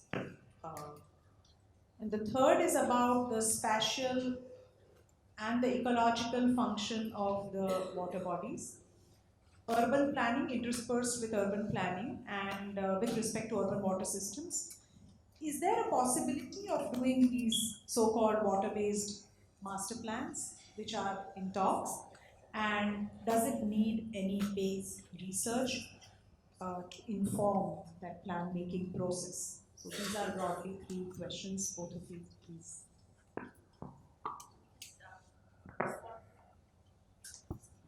All of them together. Yeah. So, I mean, obviously, you've seen a very different perspective, right? So, the way at least we look at it or I look at it is that there is never one size fits all, right? And every research, every project requires a very contextual framing and analysis of what you're doing. And I think one has to be sort of nimble in that sense, right? So you can't go in that it's only going to be like a large sort of only data driven. Like we have seen, for example, when we do climate action plans, which we are doing right now, that they are very rooted, right? We're going to, I know, they're very, and I'm really encouraging you to please look at them. They really go down deep into stakeholder analysis and trying to figure out what's happening.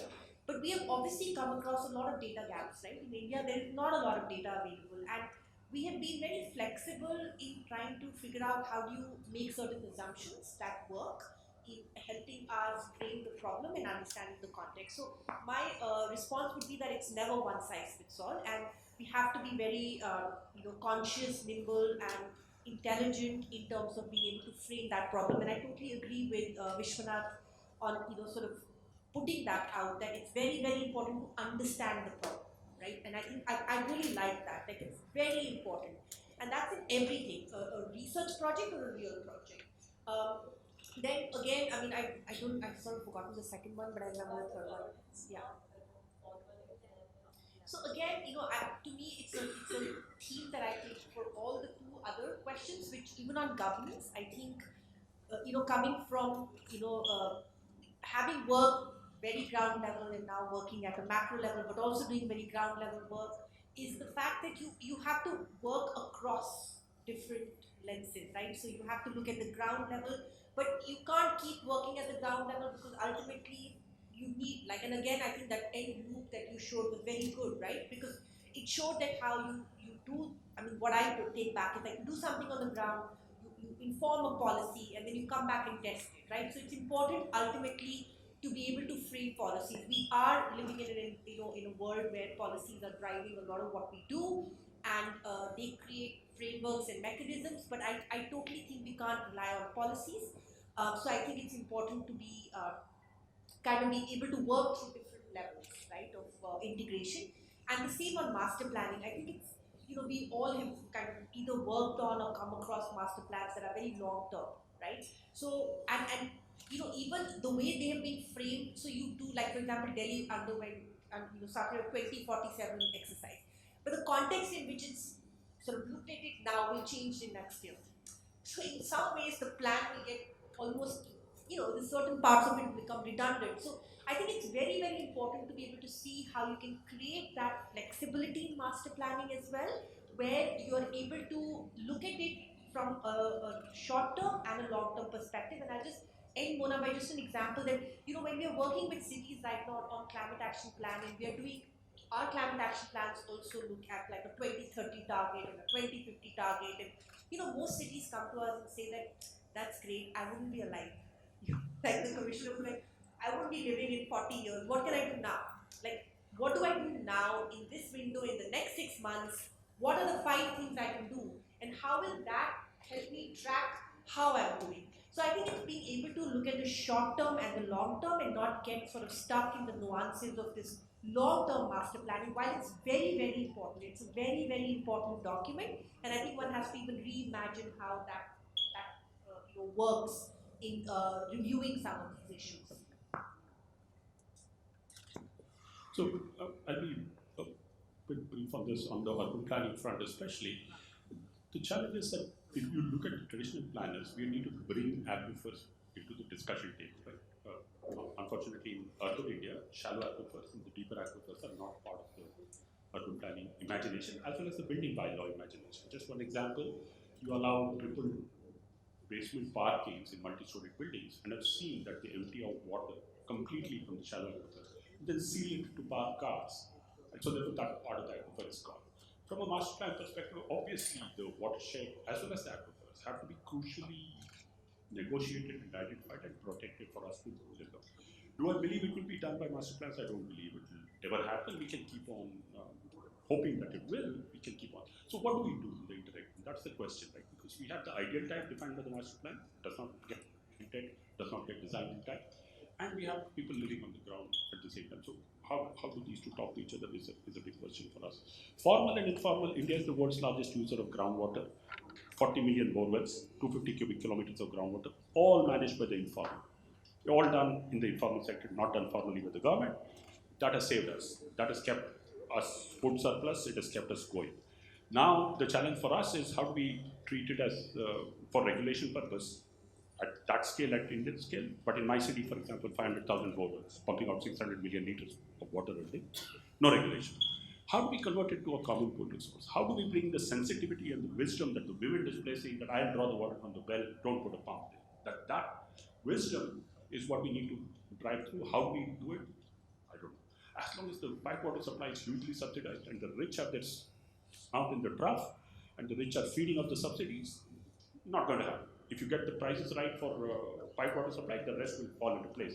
Will it happen? Politically infeasible, right? So how do we deal with it? That's the big challenge. So I'd say be flexible, be agile, and find solutions in as many places as you can, even though they may be temporary, and then work. Thank you. Questions, Rutul? My quick question to Vishwanath is that from the land use planning point of view, and I think also in the context of flooding in Bangalore, etc., what happens is when you want to take a decision on certain things, which land to develop, which land not to develop, etc., and because traditionally a lot of the land which has come under the revenue circuit, because the British wanted to expand the land, as much land as possible under agriculture. All of that land is now urban. Right? I think that transition has taken place, and that's why we don't have perfect science of go no go area in our city. In which case, what kind of decision making tool should help the land use planners, especially from the water point of view? So clearly, the flood in Bangalore was a lack of investment in scientifically designed stormwater management systems. It was not anything to do with, and it happened in the periphery, and it always the flood moves with the periphery of the city. The city center did not get flooded, right? So where the infrastructure is in place, but the city has been able to invest, we don't have to flood. So how does it tackle land use? Land use planning and stormwater management or drainage networks should talk to each other and should reinforce each other and should be investable. Then there is the question of retention, not allowing accumulation of stormwater before it causes floods. So one of the things that we have done in Bangalore is to make a rainwater harvesting policy mandatory, which says that every site is responsible for 60 millimeters of rain. So building bylaws have to talk to the master plan and vice versa, right? And so if you're able to pick building bylaws and push into the aquifer waters, then you are able to prevent floods to that extent. And then of course there's knowledge in terms of the decentralized weather stations which give you data at granular level. It happens in 100 weather stations in Bangalore. So you have granular level and you understand that the intensity of rainfall is now 180 millimeters per hour, which the master plan has to accommodate.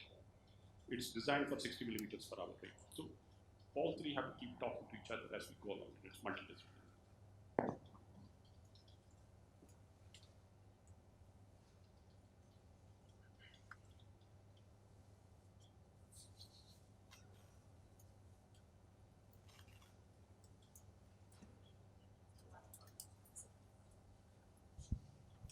quick thing.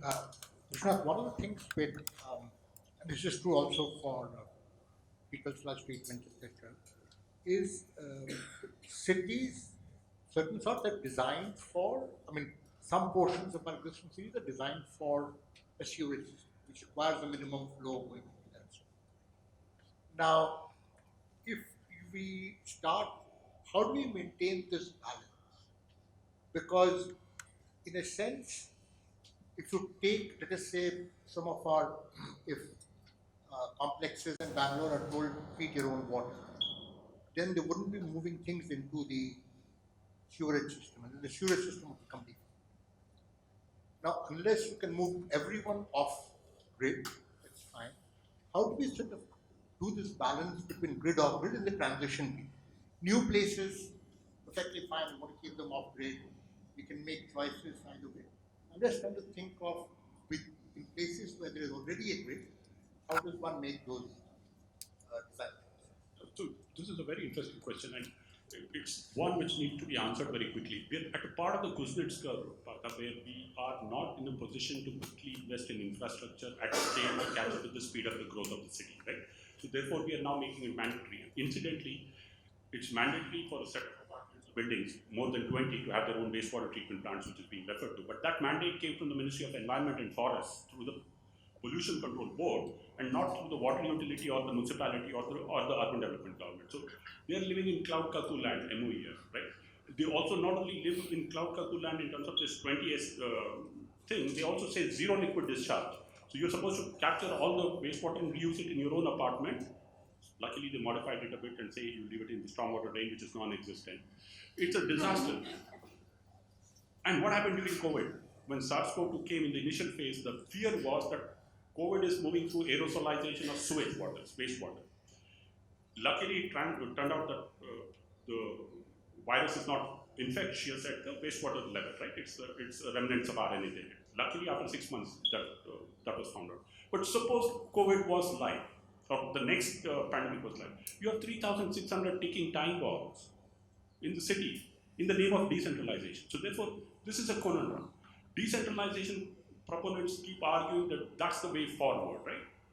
However, it's my opinion now that centralization should quickly catch up with decentralized systems and absorb it as quickly as possible. As long as you're outside the jurisdiction of the central infrastructure, do what you can and manage that best. But once the city infrastructure has to catch up. Why does the city infrastructure not catch up? Because the city subsidizes your water and sewage bill. In Delhi, 20,000 liters of water is free. In Bangalore, 95 rupees a kiloliter for production cost of water given to domestic houses at 7 rupees a kiloliter. Any family which consumes 20,000 liters of water gets a subsidy of 1,650 rupees a month. This is atrocious. So the problem is financial, and that financial problem says that the network does not expand, which means that we have decentralized works which are dysfunctional. It's a vicious loop. I don't think I've answered you, but that's the best I can do. Can I just add to it? We are studying the PMAY housing for the poor, where it is compulsory to have decentralized wastewater. While rest of the city, it's not so compulsory, but it's very, very compulsory for these housing colonies who don't even have money to operate and maintain those plants. So it is extremely high level of decentralization that we have gone for theoretically, which is impractical. So it's something that we call here when we discuss in the studio, it has to be centrally decentralized, something which is decentralized to the extent that the economies of scale work. And this high level of decentralization is not working. Second thing which is not working in our understanding is this whole systemic understanding of the wastewater reuse itself. Where are the dual plumbing systems? Are people used to doing it as well? So how do you take care of that water that you have, the treated wastewater? You don't have gardens to water. You don't have so much of paved area to wash off, so you drill it back into the aquifer or you leave it in the stormwater drain. So I think the whole systemic approach to that itself was missing when this whole wastewater reuse policy came in. And but yeah.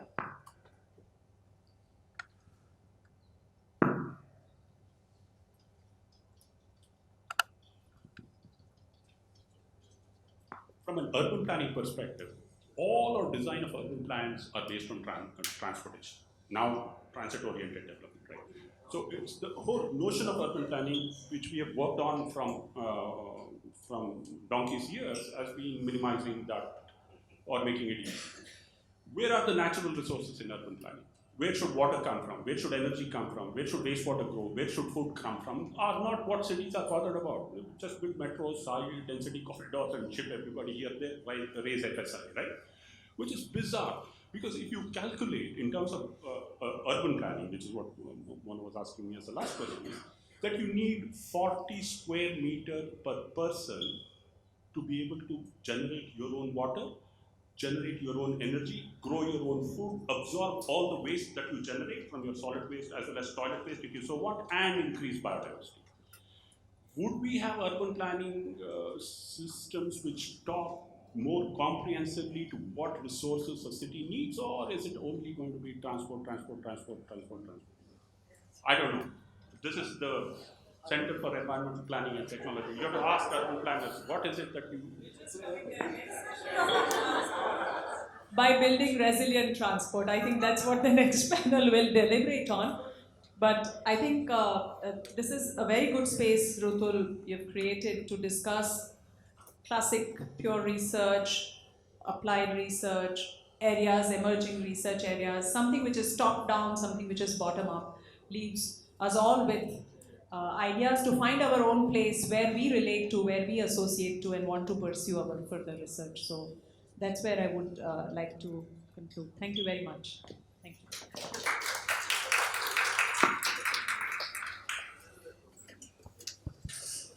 We come back in 15 minutes for to answer Vishwanath's last question on that. Good afternoon, everyone. Welcome to the last session today on the transport and resilient cities. We have two presentations, and then we have the discussant coming in talking about his views on the presentations that we'll do. So we all are aware about cities being at the forefront of climate change, and transport being one of the major contributors to the carbon emissions, and also one of the largest growing emissions sector. And this is not just India, but across several other countries in the world.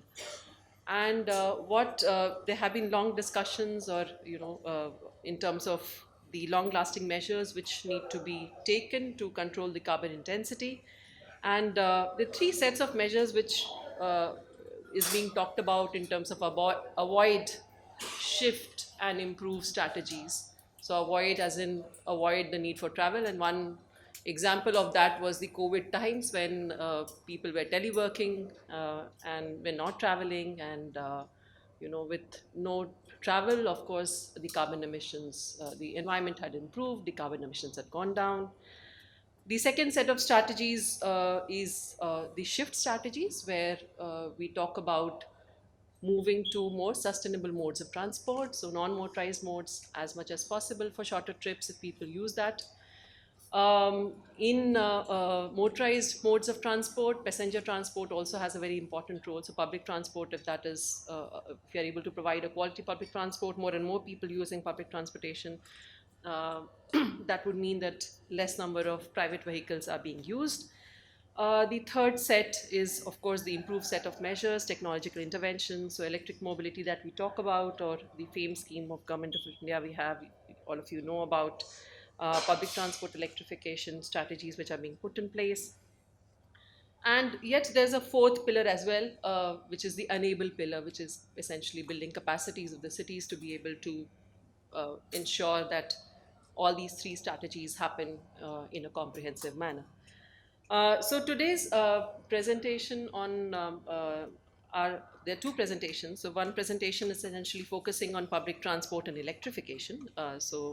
We have with us Himani Jain. So Dr. Himani Jain, she is the senior program lead at Council on Energy, Environment and Water, CEW. And Himani has more than 20 years of experience in land use and transport planning, road safety, participatory approaches, campaigns, and business solutions. And she has been working on several policy notes and implementation strategies for the urban local bodies or state governments or, and even UN agencies. The second, the other presentation that I will be doing will be on looking at the data. So as transport planners, we all know that transport is data intensive. And data nahi hai is the common problem that we keep talking about. But a lot of ITMS applications, that's Intelligent Transport Management System applications in transport, are resulting in huge amount of data that is available but not used. So trying to understand in terms of what kind of data sets that are available and how can that be used, and also to try and bring in a user dimension to it. And then we have with us Dr. Laghu Parashar as the discussant. Laghu is a senior transport specialist in the World Bank and has more than 18 years of experience in sustainable mobility. He was earlier the program lead at GIZ, wherein he supported Government of India on several sustainable transport projects. And he has been instrumental in drafting urban bus specification and different model documents, policies, schemes, and implementation of urban transport reforms at various levels of governance. So welcome Himani and welcome Laghu. So before I start with the presentation, very quickly we'll talk about public transportation. So there are, when we talk about public transport, we keep complaining about, one, what kind of, the bus services are not up to the mark and it needs quality improvements. So there are actually three kinds of debates that we talk about. One is the technology, whether it should be a metro, BRT, LRT. That's one set of discussion that we have. The second, we talk about adding capacities in terms of either road capacities or adding more number of buses. And the third, in terms of whatever capacities are there, how do we manage that well? And that is where I'm coming from, that we have existing capacities with us and we have data which is coming from big data. And can we use that to improve the operational efficiency? And also in the process, can we try to bring in a user-centered approach in that? So,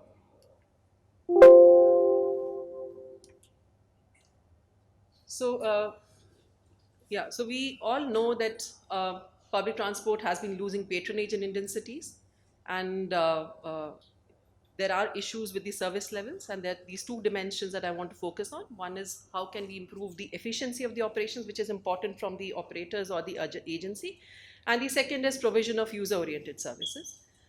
To be able to do that, of course, you need a better understanding of the travel patterns, and different ITMS applications are capturing useful data. So, for example, when we talk about intelligent transport management systems, in public transportation, there are these three data sources. One is the automatic passenger count, which is having a count of the number of people who are inside the vehicle. The second is the automatic vehicle location, which is essentially a GPS device, which is telling you about the location of the vehicle as it is moving, the bus which is moving. And the third is the automatic fare collection, wherein when there are smart cards, when you're having ETM machines, you know in terms of where is it that people are boarding and where is it that they're alighting. And that is giving you information about how people travel. There are a lot of challenges that we talk about when we talk about data. Of course, it needs advanced technologies in terms of processing because they're big in size. How do you process that information? IT infrastructure required, which will be challenging. It requires a long-term strategy. And of course, the limited know-how and the capacities of the transport agencies. And this is where we were coming from. We were working on a project with GIZ on Trivandrum city and several other cities also like Chandigarh, Mira Bhayandar, where we work. We have trying to look at the data that is getting generated from the ETM machines and how can we use that data to understand the system better and make intervention. These are not really, lot of cost intensive with little intervention and capacity building of the agencies. There's a lot that you're able to achieve. So if we talk about the bus services, now these are some of the findings when we did the city bus routes analysis. So the bus routes gradually evolves in a city. So at least in the cities where there is state road transport undertakings or AMTS, for example, the city bus services have been there for many years. And most of the changes which are done in the route are route based. So as a new locality comes up, there's a demand from the agents, from the local, I mean, the residents, and based on that, the route extensions are done. So there's no overall network review that is happening. And slowly what happens is, in the city, as a city grows, there are new demand centers which get created, and hence the earlier route pattern does not quite match with the new growth pattern in the city. However, the entire analysis that gets done is at an aggregate level, at the depot or the schedule level. And at a very disaggregate level would mean you go on the field, you do detailed household surveys, which are time intensive, cost intensive, right? And you cannot do that periodically, not very easy to capture that information. So there are these three sets of information. There's route fare charts, bus schedule data, and ticketing data. Now, ticketing data can be captured from ETM. If we can link all of these three up, of course, there's a lot that could be done. So static data sets, these are city agencies already have it. Real-time information which is coming from the ETM data sets, in which one is able to essentially get the origins and the destinations, because that is what is getting punched. So currently, the analysis is at a depot level or at a schedule level, and there is no analysis of routes. Passenger is interested whether my service is going to come or not, and that analysis is actually not really done. So can the analysis be undertaken with respect to the routes and the passenger demand? And how can that help essentially? So I have a few slides just to illustrate that. So this is some just illustrative figures of the work that we have done from Trivandrum. Essentially this one is showing the number of routes on the network. So this is the starting information that we have taken, and the number of buses per hour. So for example, there are 34 routes, but there are only 17 buses per hour, indicating there's a bus every 30 minutes. Now that is not something which is very, very nice, because people would want frequent services. So the ideal frequencies in urban areas or major corridors, you would want it to be less than 10 minutes. And here you're talking about something like, so when you try to put all of this, there's a lot of understanding that it gives you in terms of your service levels. Similarly, looking at the headways distribution, less than 5 minutes, there are no route which are very frequent, less than 10 minutes, 15 minutes, none. And 95% of the routes having headway of more than 30 minutes. Now this is something that possibly this realization is not there, or even if it is there, we don't know how to act on it, because we're not able to kind of partially map it and also link the data with it. Now this is number of passenger boardings. Again, this is now coming from the ETM data. This you can get by time of the day. Relating the demand pattern. This is how the demand pattern looks like, where the routes are far centralized. So this is in case of Ahmedabad. And this is the demand supply. When if you're able to put the demand, so what you're seeing as the orange lines here is the passenger flow. The red lines is showing the total capacity which is available on the buses. And therefore, in this case, it's an undersupply. In this case, we can see there's an oversupply on certain corridors. Once we have analyzed that, we can now come down to the route level.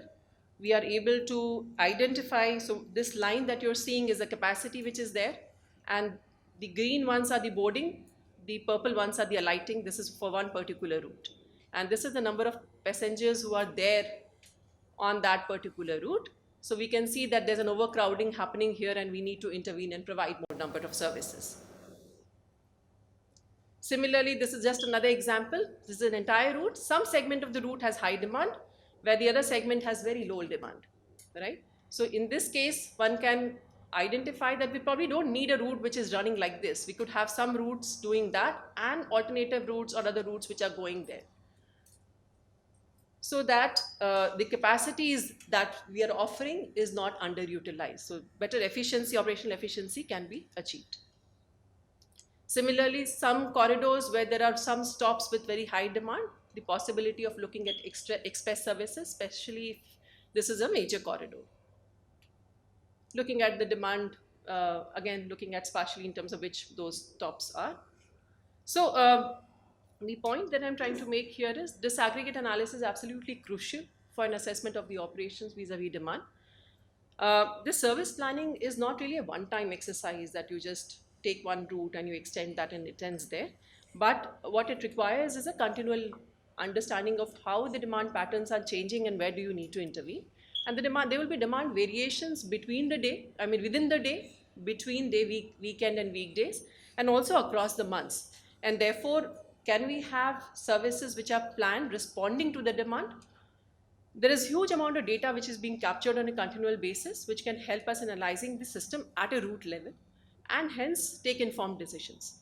And of course, there's also an opportunity of capturing additional data. So we talk about inclusive systems. So when you're doing the ETM, capturing the ETM information, can gender data be captured?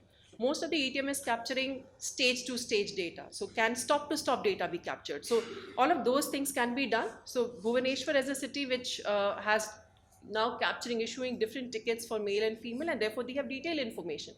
That again opens up, an immense opportunity for policy interventions with respect to, specifically with respect to women travelers. So that's the first one. Now coming on to the second part of the presentation where I talked about the user lens. So performance evaluation is critical because that is providing you indicators in terms of how you're doing and where are the areas that you need to intervene.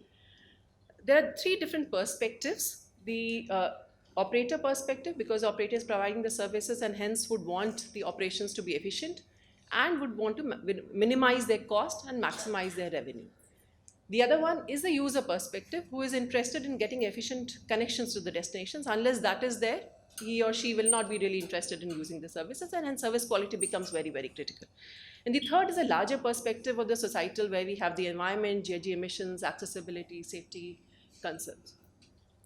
If you look at the different parameters which are there, user would look at service availability and the delivery of the services, while the operator will be more interested in the service effectiveness and the cost efficiency.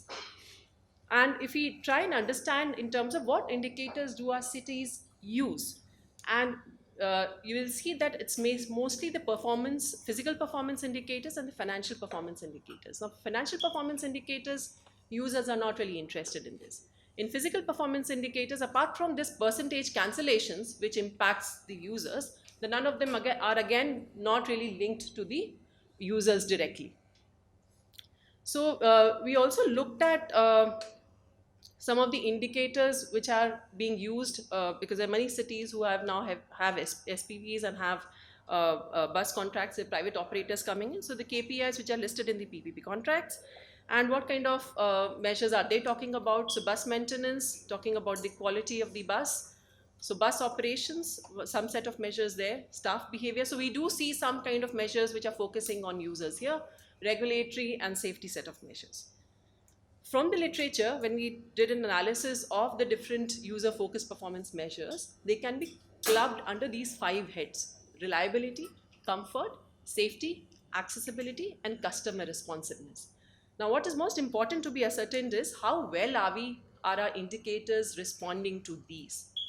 And what I'll be presenting today is just one of these, which is the reliability set of indicators. So if you look at reliability, so in literature, there are different definitions of reliability, but eventually there are 4 different aspects that are being talked about. One is the punctuality. So there's a timetable, you're adhering to the timetable, and hence the service is good, reliable. The second is headway regularity. There's a bus which is there every 5 minutes, and whether the person is able to get onto a service, reaches the stop, whether the service is available the next 5 minutes. Travel time reliability, the total travel time, is there a consistency in the travel time?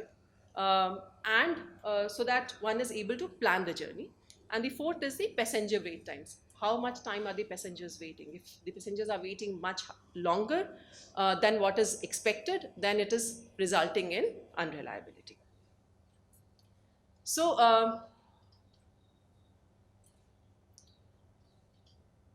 right. So looking at the definition, looking at how to measure, so I'll not really talk about this right now, but I'll straight away go to the data that could be used to do all of this analysis is the AVLS data, real time, which is being captured, which has the location of the bus every 10 seconds. And of course, if you're able to geofence it to the stops, then you'll be able to know in terms of when the bus is arriving, when it's leaving, you'll be also able to analyze the speed of the buses.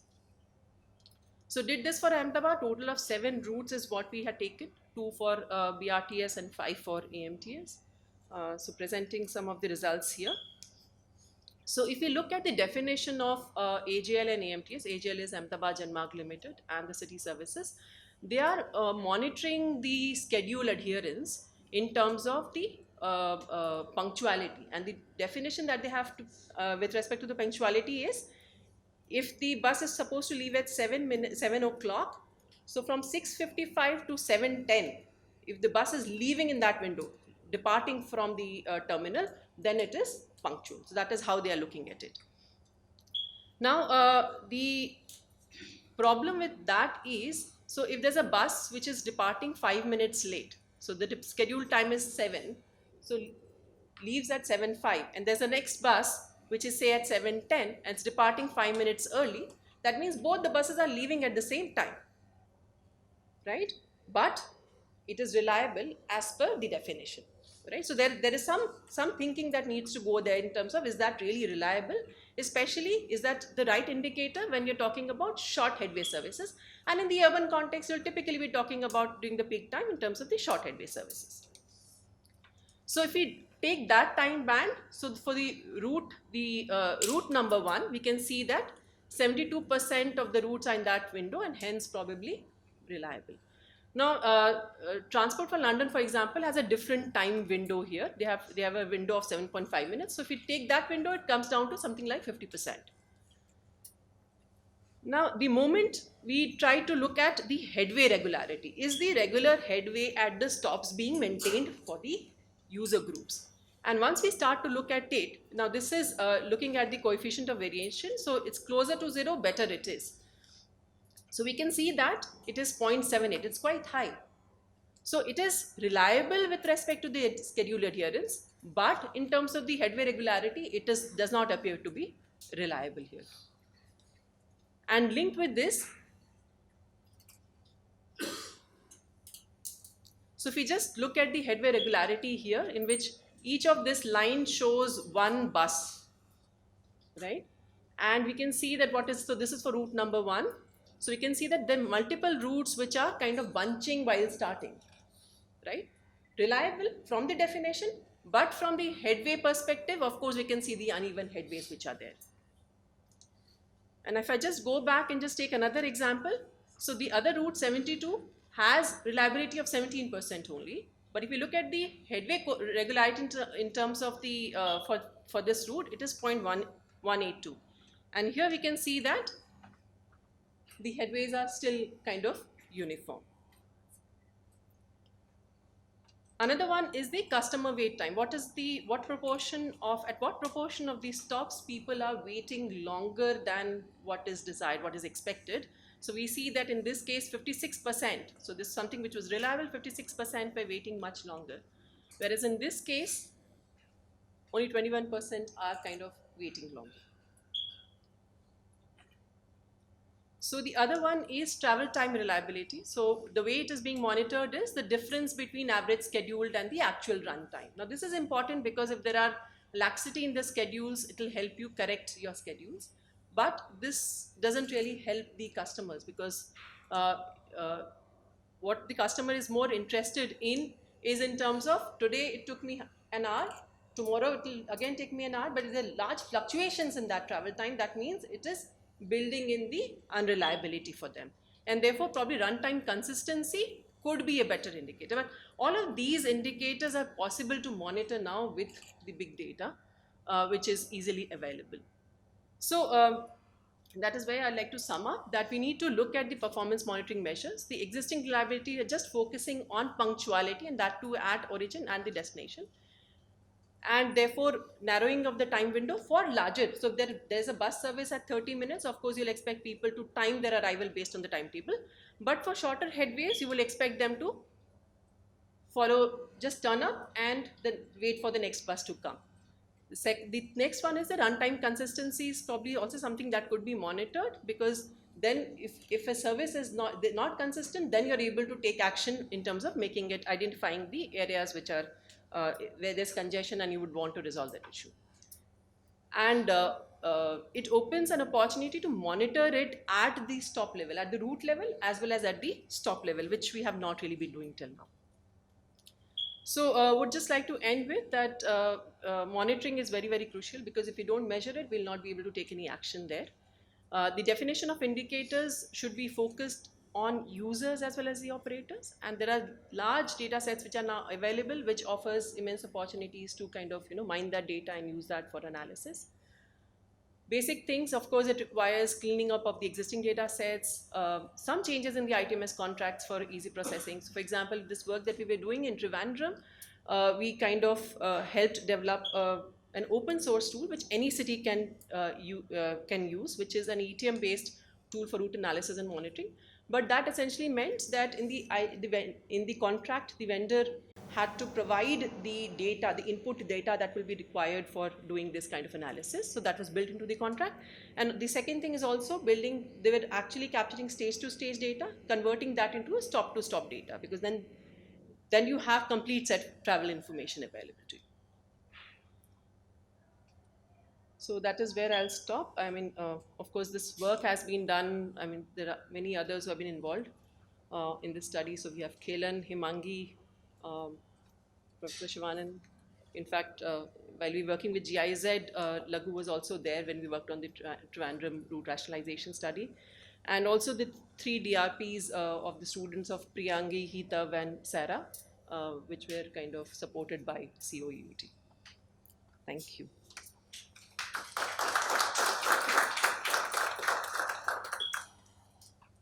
I would now like to invite Himani for presentation. Thank you. Thank you so much for having me here. Very, very good evening to all of you.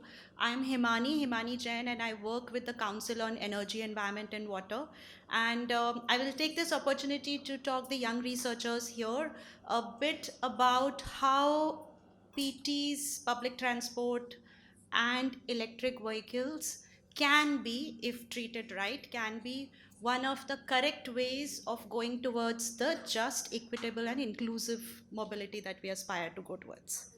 I'd like to acknowledge my colleagues who have been supportive of this presentation and helped me with this.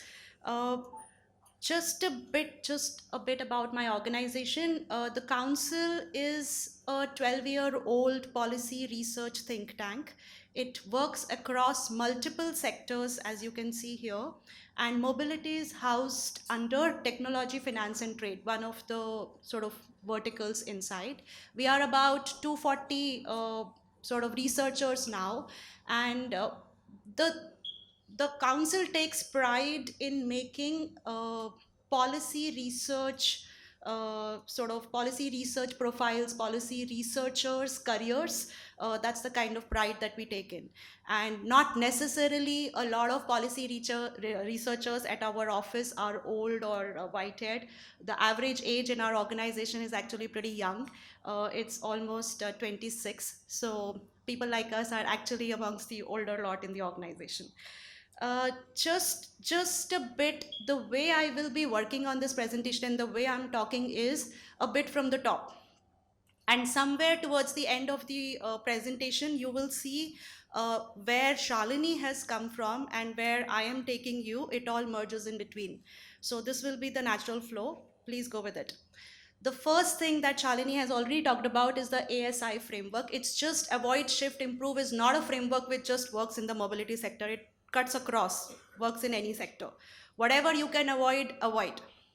So in mobility, for us, it's very simple. Whatever you can avoid and not let it be on motorized vehicle, great. That's where it starts. But unfortunately, in our context, the research is limited. So this is the first area of research, which we don't claim that we are there yet, but this is one bigger area of research that our team is trying to work towards. Not, of course, alone. It's not something that we do alone, with a lot of collaborative partners, and we hope to enhance it. So just from a domain perspective, from a theme perspective, this is one bigger area of research that all of us should be worrying about, especially because we have learned in previous sessions also, urbanization is happening. We are going to be double. Urban India is going to be double in next 20-25 years. What does it mean? We cannot even deal with the vehicles that are there already on the road now, today. With growing incomes and growing motorization and vehicle ownership, where are we going towards? The more roads we build, the more quickly they will be occupied with more vehicles. That's not a solution. Definitely not a solution. What, on the other hand, is we keep on focusing a lot more for various reasons, political, budgetary, the capacities, the think tanks, the academia. We continue to focus upon the million-plus cities, the big cities, the capital cities. What happens to the small and medium cities? What can be done there? Actually, not too much of intervention is needed, but a lot of learnings can happen from there. They are already pretty low carbon, pretty low footprint cities. Can we already start sort of conserving the trends that are there? If we don't, then of course the trends will start working in a reverse direction. What we are not talking about generally is those 7,700 cities out of 8,000 cities where probably the area is already less than 20-25 square kilometers. Probably that's where already we have 15-minute cities. Why do we worry about 15-minute cities and try make one in the bigger cities? What we already have, we are not acknowledging. What we can already start conserving and working towards is not we are acknowledging. And then, of course, bigger cities, you can keep fixing up with TOTs and other things, which is also a way to go, which is like making smaller cities in a large city and then connecting them with the transit. But then remember, transport is a disutility. It's a derived demand. It comes from somewhere. We just don't travel for the sake of travel, right? There is a land use happening, there is a livelihood, there is a education, there is some opportunity, some task, some purpose that is happening for which we are moving. What if it can be tackled at that level itself? So that's one larger area of theme of research where more and more and more work is needed so as to avoid can be built up. And then, of course, where the larger body of research, larger body of policy making focuses upon is the shift, right? And shift and improve gradually in the last few years, the narrative has become much more intermingled, and it is for different reasons. We are a growing economy, we are a developing economy. We are not going to compromise that growth, that economic growth, those jobs, at the cost of sustainability. The two do not go separate, the two goes together, right? For the narrative that is clear in the Indian context is jobs, growth, sustainability. So anything that goes, anything that goes towards in the policy narratives is not on a reverse head, is just not purely for the sake of sustainability. Somewhere it has to tie down with that. When all these narratives were building up, when all the electrification policies and fame and other things were happening, there was a need to define the nuances in the policy itself. And that's where we say, hey, what if EV penetration happens, especially at a broader target that the government had kept, 30 at the rate 2030. Suppose that's the target we work towards. And there are different scenarios, say business as usual scenario, and in a EV penetration, EV30 penetration, what happens? What if you have a high public transport scenario and you still go with a EV30 scenario along with it? What if you have no control on the public transport and let the personalized vehicles take over? So high PV scenario, and then again with electrification, similarly with some shared modes.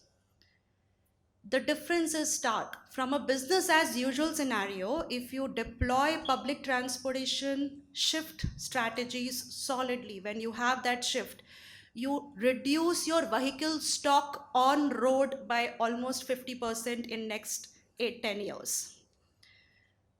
If you have half the problem on the road, it's comparatively easy to deal with rather than to have the full-blown problem. Or if you do not look at the focus at the right things and let the narrative, the policy direction go in a way where it says it's okay, as far as you are a EV, it's okay to be a car. If the narrative goes like that and the number of vehicles improve, go double from a business as usual scenario, you have so much more to handle on the road. Not just congestion, not just the infrastructure investments, not just the managing of the traffic, everything else along with it. But then that also does not mean that you're reducing the GHG or emissions. Given the kind of RE penetration that we have in our power grid today, or even how it continues to increase with our targets of renewable energy penetration in the grid, even then the personalized vehicle scenario is worse than a public transport scenario.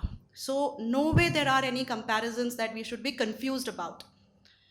So by all means, electrification is nice, but it's nicer and works only with buses, only with public transport. So a couple of things to get straightened up in our things, right? Similarly, the larger narrative also comes from our dependence on oil imports, the forex, the impact on the GDP that happens. All that comes and becomes much better when we are focused on it with a public transport combined scenario, not just a plain electric vehicle scenario.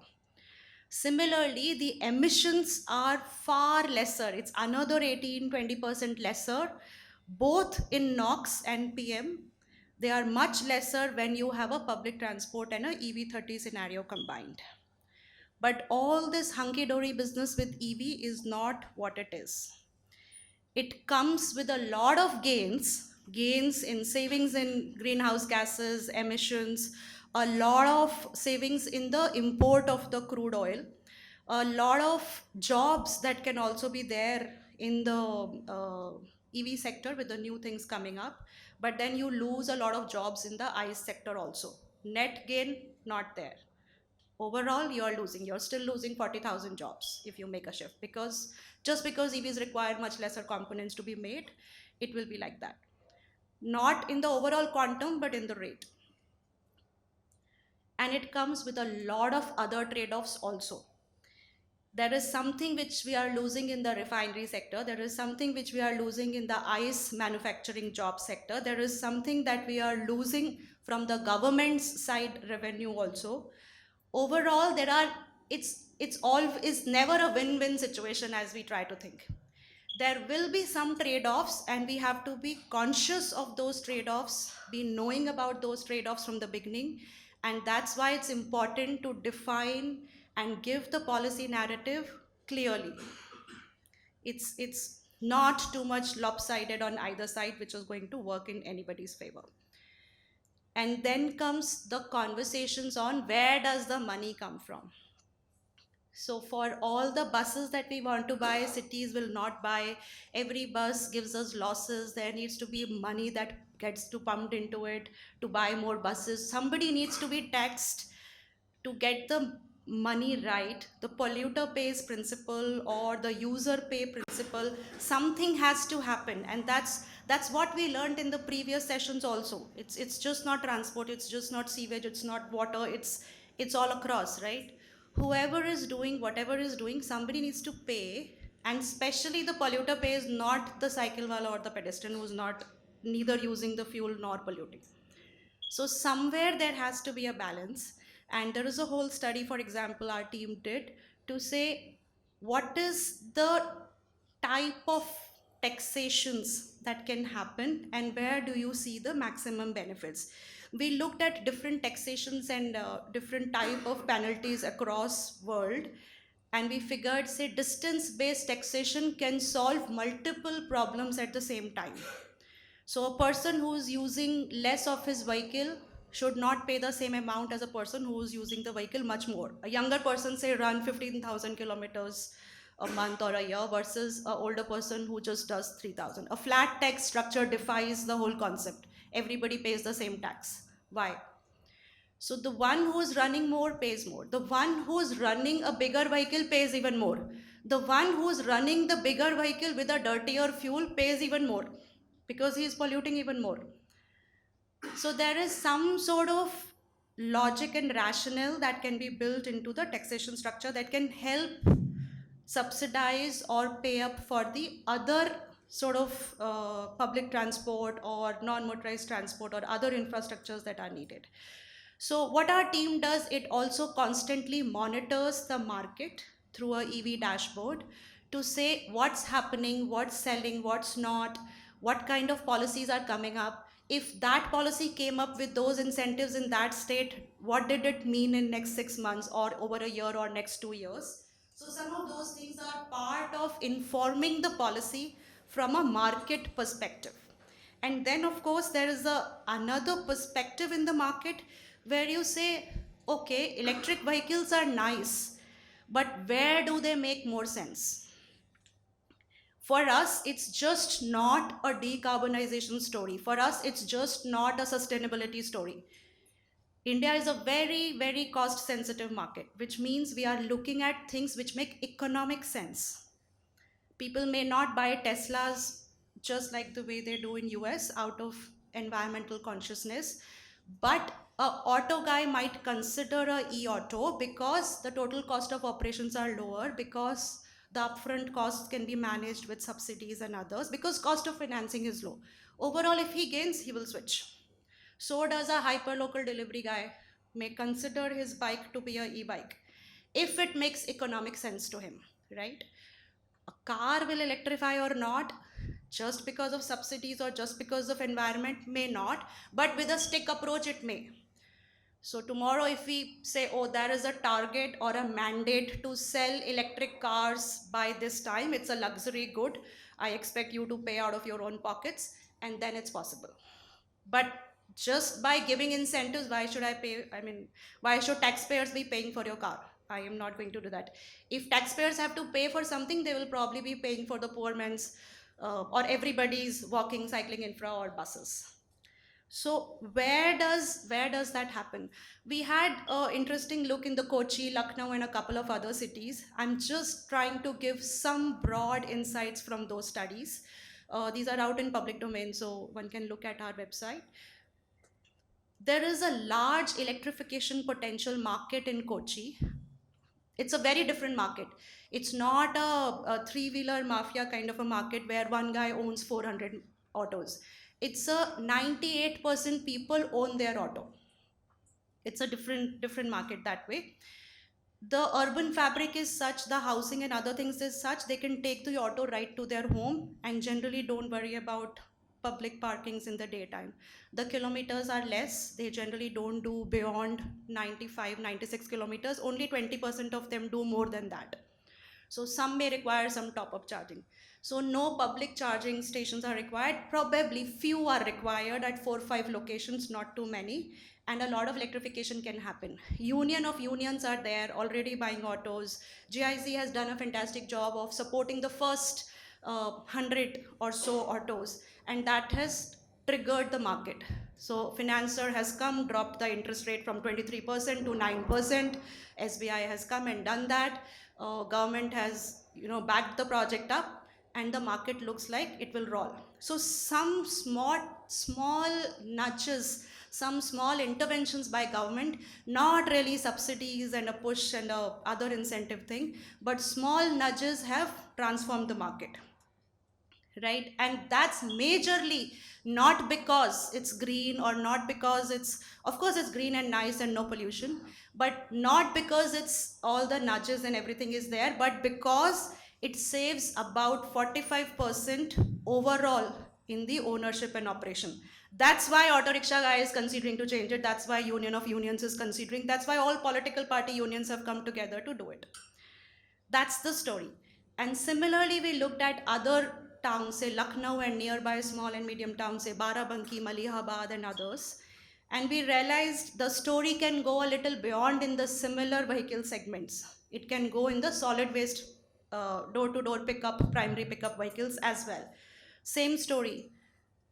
If you deploy a smaller vehicle, because you have to do less kilometer, you just have to carry the waste and drop it to the nearby primary sort of collection center. You don't need a big vehicle. If you do more rounds to the primary collection site, you just add another 10 kilometers, and the cost of operating an electric vehicle is much lesser. So I do not need to deploy a big vehicle with large cost. So we are not looking at a metric where we are saying, oh, what is the TCO INR per kilometer? We are saying, no, look at INR per ton. You can still ferry, you have lots of time, you can still ferry the waste, come back, drop it off, come back again. So a 300, 400, 500 kg capacity vehicle is also good. Don't go for 1 ton, 2 ton, 3 ton. You don't need to. So that's the thing that clicks. That's the thing which helps the municipal corporation save money. That's the thing which brings the logic in electrification. It's always mostly driven by the economic argument, then if we say environment or other talk. So some savings, I don't want to talk about that. Similarly, bus services. Shalini has already covered how operationally important reliable services are, right? You cannot just run any service and expect people to shift. Unless they are reliable, robust, nobody's making a switch. In that, there is a dearth of right arguments to be made for the government, and that mostly comes from big data.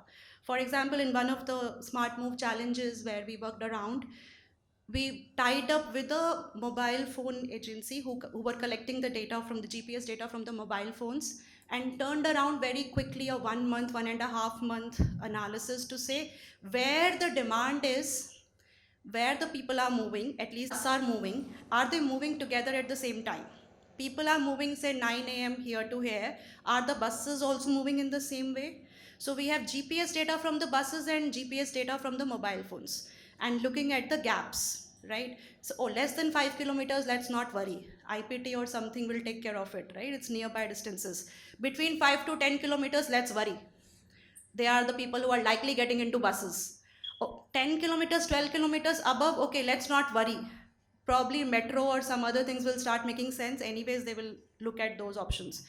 So where the buses are they there where the people are moving and at the time where the people are moving? So those overlaps, right? Similarly, a lot of incentives, 20 lakhs rupees per bus upfront, 10,000, 12,000 rupees per kilowatt hour in the buses, lot of incentives, still no uptake of electric bus. What is wrong, right? There is some sort of upfront cost or the cost of finance which is a barrier. What can be done?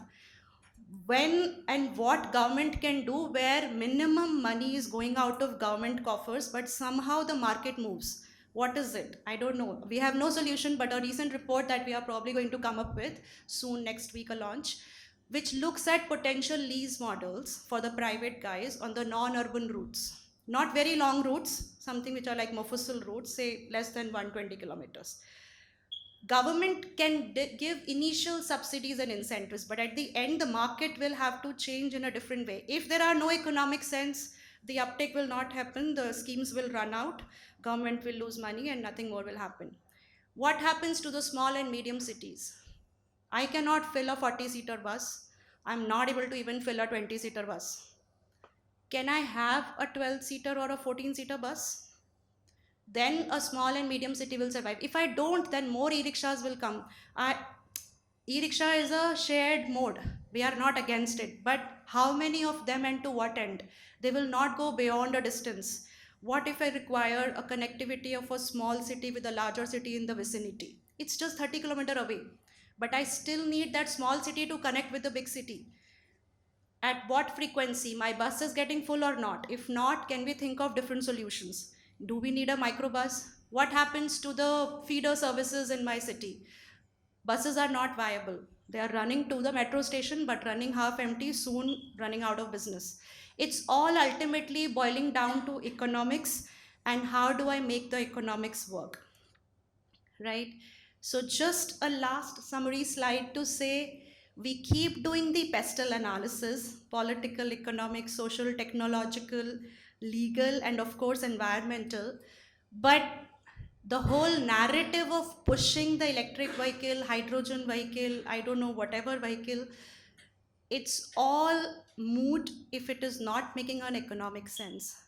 So it has to be tied up in a larger conversation, and that's what exactly a policy researcher is asked to do. That's what you do in a project, but then each project has a learning. If those learnings are scalable, that's what we are calling a policy. Whether the learning goes in the city policy or city master plan, or it goes at the state, or it goes at the national, that's the link that we are. you either you work at a project level or you start from the research, you look from here or you look from there, you have to do that dotted line all through. So that's it. Thank you.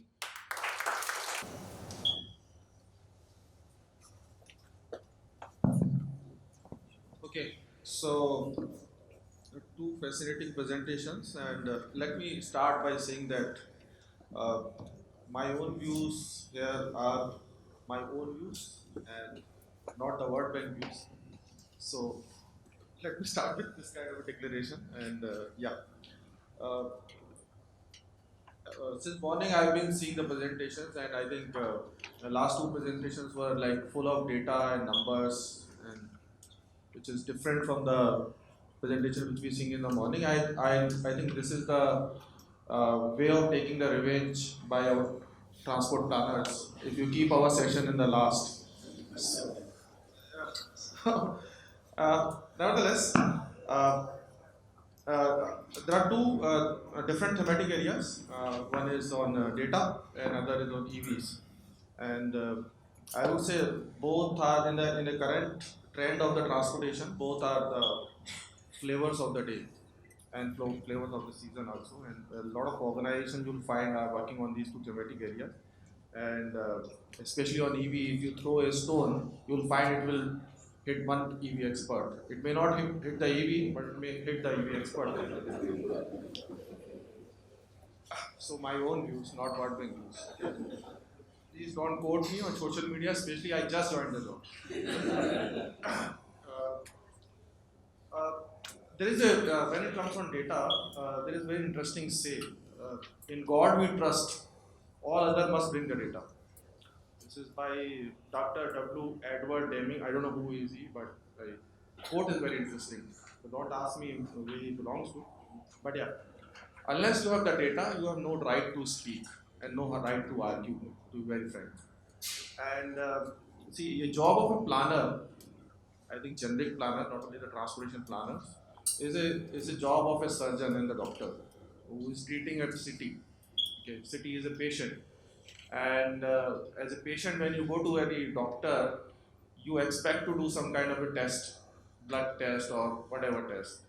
Okay, so your symptoms may not give you the problems. Your symptom can be the fever. You can have a 103 or 102 fever, but fever is a one symptom. It's not a problem. The problem can be COVID, problem can be flu, problem can be whatever. Okay, but that is the symptom. So we cannot treat the patient based on the symptom. We have to undergo those kind of a test, blood tests or whatever tests are required. I think that's where the data plays the role. When we are treating a city as a planner, that data is like a blood test for us. Okay, and what is data? So as Charlie says, data nathi, data nahi hai. यही होता है. Yeah, data nahi hai, but data बहुत है. Okay, there's too much of data when it comes on Indian cities. Okay, but that data in a right form is not available. That's the problem. If you go to any organization in this country, especially the transportation organization, because transportation, public sector organization or the private sector organization deal with the masses. Okay, our cities are all about the numbers. So many thousands, so many lakhs people are traveling. But when it comes on the numbers, what is that number? Okay, when we talk about the data, what is data? Almost what I think 100 odd people are sitting in this room. So this is the data. No, this is not the data. For me, as a transportation planner, so many years I have been working on this data that 100 people are sitting in this room. This may not be enough for me. Now we just cannot plan our city. We have been planning our city based on this guesstimates. This was not estimate. Okay, that 100 people are sitting in the room and probably these many chairs are required. For me, the data would be that 40 girls are sitting in this room. Okay, few maybe disabled who would require a wheelchair also sitting in this room. Few people having a different age profile are also sitting in this room. That is the data for me. Okay. And the data available in this particular format is not there, unfortunately, our city. Uh, yeah. So Charlie gave the example of very interestingly of the Bhubaneswar city. It's a very small city. Okay, we never heard about the stories of small cities in India. Apparently, we are used to hearing the story about the Delhi, Kolkata, Chennai, Bangalore, and last few years, I would say last 10 years, Ahmedabad also. We started listening about the good stories, especially transportation and other sector, Ahmedabad also, but even Ahmedabad never used to exist in those good or bad practices once upon a time. I think it's very interesting in last 7, 5, 6 years, the small cities are giving us a good example. It need to be told. Okay, so Bhubaneswar, as Shalini says, is one of the city who started collecting the gender disaggregated data in the bus. Okay, and somehow,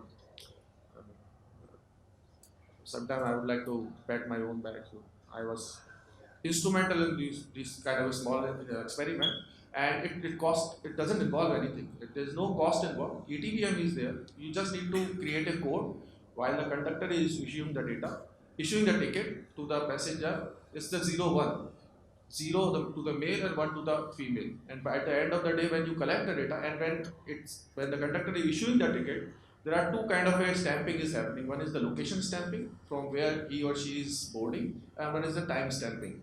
Okay.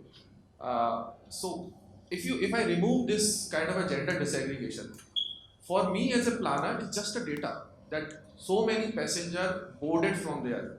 You know how it become important for me that so many women boarded from there at that particular time. Okay.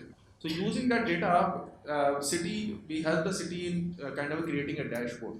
So how to analyze that particular data instead of analyzing that so many people are traveling from A point to B problem, which we have been doing since long in this country as far as travel demand understanding is concerned, and based on that we provide our supply in bus transport or metro transport, whatever it is. So we started learning when we have this kind of gender disaggregation. So now I can visualize from 9 p.m. to 11 p.m. how many women are traveling from this particular point to that particular point, or what is the boarding pattern of the women across the city.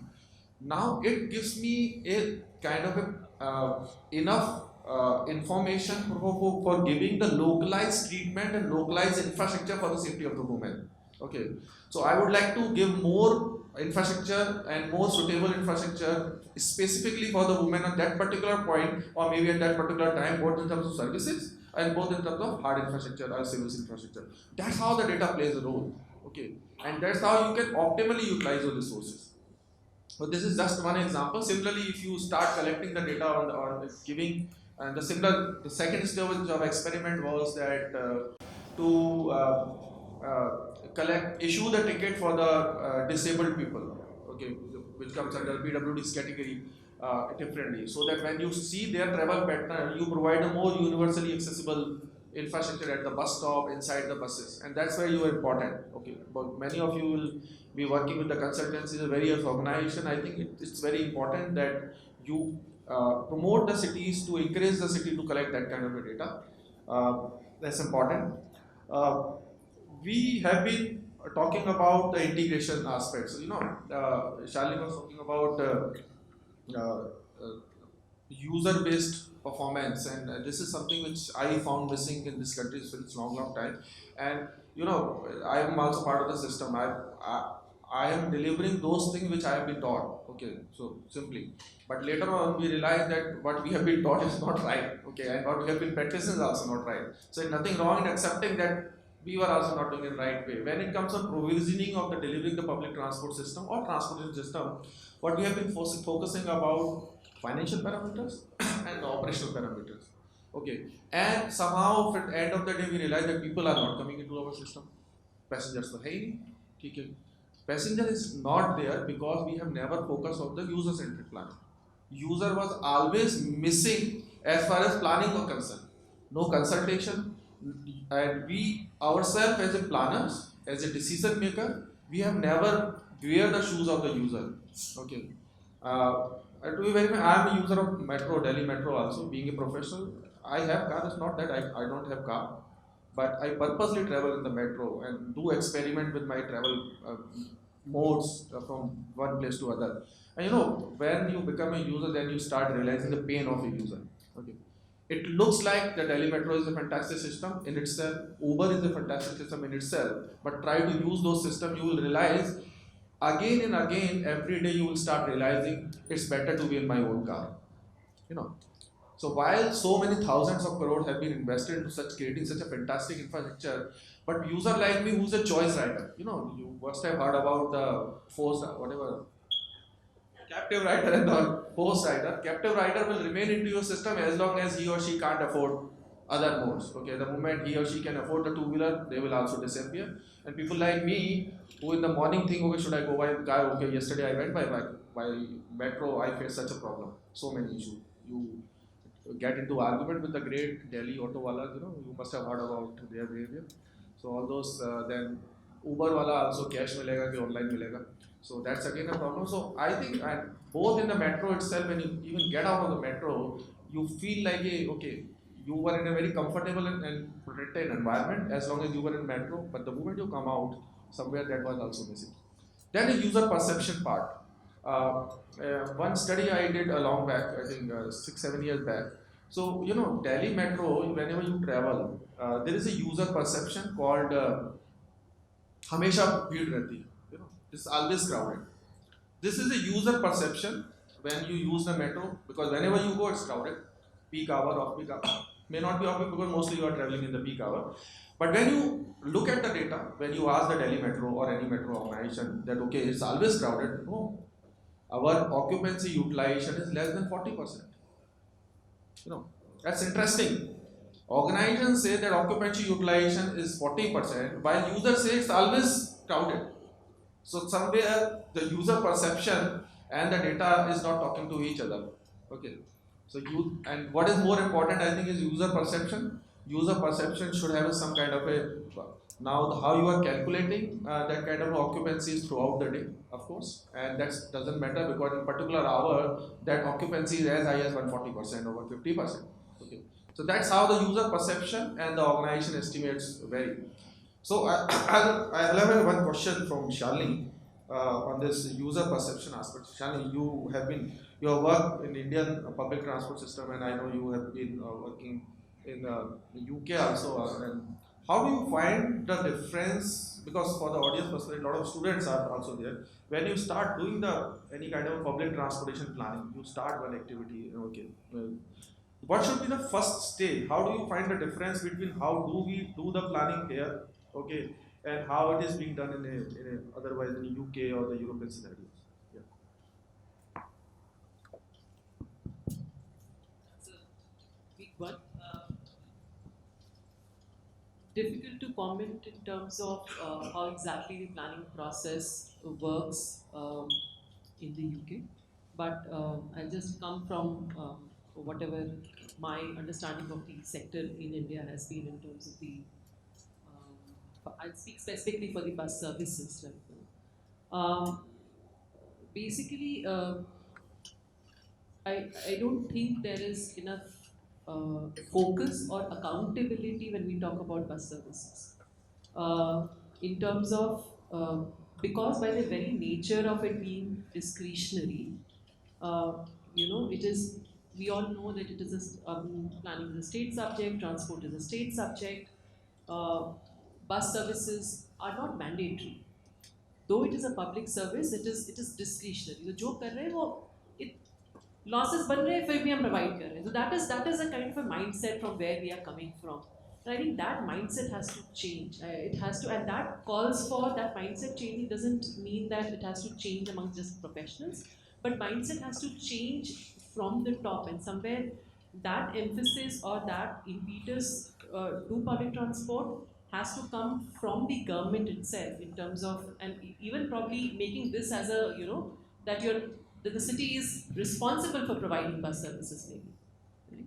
So many things, if I just take a few examples, for example, I mean, I was visiting BMTC, and a lot of these things that we talk about, the user focus, so a lot of things that they are doing, of course, they are making losses. I mean, there is no system across the world which is making money out of public transport. It is a public service, you have to provide public transport.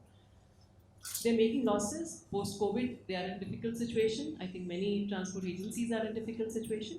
But at least they intend to provide the services, connect different parts, have a minimum level of service, have service differentiation because there are different user classes. So a lot of these things are being talked about because they are accountable for doing the bus service. So there's something right that organizations like BMTC are focusing on.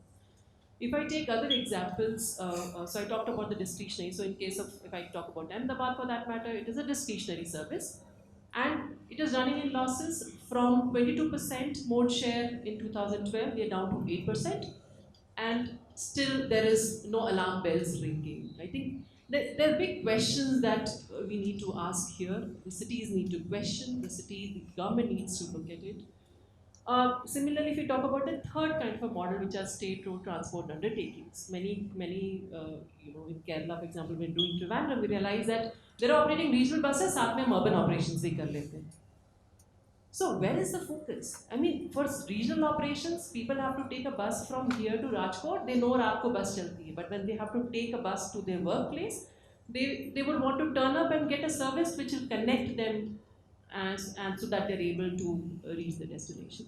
So there's something. I mean, things have evolved gradually. Uh, Earlier, people did not have. I think the socio-economic development was a very different level. At earlier, people did not own private vehicles. Now it is very easy to own vehicles. It's very, if you don't do it right, people will move away. So I think that, and very broadly in terms of what UK has been doing, I think the public transport focus in any European city, we all know about it. But realizing very early on, I think it was in 1990s where they had a white paper, they realized that adding more capacities is not going to work on roads. And what they need to supplement is public transport. They put in a public transport system which is already there. The reforms in terms of integrating different organizations which were there. So there was an act in 1999, GNA Act, under which a lot of reforms, institutional reforms which were done, everything brought under TFL and a single agency managing it. Plus, you have a good public transport supply, plus you have demand management measures. We have been talking about bucket. Are we really doing enough? Policies बहुत बना लिए. Have we implemented any of that? Congestion charging. I mean, you go into the city center, congestion charging 10 pounds. Leave aside congestion charging. If you park the vehicle through the day, I think 80 pounds or 100 pounds are gone. And all these cities, I mean, not just London, Singapore, we all talk about these cities. But there's a conscious effort to move towards, to enable a modal shift to public transport. And I think that is where they are coming from. And once you have that kind of a mandate, the other things will still kind of fall in place. But that mandate, that focus currently seems to be missing. I have a follow-up question on Shalini. I think somewhere I think what we miss here is that I was talking about the user-centric planning. How do we incorporate the user satisfaction and user-centric planning in our first is the planning process and other is the monitoring process? And do you have some example from other elsewhere practices where we can incorporate? And if yes, then how?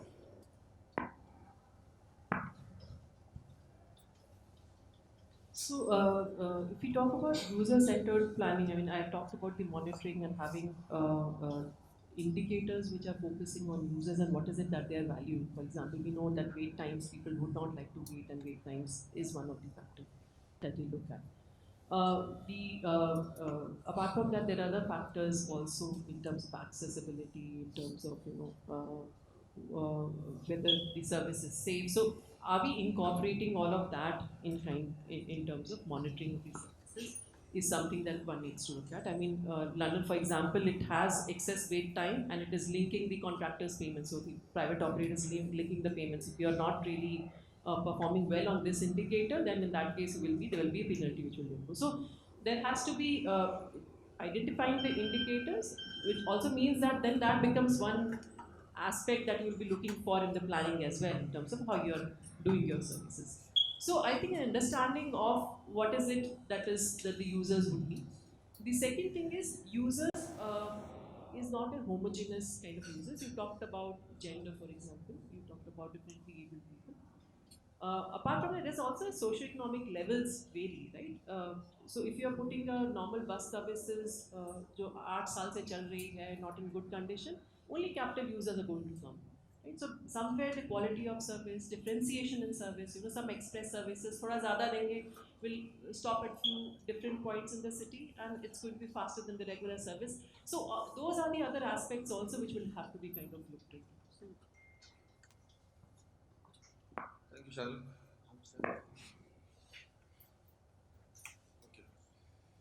Okay, so next topic is EV. Next buzzword is EV, and I think yeah, hydrogen is also a new buzzword. Yeah, also, I think yeah. But let us stick to the EV because मुझे hydrogen में कुछ नहीं आता, so let's not get into that. So yeah, Mani, thanks for giving I very fascinating presentation. Some of the number which you have shown, even especially on this three-wheeler aspects of the solid waste, and especially the solid waste vehicle. I have never thought that we can have a utility of EVs over there. I'd like to ask some question on that aspect because I would personally very interested on that.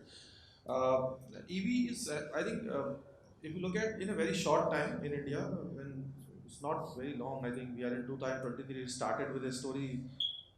Traction started happening in 2015 with the FAME policy, and so far what we have 26 states notified EV policy, 33, 31 EV policy and 26 notified state EV policy. I must say it's a big deal in this country, and somewhere we started realizing that okay, this disaggregated form of okay, first FAME one, what we learned from the FAME one that okay, let's not get into and invest and subsidize the cars, which you have beautifully shown. Okay, be it EV car or be it IC car, the cost to the society is same.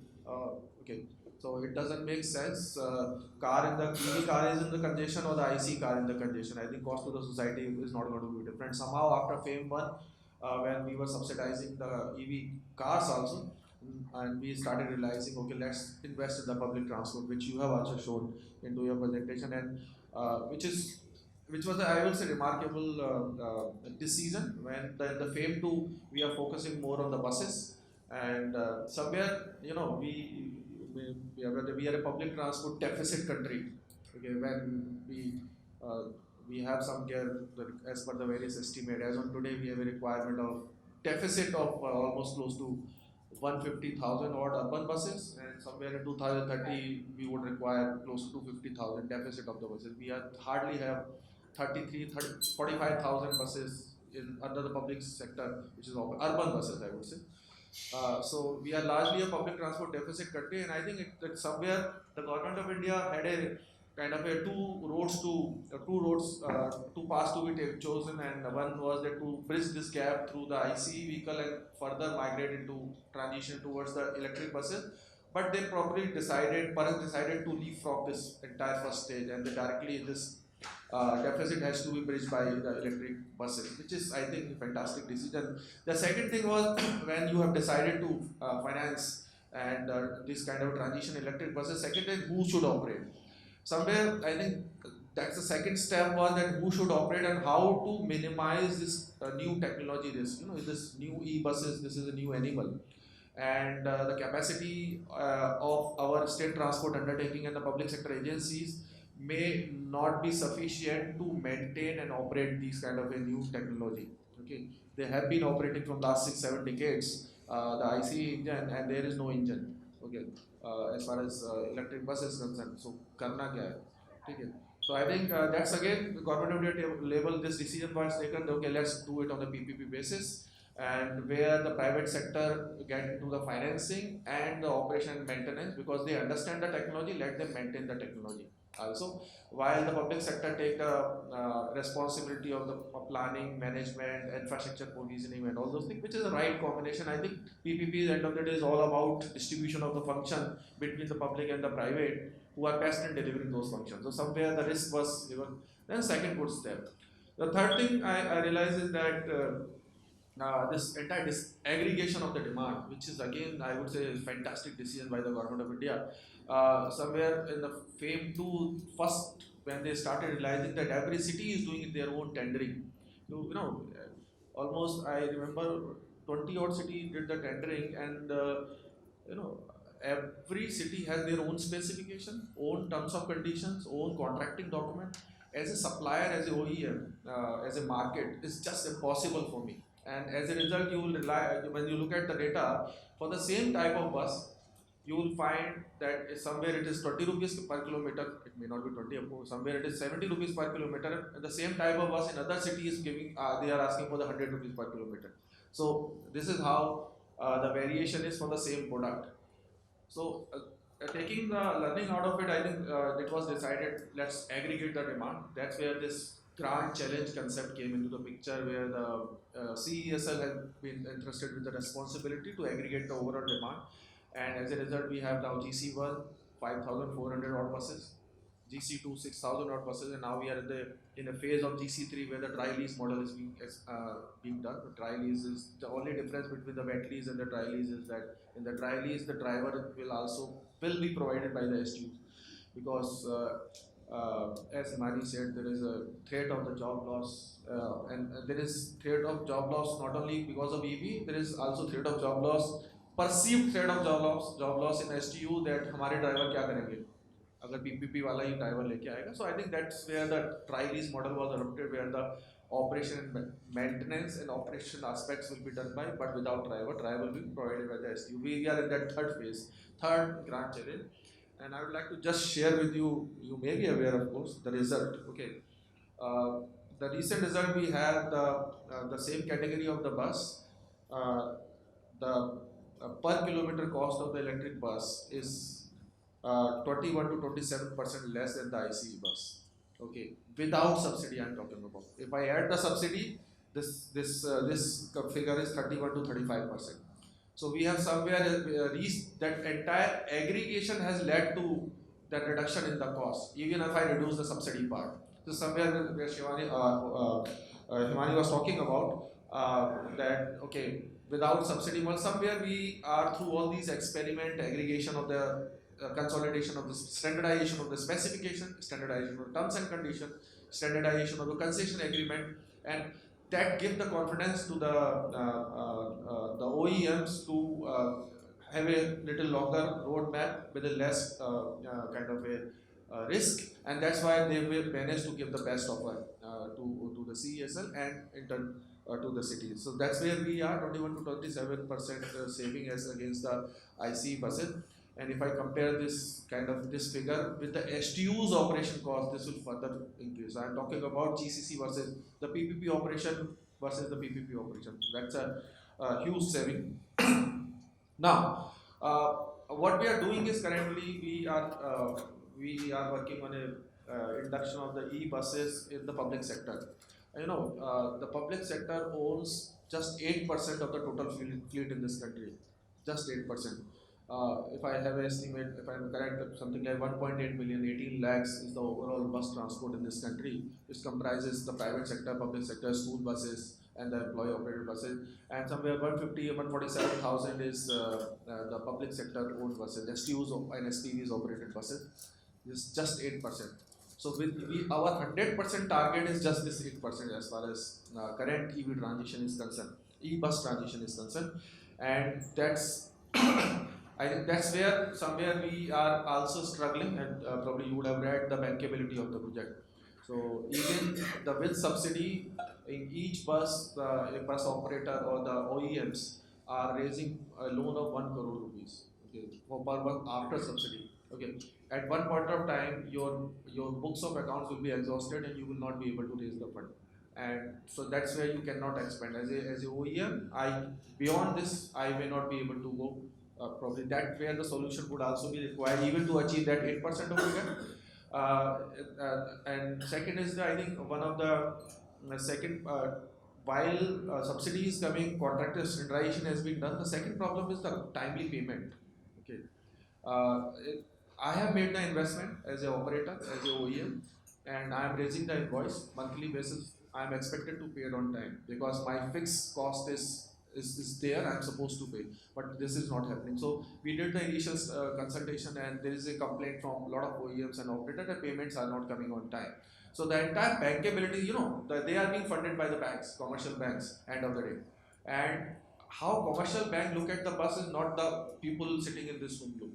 Okay, we see the buses as public transport. They see the buses as a commercial vehicle.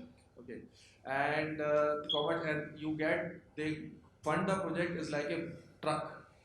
5 year, 4 year, like they fund our car, they also fund the bus. Okay, the 5 year, five, and the if you look at the saving in the operation cost of the bus, which is very high in the operation cost because especially on the fuel part, while you are paying 8 rupees or 9 rupees per kilometer on the fuel, in IC you are paying as high as 18-20 rupees. So that's a high saving. But the realization of saving in the OPEX is over a period of 10 to 12 years. Okay, while the fixed cost amortization is happening in the 5 year.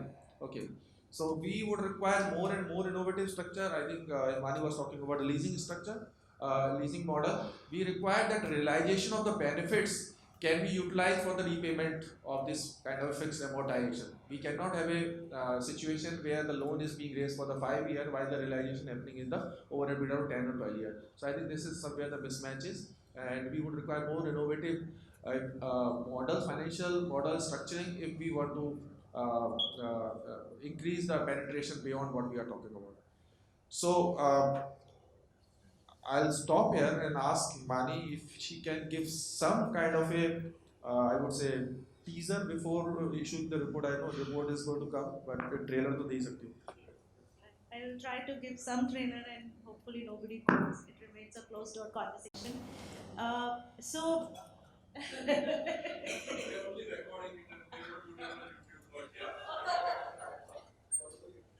Okay, so no numbers, but some trailer without numbers. So we tried to look into, there are three different ways in which government could have supported the uptake of e-buses in the private sector. So no government guarantee, no nothing. You are looking at very profitable non-urban routes where private guys are already running with a permit. So government does not have to go through any this thing. No losses have to be made. No buses have to be put. Whatever. STU keeps running their buses in parallel, and private guys are operating in a non-urban context, but on profitable routes in parallel. With growing fuel prices, they are getting lower and lower and lower profits, and now they are almost at the verge of getting into losses and coming out of the business. Because when they put their buses 6-7 years ago, it was a different fuel cost. Now with COVID losses and everything, and now fuel cost totally backs it out.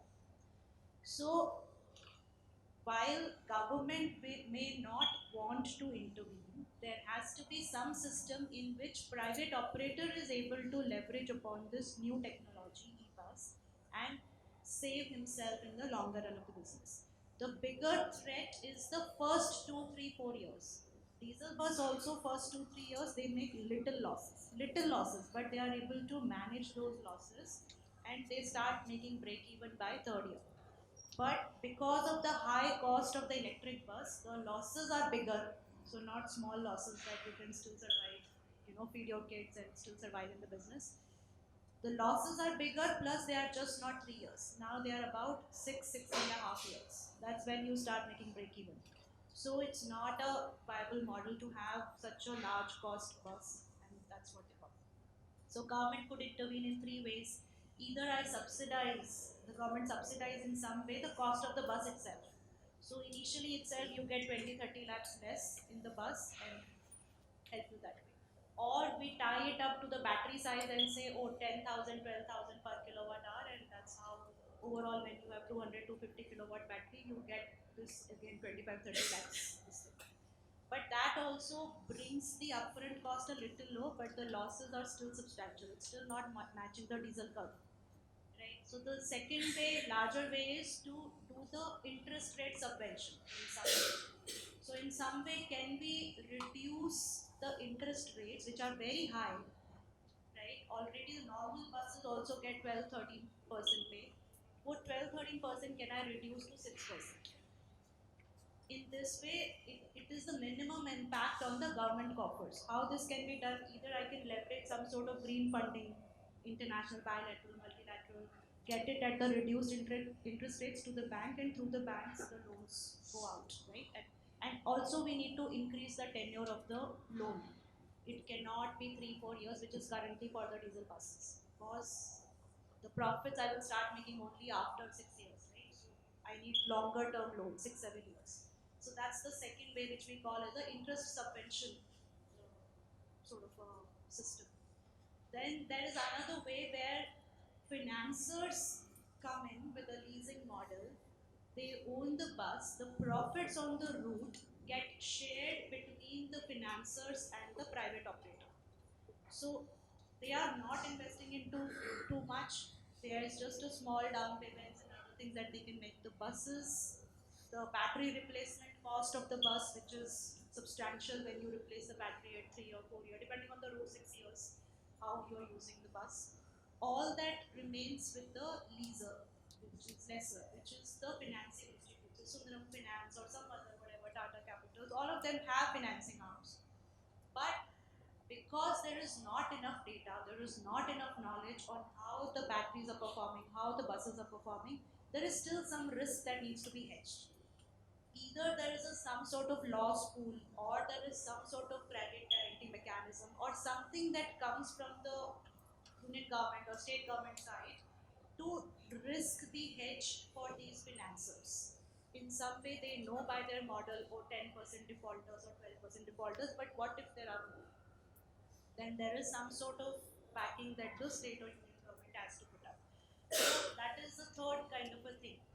Right now, 8 large policies, if you look, the recent ones, state EV policies, like Lagu was talking about, a lot of them, a couple of them, Odisha and somebody is giving, say, interest rate subvention. A lot of others are giving some sort of subsidies. They are good for first 300, 400 buses. They are very much needed. Because of those, if the bus uptake can happen, of course there are other ecosystem changes that needs to happen. But if that happens, there is enough data, there is enough secondary market for the buses, there is probably a secondary market for batteries as well. There is some sort of recycling and residual value that you can get for the batteries also in the end.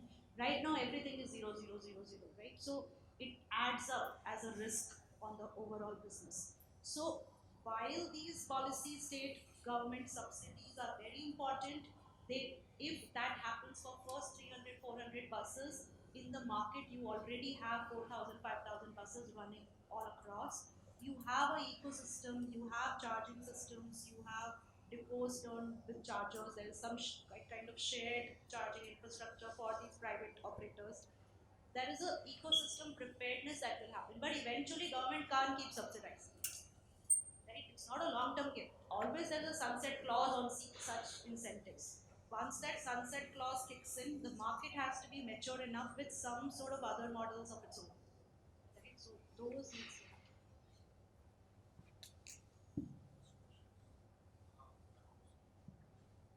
Yes, questions.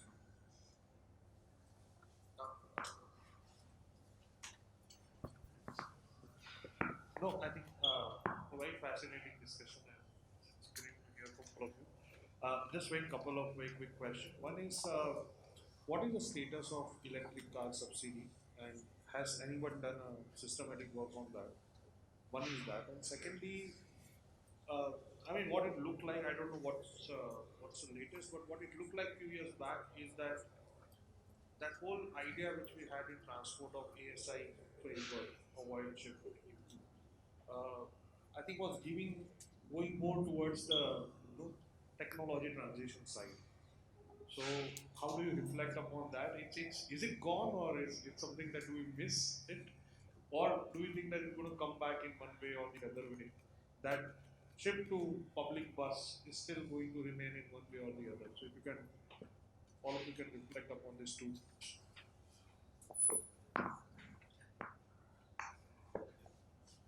So, in my typical sarcastic way, uh, you know, uh, I've been following a public transport system probably in my entire career, 17, 18 years now. And all I see whenever we talk about the transportation system, we talk about the technologies only. It's metro versus BRT, it's bus versus metro, it's low floor versus high floor buses, it's electric versus IC engine. So I think that's what I was telling. Somewhere the user was always missing in the discussion. Yeah. And if you look at the even the e-bus story, uh, And if you look at the issues and challenges pertaining to the deployment of the e-buses has just added one layer of a challenge, which is the electric bus. Okay, if you look at the 90% of the problems and issues and challenges associated with the bus transport system are still there. Okay, electric buses have nothing to do with all those things. The capacity of the STUs, the gas strapped our STUs, the planning systems, the concessions, route planning, operation planning, institutional framework, capacities, all those are still there. And probably with the electric buses, only one dimension has been added, is one another technology, which we do not understand. Okay, which STUs do not understand. Of course, they are not supposed to understand each and every technology, but I think so far wherever we try to work, we try to work on in a way. Okay, first solve those problems. Where is the financing will come from? Where is the money to bridge that gap? That gap is still there, whether electric bus or the IC engine. The passenger is paying 1 rupees, you are spending 3 rupees. Okay, where will that 2 rupees come from? Okay, how do you improve the efficiency? So I think you are absolutely right. I think this we always get into the discussion of the technology. Okay, instead of solving the basic problems of the transportation system and the bus transport system, which will remain irrespective you have the hydrogen bus or electric bus or the ICE bus. Yeah. I agree with that. Just a silver lining is what I would look at. At least there's some funding which is coming into the buses. So I think looking at electrification not as electrification, but electrification as a means to improve the public transport. If that is the way that we're looking at it, then it is okay. But of course, the other problems remain, and unless those problems are addressed, we are not going to make public transport attractive. First question was one you would like to do is electric cars. Electric, yeah, yeah. So I mean, there are subsidies on the cars, but there hasn't been so much of uptake of the electric cars per se. Again, the whole conversation, if you try and look at it, how many kilometers a personal car does versus how many kilometers a taxi does. So for a taxi, it makes sense to electrify because of the so many more kilometers that you are doing, your TCO will be much lower in the overall. So for you, so it's a total cost of operations over the lifetime of the useful lifetime of your vehicle, and that includes battery replacement, is that maintenance, fuel, EMIs, interest, everything included. So because the savings in an electric vehicle come from the kilometers, because more kilometer you do, more savings you will make. It makes more sense for you to have a EV. So unless you are a commercial vehicle, when you are doing a lot of kilometers, it makes a lot of sense for you to be a EV. And that's what any normal person, whoever has to make a decision, if they are making a decision based on environment, it's a different story. But if you are making a decision based on economics, you will see your kilometers, and if you calculate, it won't be a FAME 1 was for the cars. They were part of the subsidy. Even the mild FAME 1 they were versus in the last leg only. The last 4 months recording is happening. Otherwise, I would have given you more detail. But yeah, that's how it is.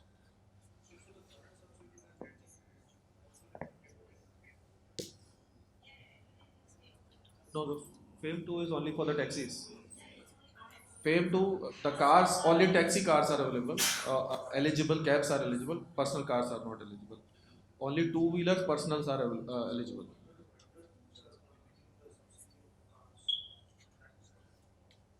Vendors, no, no. State level subsidies are there. Delhi has the subsidy 1.5 lakh, and yeah.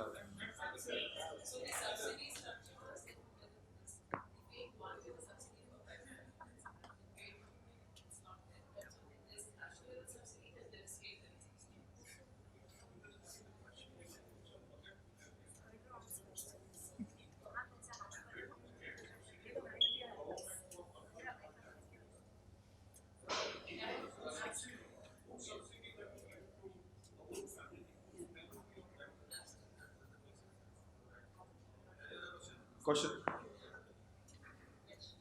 Yeah, please. This is primarily for ma'am here, Himani ma'am. So in your presentation, you talked about the policy, the way that policy has to be, favoring the shift in the initial parts. So for the automobile industry, somewhere around 40-50% of the manufacturing GDP of the country comes from automobile sector. So out of that, around 7% or so is sorry. Yeah, out of that, total GDP, around 7% comes from automobile industry. So for the national government, when they are making a policy, you touched upon the employment aspect of this industry. So they have a very tough thing to navigate there, because it's a huge sector where a lot of employment comes in. At the same time, for the other side, from our side and for the environment side, there is a positive benefit that's going to come from. So what is the alternative that we have to pitch? Because it's not an easy shift that they have to do. So yeah, point very well taken. And at least in the Indian narrative, we will not say, oh, at the cost of the manufacturing value add. So you can continue to make cars, sell cars, give jobs in the automobile manufacturing sector. But when I am managing the traffic in the city, I will still deploy the restrictive strategies to make sure that the car does not fly on the road without a cost. So we can deploy everything from parking costs to fuel costs to congestion pricing to carbon cess to everything else to make sure you pay for what you do. You pay for what you use, right? If it is a status symbol, sure, you can keep it in your drawing room, it won't be on my road without a cost. I'm not stopping you from owning a car if it is aspirational value, if it is a status to you. Of course, we need to change that narrative at some point of time. There has to be some social campaigns or something to make buses more niche, more, now than a car. And I hope the new generations are, in a way, going in that direction, moving away from ownership to not owning a vehicle and still, having a better mobility. But there are two different conundrums. One is job and growth, but there is also congestion and infrastructure and other things on the road. Both can be managed. Or you export. Not here. But that doesn't solve that problem, right? Correct answer. Any? Have you done? Yeah. I think this is the last question. Yeah. Rutu? Time, I don't know. There's another hand. That's why I'm asking. Hello. Yeah. As Himangi Bain has already stated that we are electrifying PTs, IPTs, and also solid waste collection vehicles. As solid waste collection vehicles and buses are being procured by government itself or being contracted by operators, so it can be mandated for EVs.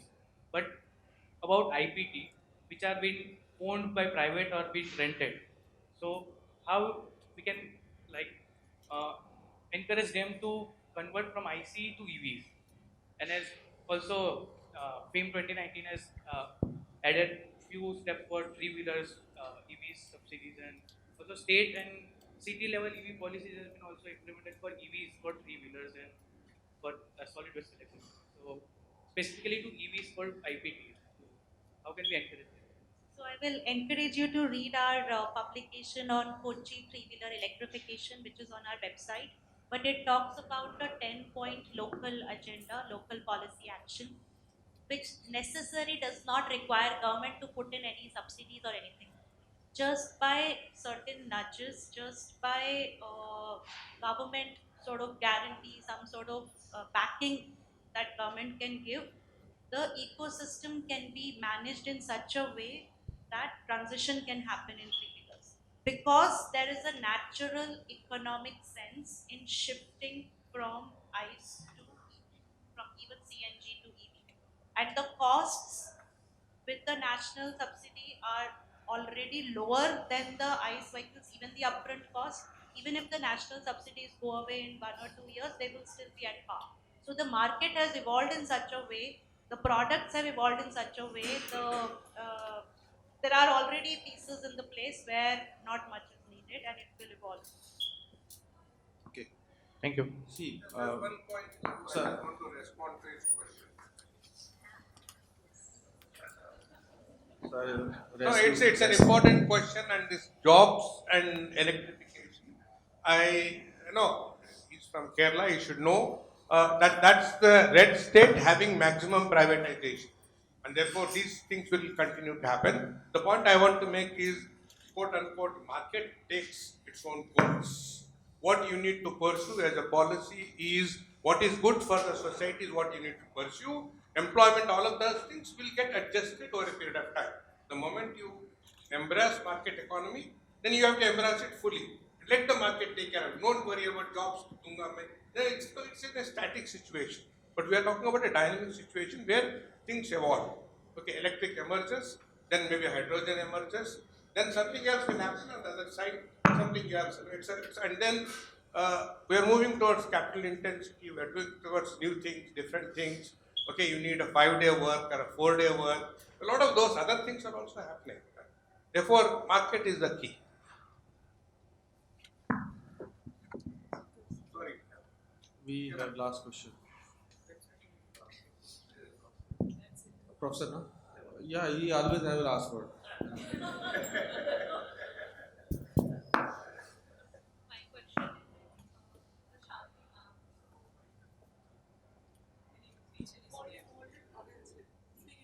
So regarding the accountability of public transportation services in cities. So currently we know that cities are not obliged to provide public transportation services, but why it is difficult to get institutional reforms in India to make sure that cities have to provide effective public transportation services. And also, for example, we are trying to bring UMTA as well, but it's been a decade, we haven't got a very good authority to make sure that those things happen.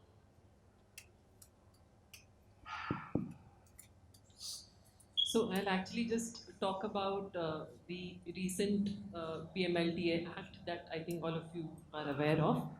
And for the first time, right, an AMTA like organization is having a legal backing, and that is so. I will not really say that why is it so difficult, but things are happening. They are slowly moving, and this is the first case, and let's hope there will be many others which will follow soon. So, of course, this is just the first step. There are many other things that will have to be kind of outlined clearly, kind of mandated, looking at the finances, looking at the capacities. But things will, I think, I will like to think that things will change. I mean, even if that change is slow, but it will happen. Okay, before I invite Professor Swami for the last word, yeah, I have second last word. So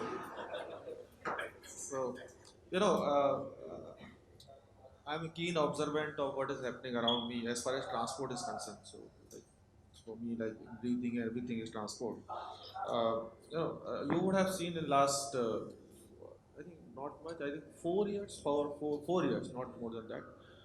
This humongous penetration of the e-rickshaws in our cities. Okay. Not only here in the small cities, I belong to Agra, small town, not so small, but even in the smallest town you see, and even in Delhi. So I remember last figure to 2019, the penetration was something like 1.5 million in this country. When we were talking about the FAME and all those things, that time 1.5 million e-rickshaws were there in this country. Both in terms of first mile, last mile connectivity in a city like Delhi, where any metros, one of the best metro system was unable to provide so many years the first and last mile. They came, okay, no planner did the demand assessment for them, no regulation, no policy, no subsidy, no charging infrastructure. And we are talking about the 1.5. I'm sure by now we are talking there must be something like 2 million, and this is many of them are not registered. I'm not saying that okay, regulation should not be there or policy should not be, but what is the one learning we have? Unless question which you are asking, I think I'd like to give answer on that. Learning what we have is See, the discussion based on the TCOs to some extent is fine, but till the time we achieve the cost parity, okay, the mass penetration is not going to happen. Okay, the moment that cost parity will come, and moment all of us will stop doing the TCO calculations before purchasing, before taking our decision, the mass penetration will automatically happen. And that's where the learning of this e-rickshaw story I would like to give. If my take home after taking the 75,000 rupees e-rickshaw, taking the loan from the unorganized market I'm talking about, the interest rates are as high as 25, 20, probably 30%. We are not getting from the loan from the bank or SBI bank. After paying repayment of the loan, my own contribution and all charging payment which I'm probably doing from some panwala shop or somewhere, I'm also paying to him. Despite that, my take home is enough to operate that particular e-rickshaw. That's where the learning, that's where the takeaway of the e-rickshaw story in this country, and that fascinates me a lot. Prof. Swami, sir.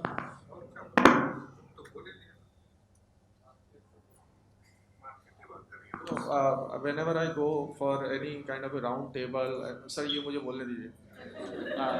And that's a very interesting thing. Professor Swami is my mentor, guru, and everything. And whenever I go round table, a lot of places we are sharing the platform, and he speaks before me, and that's where the problem is. You know, that's why today I decided I will do the conclusion before him because मेरे पास कुछ नहीं बचता बोलने के लिए उसके बाद. Thank you. Wonderful presentation. It's good to see kind of work, not just theory, but also practice and applicability on ground is very, very important. From that perspective, both the presenters gave us a very presentation and very useful learning what we can probably take home. Yeah? And Raghu coming here, and I don't know if you're aware that he was part and parcel of Symposium, the center, and then he got for planning a few years back. Yeah. And then he continues to be associated with this place. As again, part and parcel, it's not as an outside. For that, yes. Yeah, he's from Nellisco, but people think that he's from that university. Yeah, for that I would like to thank you. Okay. Coming back to the topic, I think, and he'll give me the hint. Okay, what he said is, you have to go and say, you have to go back to the first principle. The first principle is that governments have no business to do business. I think when you talk about transport, the problem revolves around government getting into the business and trying to dictate, and that's where the government fails, and that's where we talk about, bringing in private sector to operate. The problem with government is when they take the role of a provider, then it becomes a service. Then it becomes a मेहरबानी. मैं दे रहा हूँ तो ले रहा है, तो मैं देता हूँ वो ले लो. ज़्यादा पूछने की हक नहीं है. The customer perspective goes out of the window because the government thinks it's a service and it is giving because it's essential. People have to accept whatever is provided. There is no competitive kind of regime there. That's I think is one difference. Therefore, how do you bring in that competition? I am not saying government will monopoly survive. Shani gave examples of Karnataka. It's one of the best public transport systems. They do all the innovations they talk about this. Therefore, there are examples of private sector, there are examples of public sector. But whatever is relevant, where I think that's quite important. The second important thing about data. Data is critical, but data is not full of it and everything. People only know data. They can present this way, that way. No, you can do a lot of things with data. Present this, unless you know what you want to get out of it. And therefore, professionalization of organizations which deal with public transport is very critical. They generate data from that data, but they don't know what use they can do. And they also don't have an incentive to actually use that data.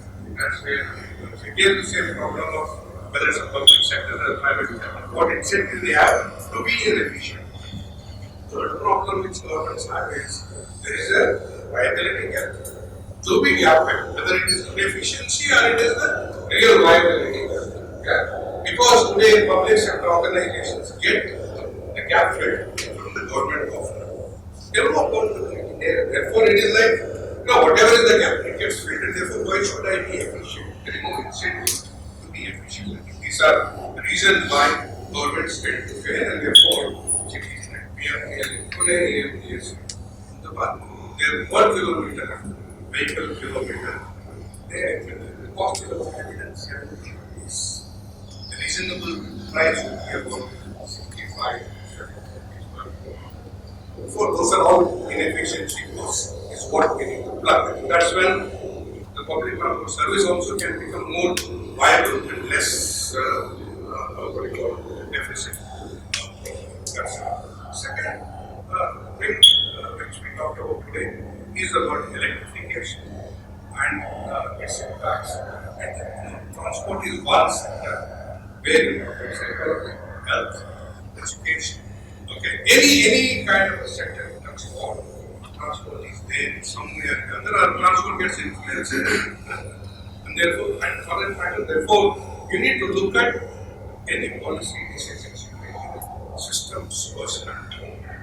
Okay. Anything will be affected by anything else, and that's what systems perspective is all about.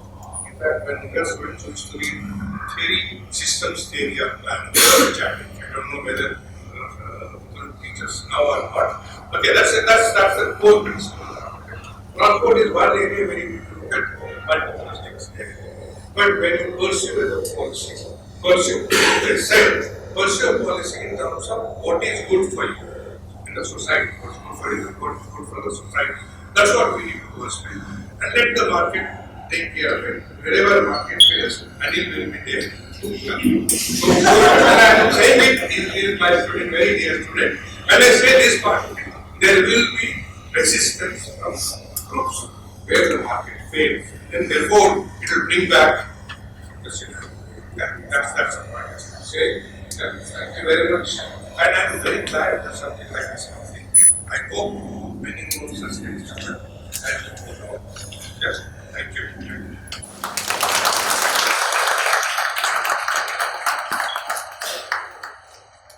Okay, so just give me 5 minutes. Yes, no, that's not my last word.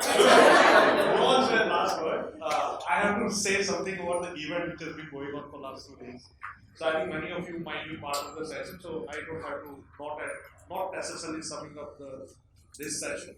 But I think last 2 days we have been sort of reinitiated the self-research symposium after a break from pandemic, and it's been wonderful to sort of see the room full of hot debates and discussions and fun and sarcasm and all of that. And I think it's been, it could only be possible because I think our 6 faculty members, Mona is here, Shalini is here, Sejal, today they sort of took it upon themselves to put together this very, very interesting panel.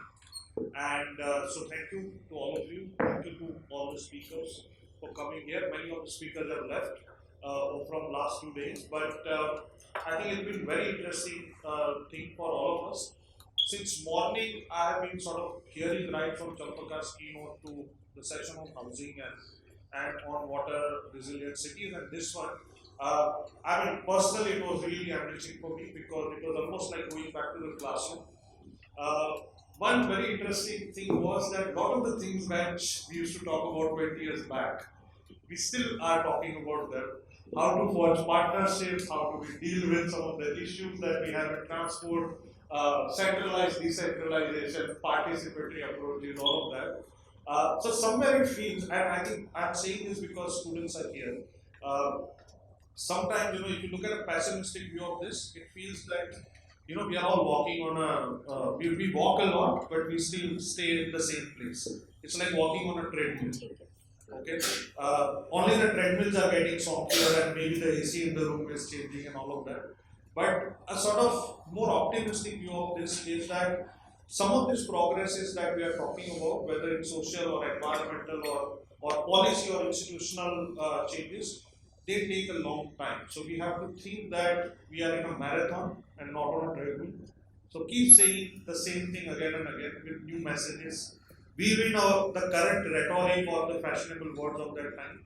But keep giving some of these messages again and again. I think that's what you learn from our teachers and everyone. Very recently, I had a pleasure to hear Shivanand sir in that CE conference.